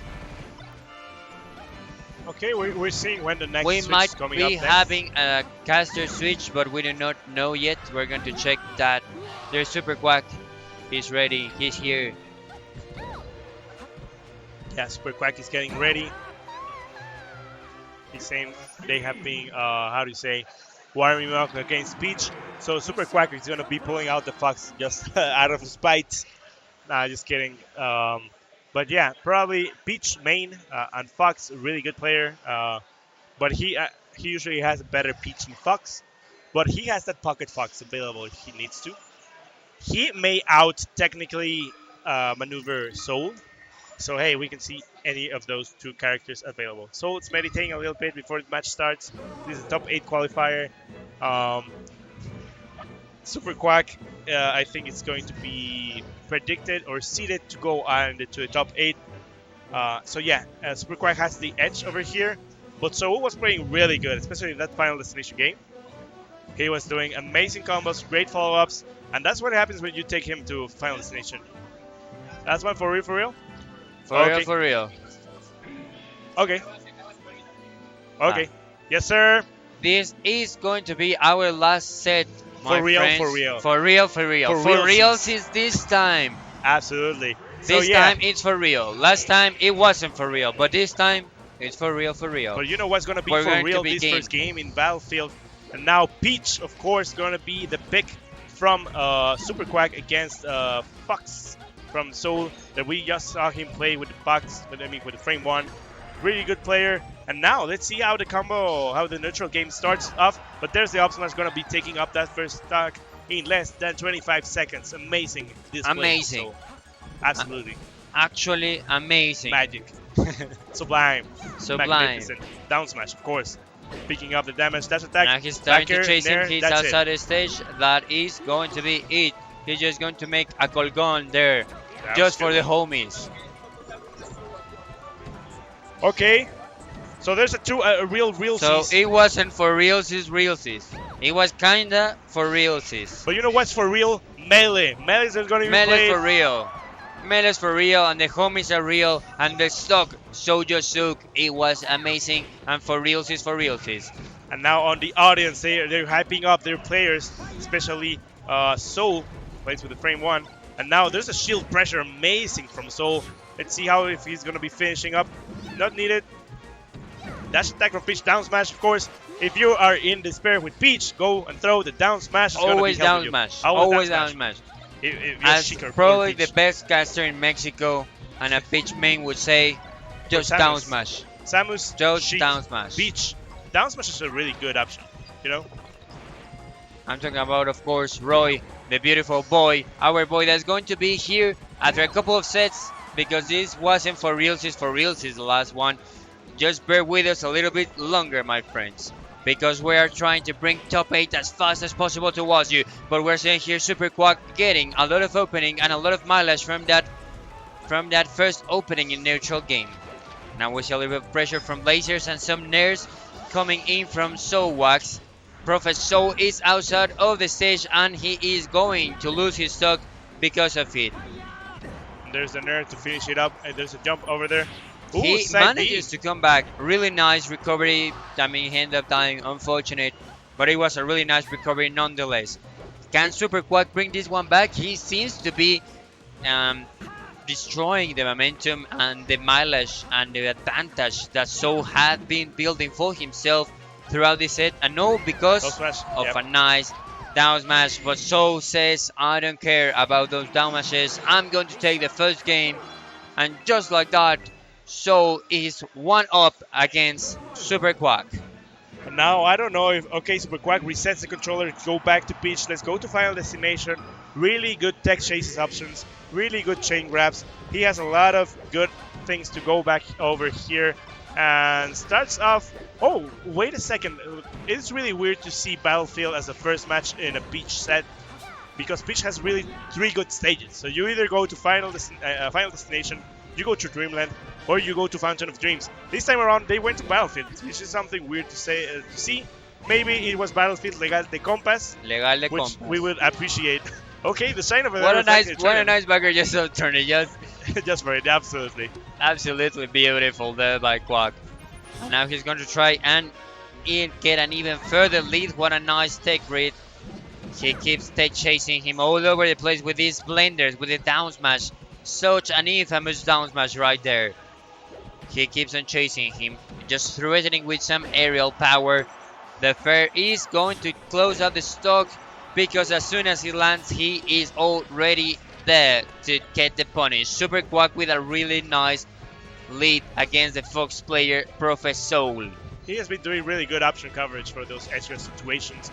I don't see... There was a situation where there was a down smash that was cancelled and he threw another down smash directly afterwards. And Soul took all the damage, emotional damage as well. Dash attack is going to be covered by those... Ooh, Wave Shine up smash, really good option from Soul to take up the first stock. But hey, this final destination, this is a really good stage for Peach. So it's going to be hard. Oh, okay, there's a miss. Fortunate. That's what happens when you play on the box. box. No, when you play box. Yes. Right now, that genius is saying, I don't know if it was justice or vengeance. But maybe it was both. Oh, the Toad. Interesting. The Toad coming in. And now Toad has really interesting properties when you do it. Nobody expects the Toad Inquisition. Nobody's expecting Toad Inquisition. And even myself, when I usually see Toad use it more as a way to maintain horizontal momentum. This time to recover, it was a really good option from Super Quad. Oh, he has a sword. He has a sword. He's ready. He just decided to throw it out and do not pick it up. And now he's going to put Soul in a disadvantage state outside a shorten to get back into the stage. He tries to stall on the ledge and surprises him with an up smash that's going to take the stock. He still has a full 2-stock lead against a Fox in 100% in Final Destination. Yeah, the parasol combo, he doesn't get it. But yeah, I think a Nair is more than enough for him to close up the match. There's a Fair, there's a Nair. Dash attack, extra situation. He's gonna be allowing Soul to go back. Ooh, what a tech! What a tech! Frame 1 things, but hey, frame 1, frame 2, whatever frame you want. It was a nice tech. It was a nice tech. It was a nice tech. I loved how he later tried and do the shine so he could stall even more the momentum, and it just looks so weirdly how he just teleported to the other side with the shine. But that's how it is when you manage to get those momentum and techs into the stage. Now we're going to see if Pokemon Stadium can be the counterpick that Soul needed. We're 1-1 in this game. Super Quack to the last one in Final Destination. This is the counterpick that is being proposed by Soul, and right now we're seeing a lot of advantage in the neutral game by Super Quack. Oh, be careful with the use of turnings up there. Extra situation. Okay, a little bit Super Dragon Ball moment, but it's okay. It's okay. What else will we have over here? A couple of backers. Oh, what a good call out there to wait for the grab to come out, but there was no punish. Fox a little bit too slow. Nice backer. Absolutely nice backer from Super Quack. There was no Nair. He went for the grab. Interesting call. Now a forward throw. No, he went for the up throw Nair. No, again he went the chain grab. It was not allowed. This is going to be a hard thing to see. And he tries to get it there with a downer, but he ends up getting punished because of it and with that up smash. Professor is going to close the stock. Immediately the answer there from Super Quack coming in. And now we're once again in a really even Steven situation. Here we're fighting over the windmill. These guys are not going to stop at anything. Some of the beautiful things about the transformations here in Pokemon Stadium. There are those who hate them, there are those who love them, there are those who love doing a multi-jab against their opponent as Pikachu. But I mean, that's the way the cookie crumbles. That's the way the cookie crumbles. That's the way the Pokemon Stadium transforms as well. Now we're going to be back to the neutral stage. Advantage for Super Quack right now. But right now playing on the ledge. A golf club over there just for good measure. That's it. Okay, that was no need for Edge Hog there. But now it's 59%. It's running really good. Up smash? No. What a good get up attack. What about get up attack? What about get up attack? Get up, stand up, attack for your lives. Now let's see if Super Quack can return to the stage of if Professor is going to take this stock. He keeps up the pressure. He is still ledge rep. He hasn't been able to return to the stage. He's trying to do it a fair just to get Soul off his chest, and he is still not able to do so. That backer is going to close out the stock, and just like that, once again the situation is looking really even. Unfortunate angle for Soul there with a fair but he still managed to come back and to push his lead even forward. He says, I do not care about those disadvantage stages, I'm going to make them my advantage stage. The turnip just do a little bit more of damage, and we get a reset here in the neutral game. And now this transformation may be a little bit beneficial to Peach, as she can do a lot of really nasty stuff right there on the platform. And now I don't know if both players are going to be playing stalemate and going to either side of the stadium. Not in this case. Now the position was a little bit better for Soul, as he could be able to tech on the tree. But now extra situation, forward throw. Down throw, down smash. Okay, that could work. It was really hard a situation to tech over there on the tree. Oh, be careful with this. Okay, refuse to go out. Really hard to do an edge guard over there with Peach. But hey, that was much. And it seemed for a moment there they were going to stall and wait for the transformation to be over. Meanwhile, Super Quack was probably looking for a stage phase or something that would have been really dangerous. So that's why Professor is forced to approach a little bit more. Still, the transformation is gone. We're back to the normal Pokemon Stadium that Foxes really love, and that's how Soul takes that stock. Who's going to take it? This is anyone's game still, and we are 1-1, so it's really decisive who's going to take this one game, who's going to be that one-up moment, that one-up point towards his opponent. Yeah, nothing better than being 2-0 or 2-1. That could be it. On the scoreboard, This is it. It's it. Yeah. One laser for good measure over there. Yeah. One last laser over there for good measure. So saying, well, if I'm going down, I may take a couple more. Yeah, I mean, but yeah, now emotional damage, sometimes now important. pick for Soul. I don't know if he wants to go to Yoshi's or back to We're Pokemon going Stadium. back to Pokemon Stadium. Makes sense. Makes sense. It does make sense, a good stage for him. He was playing really well. I think it was a matter that he lost momentum, and he also could not longer find himself how to approach Super Quack in an effective way. These ledge traps, he was not getting too much out of them. Super Quack there stalling with a Toad Inquisition. Oh, Still, he careful. manages to come back. Ooh, what an angle. What an angle. Escape from that. Dash attack. Ooh, a little bit far away from the dash attack to connect. Now the back throw, extra situation as well. Oh, the call out. Dash attack into the third. That is going to be it. He hangs himself from the ledge, so he cannot take it. But now he places himself in a disadvantage situation. He managed to return, and how the turntables? Is he going to take his stock because of it? He's still keeping it at bay. He managed to return to the stage, but with a 54% against him. That's how much it cost him to be able to pass that gatekeeper called Super Quark that is not allowing him to get any openings in the neutral. Oh, and look, be careful, that's the down smash situation.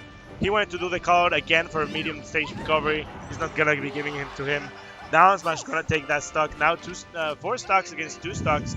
And be careful because that side of the stage is really dangerous to work with. Down smash again. Down smash maybe would have been interesting to see. More up to that shield pressure is gonna be allowing that Nair to connect at your situation. Are we looking for an up fair over here? No, Super Quack is running away. Never mind, it says up smash. Let's continue doing this. And now the transformation is starting to get done over here. Up smash, a random call out of a random up smash. That reminds me of X. He usually does those, and those worked really well. No one knew why. Okay, unfortunate SD with the shield being pressured over there on the ledge of the stage, and now we're back on even grounds. Not just kidding. Two almost complete stocks. Be careful. He was looking absolutely for that shine spike for him to get the advantage a little bit, make the ground more even. But now 3 stocks to 1. Super Quack getting the edge of this set. This may be tournament stock for Soul if he doesn't start playing a little bit better. He needs to have a better neutral. Nice patience there, and he takes the stock with an up smash. He can still bring this one back. It's just 1 stock lead. However, we have seen a Super Quad that has adapted to whatever Soul has to propose, that is not giving him any clear openings, and that's why it's been such a threatening situation that he's always, all the time, in the ledge against Super Quack, and it's just one scary place to be. He keeps up the pressure with the dash attack and then the turnip. The stage transformation helps him so that he raises a little bit pitch. He goes for the upper. It's not enough. The percentage is not high enough for that to be a kill. They go for a trade. These trades are going to be really favorable for Super Quack, and he takes a double hit with that up tilt, with a turnip. I mean, there he went for an up smash to try and get a read from a from maybe a roll into the stage. He still does not He get needs it, the and ledge. the ledge says no, not today, not to the box, guys. And unfortunately for the Soul fans, for the Prophet Soul fans, he is out of the tournament. Fortunately for those who love Super Quad, he keeps on moving forward with a 3-1, a really nice, solid victory coming from this amazing pitch player. And now we gotta have our last set of the day, probably. For realsies. Sí, sí. Gracias, Now, Paps. now that's going. I think this is going to be the last one for Realsies. For realsies, Double realsies. Realsies. Double Pinky the promise. realsies. Yeah. Quadruple the real moment. This is last time our last set for Blitz. this afternoon, my friends. Yeah, We're going Blitz to have against Lil Lengüitas Tongues. Blitz. Little Tongue against Blitz. Blitz is Little already here. Tongue In Blitz. the venue we're looking for. Lengüitas probably is in the warm-up room. I saw him coming back here. I was like, oh no, my match is gonna be starting in a couple minutes. I better go back and warm up a little bit more. But yeah, Blitz Lengüitas is gonna be an interesting match. I'm not sure if Blitz is actually he won against Olo, then he passed with some DQs. Now he's heading up to the setup. Blitz, a really good player, this top 8 qualifier, so we're gonna be seeing his Fox doing what he does best, doing a lot of pressure. And seeing, I don't know if how do you say, Lengüitas is gonna be, or I mean Blitz is gonna be fast enough to try to keep up with the pace of Lengüitas. That is right. Let's see what can they do. We have Blitz, and as always, we have the Genius helping everyone warm up so that we can speed things up, because we already want to leave the emotion that is going to be top 8. I believe we have 2 more matches before top 8, right? This one, and I don't know if this one is being played as we're It's being talking. played right now. Dealer and Dynadash is being played as we're talking, and the winner of that one is going to be facing off against Peña, and the one we have right now on the stage are going to be the last 2 top 8 qualifiers. Yeah, However, for realsies, For reals is for this reals. is going to be our last set, my friends. Thank you for joining us. Thank you for hanging out with us for such a long time. I'm Elestel. You can follow me on Twitter. He's Steve Hill 007. Please do give him a follow as well. And thank you for being here with us. We're going to be having to stage our last match cast. our last dance before top Our 8. last no, because it's going to be this one, and then the other one that's going to be Paps and Roy, and that one for realsies For reals is the last one before top 8. Absolutely. So yeah, we're gonna. Then have for one top 8, we're more going to leave you with match. those 2 amazing guys, casters, persons, amazing everything. Roy and Paps are going to be here. What a good caster. What a There. nice duo. Yeah. What a nice pair of casters. What a nice pair of casters they have over there. Really nice pair. And what a good pair of foxes we're gonna be seeing. Let's in go stage. Lengüitas. Retro Vamos, shuffle, Lengüitas. not bias. Not biased, but he's Not our biased, guy. but let's go Lengüitas. So we're From totally Selajor to the biased. world. That cheesecake looked amazing. But yeah, we're a little bit distracted by the food themselves. But we're gonna be standing up and singing the Lengüitas hymn. Let's go. First game, Battlefield. Fox Tito. Lengüitas already warmed up. Massa as well, which is Blitz. So Lengüitas going to be the classical blue fox, almost taking the first stock away. Be careful. Nice call out over there. Back throw? No. He went to it. German winner instead. Probably a backer. Should have closed the deal. I think this is going to be a close. Nah, I'm just kidding. This is going to be a 3-0. I'm not going to be telling you who's going to be winning it, because I'm biased. Okay, talking about. Oh. Okay, it's really good to have this type of edge guards. Ooh, he allows Lengüitas to recover. He had no problem in doing so. Backer is gonna be it. Now he just has to edge hog. No, What? he's still back. He's still living, and he's not going anywhere for the just time must being. And let's die. see if he does not manage to take the stock first. Because what an amazing recovery game has been shown by Lengüitas. Now that is a confirm. That is going to be a kill. How fast can Lengüitas close the gap? How fast can he take that stock? Let's wait and find out. Oh, There's but- the backer. That's going to be it. And we are zero, just like new babies recently fresh born into this world. And then he misses the turnaround grab, so he will keep his punish game going. And now it's time for Lengüitas, and he makes a reset there in the combo with the grab. Oh, He has him out of the stages. He's going to take his stock. No, he manages to return as well. From Mazatlan to the world, Blitz is still keeping on going. and now he has been doing really good edge guards over there, closing up the stock. Now Lengüitas is seeing better himself after, I think the first stock Blitz was looking really, really good. Now there's a lot of shield pressure going around with Lengüitas. I don't know if Blitz is going to be fast enough to keep up with Lengüitas. But as it is right now, 3 stocks to 2. Lengüitas already in the new combo tree. Going for it. Oh, he missed the turnaround grab as well. A little bit of tech flops here and there. But other than that, up smash supercharged. Nice.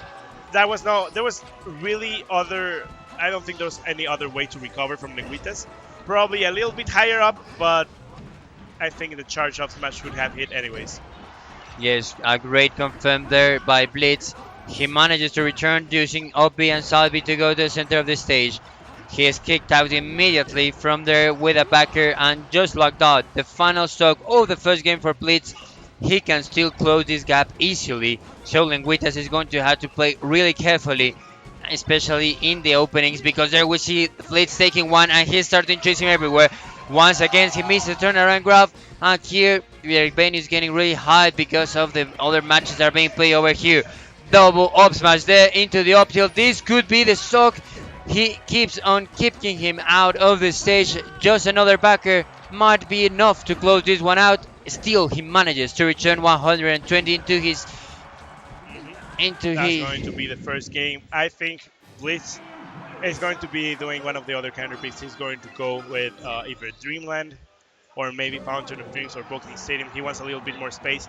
Having Lengüitas on a closer stage, just a Fountain of Dreams or maybe Battlefield, Yoshi's may be overwhelming. So yeah, let's go to Pokemon Stadium. The ceiling may be lower, but you have a little bit more space to play with. But let's see how this double-edged sword works for Blitz. That is absolutely right. Now we see Blitz here with a nice angle, returning to the stage just to get kicked out with that backer. There we saw Lengüitas trying to start with the OP, but it's not enough because he's back, and he's back with full force. Manages to return Lengüitas, says that's the end of the stage. A little bit of a reset situation.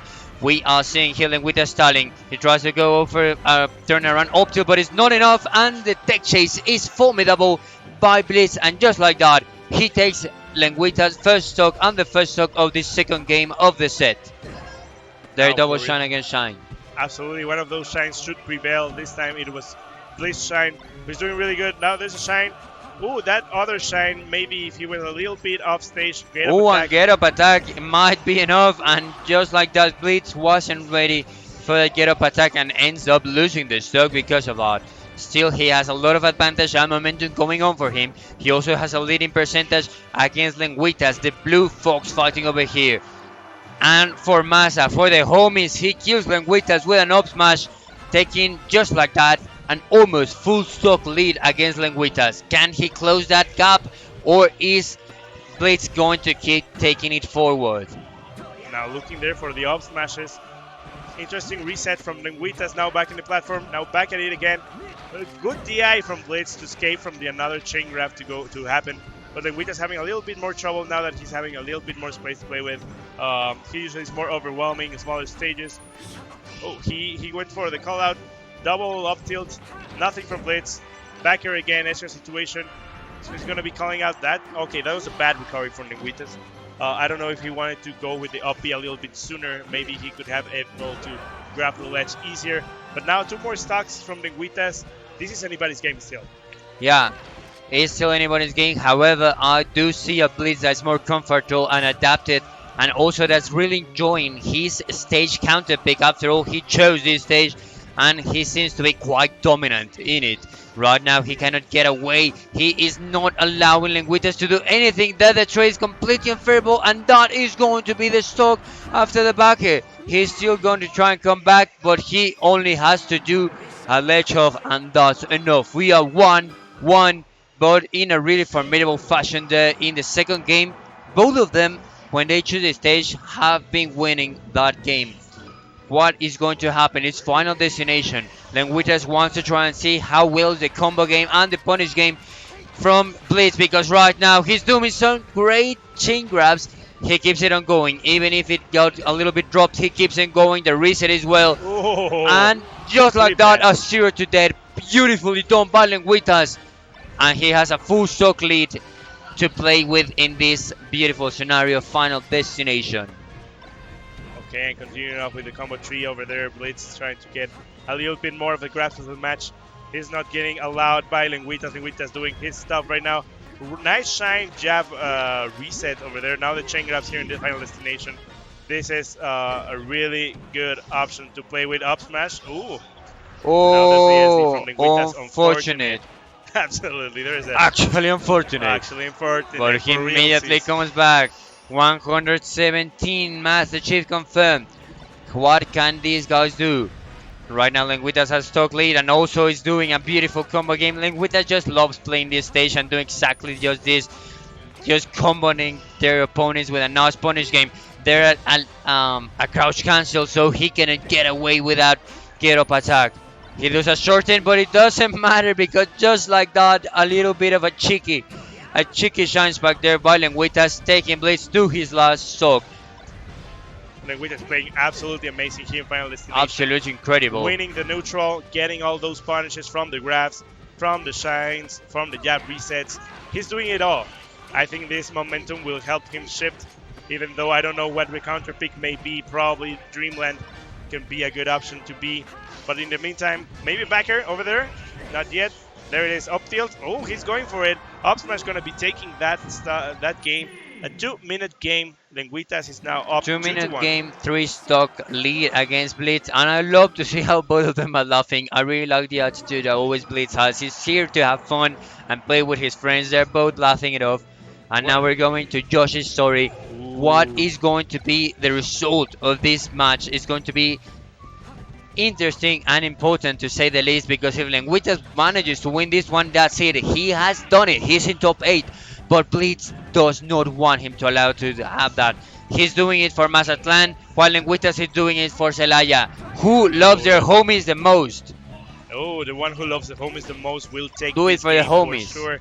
But now Lengüitas with the lead in the set, not as in damage. Right now, Blitz is doing an absolutely good job with pressuring. But look at this edge guard from Lengüitas. Backer, another backer. He went for the dash attack. Maybe he was expecting Blitz to go for the fast fall. He was not giving it to him. Backer from the tournament winner. And that's what happens. A tournament winner, I've seen 2 tournament winners now that has been a really determining thing in the sets. It was actually Lengüitas tournament winner on game 5 against Morrito that made him lose the game. It was only for a tournament winner. And right now, oh, that edge guard is missed by Lengüitas. But hey, there's still 3-3. Absolutely anybody's game. Yes, gaming out of their minds, these two. Lengüitas makes a back throw so he can get him out of the stage, maybe try and get something out there. But Blitz just moving at the speed of light. The both of them are playing amazingly fast. No one is allowing anything. The shine spikes both of them, helping them to get some openings in the neutral. But now we're still Lengüitas. He just waits it out, and now he punishes accordingly. He keeps on chasing me. He keeps on chasing me. The dodge dance from both of these amazing players, just keeping each other at bay, playing amazing well. But he does not manage to get into the ledge, to do a waveland. Still, it does not matter. He manages to close the stock with that up smash. Now he's going to play extra careful, because if Blitz gets an opening, he's going to do an SD. We all know it. And now we're even Steven. Really important situation. Whoever takes the lead in these 2 stocks is the one who's going to be saying how the pacing of the rest of the match is going to go. Right now we see Lengüitas who has the lead. He's chasing him. He has him in the air. Still, he managed to come back outside of the stage. How can he let trap him? You have to be careful to that, and he does not manage to return for that shine spike. And just like that, Lengüitas, even if he had the lead, immediately loses his stock. But now, this is anybody's game. Still one up smash away for Lengüitas to take that stock. There's the up smash, of course. And now, I think it's anyone's game. It's anyone's game from these 2 amazing gladiators. But there he goes, and Blitz does it, and the crowd goes wild as Blitz takes that stock, and then he takes a sip from his beer. I don't know what the announcement was. Something from So yeah, Lengüitas plays game 5, 2-2. The counter pick for Lengüitas is gonna be Dreamland this time around. Yoshi's story didn't help him a lot. Blaze was playing really fast. I mean, even in a stage that small, Lengüitas still needed a couple of more space. So let's go to Dreamland. Let's see if this works for him. But in the meantime, look at this conversion. That was an absolutely almost a really godly edge guard. That didn't happen. But in the meantime, up smash not gonna be killing still because of how big this stage is.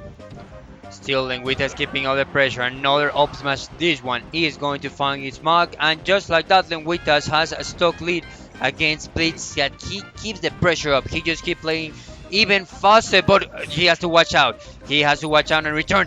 He reads the wall jump there and punishes beautifully with a shine spike. And just like that, we're once again in an even situation. He has some percentage against him. He manages just barely. Thanks that he overshot his dash attack, he managed to just barely get the last frames of the active hitbox there, and just because of that, now he has him against the ledge. Still, he manages to return.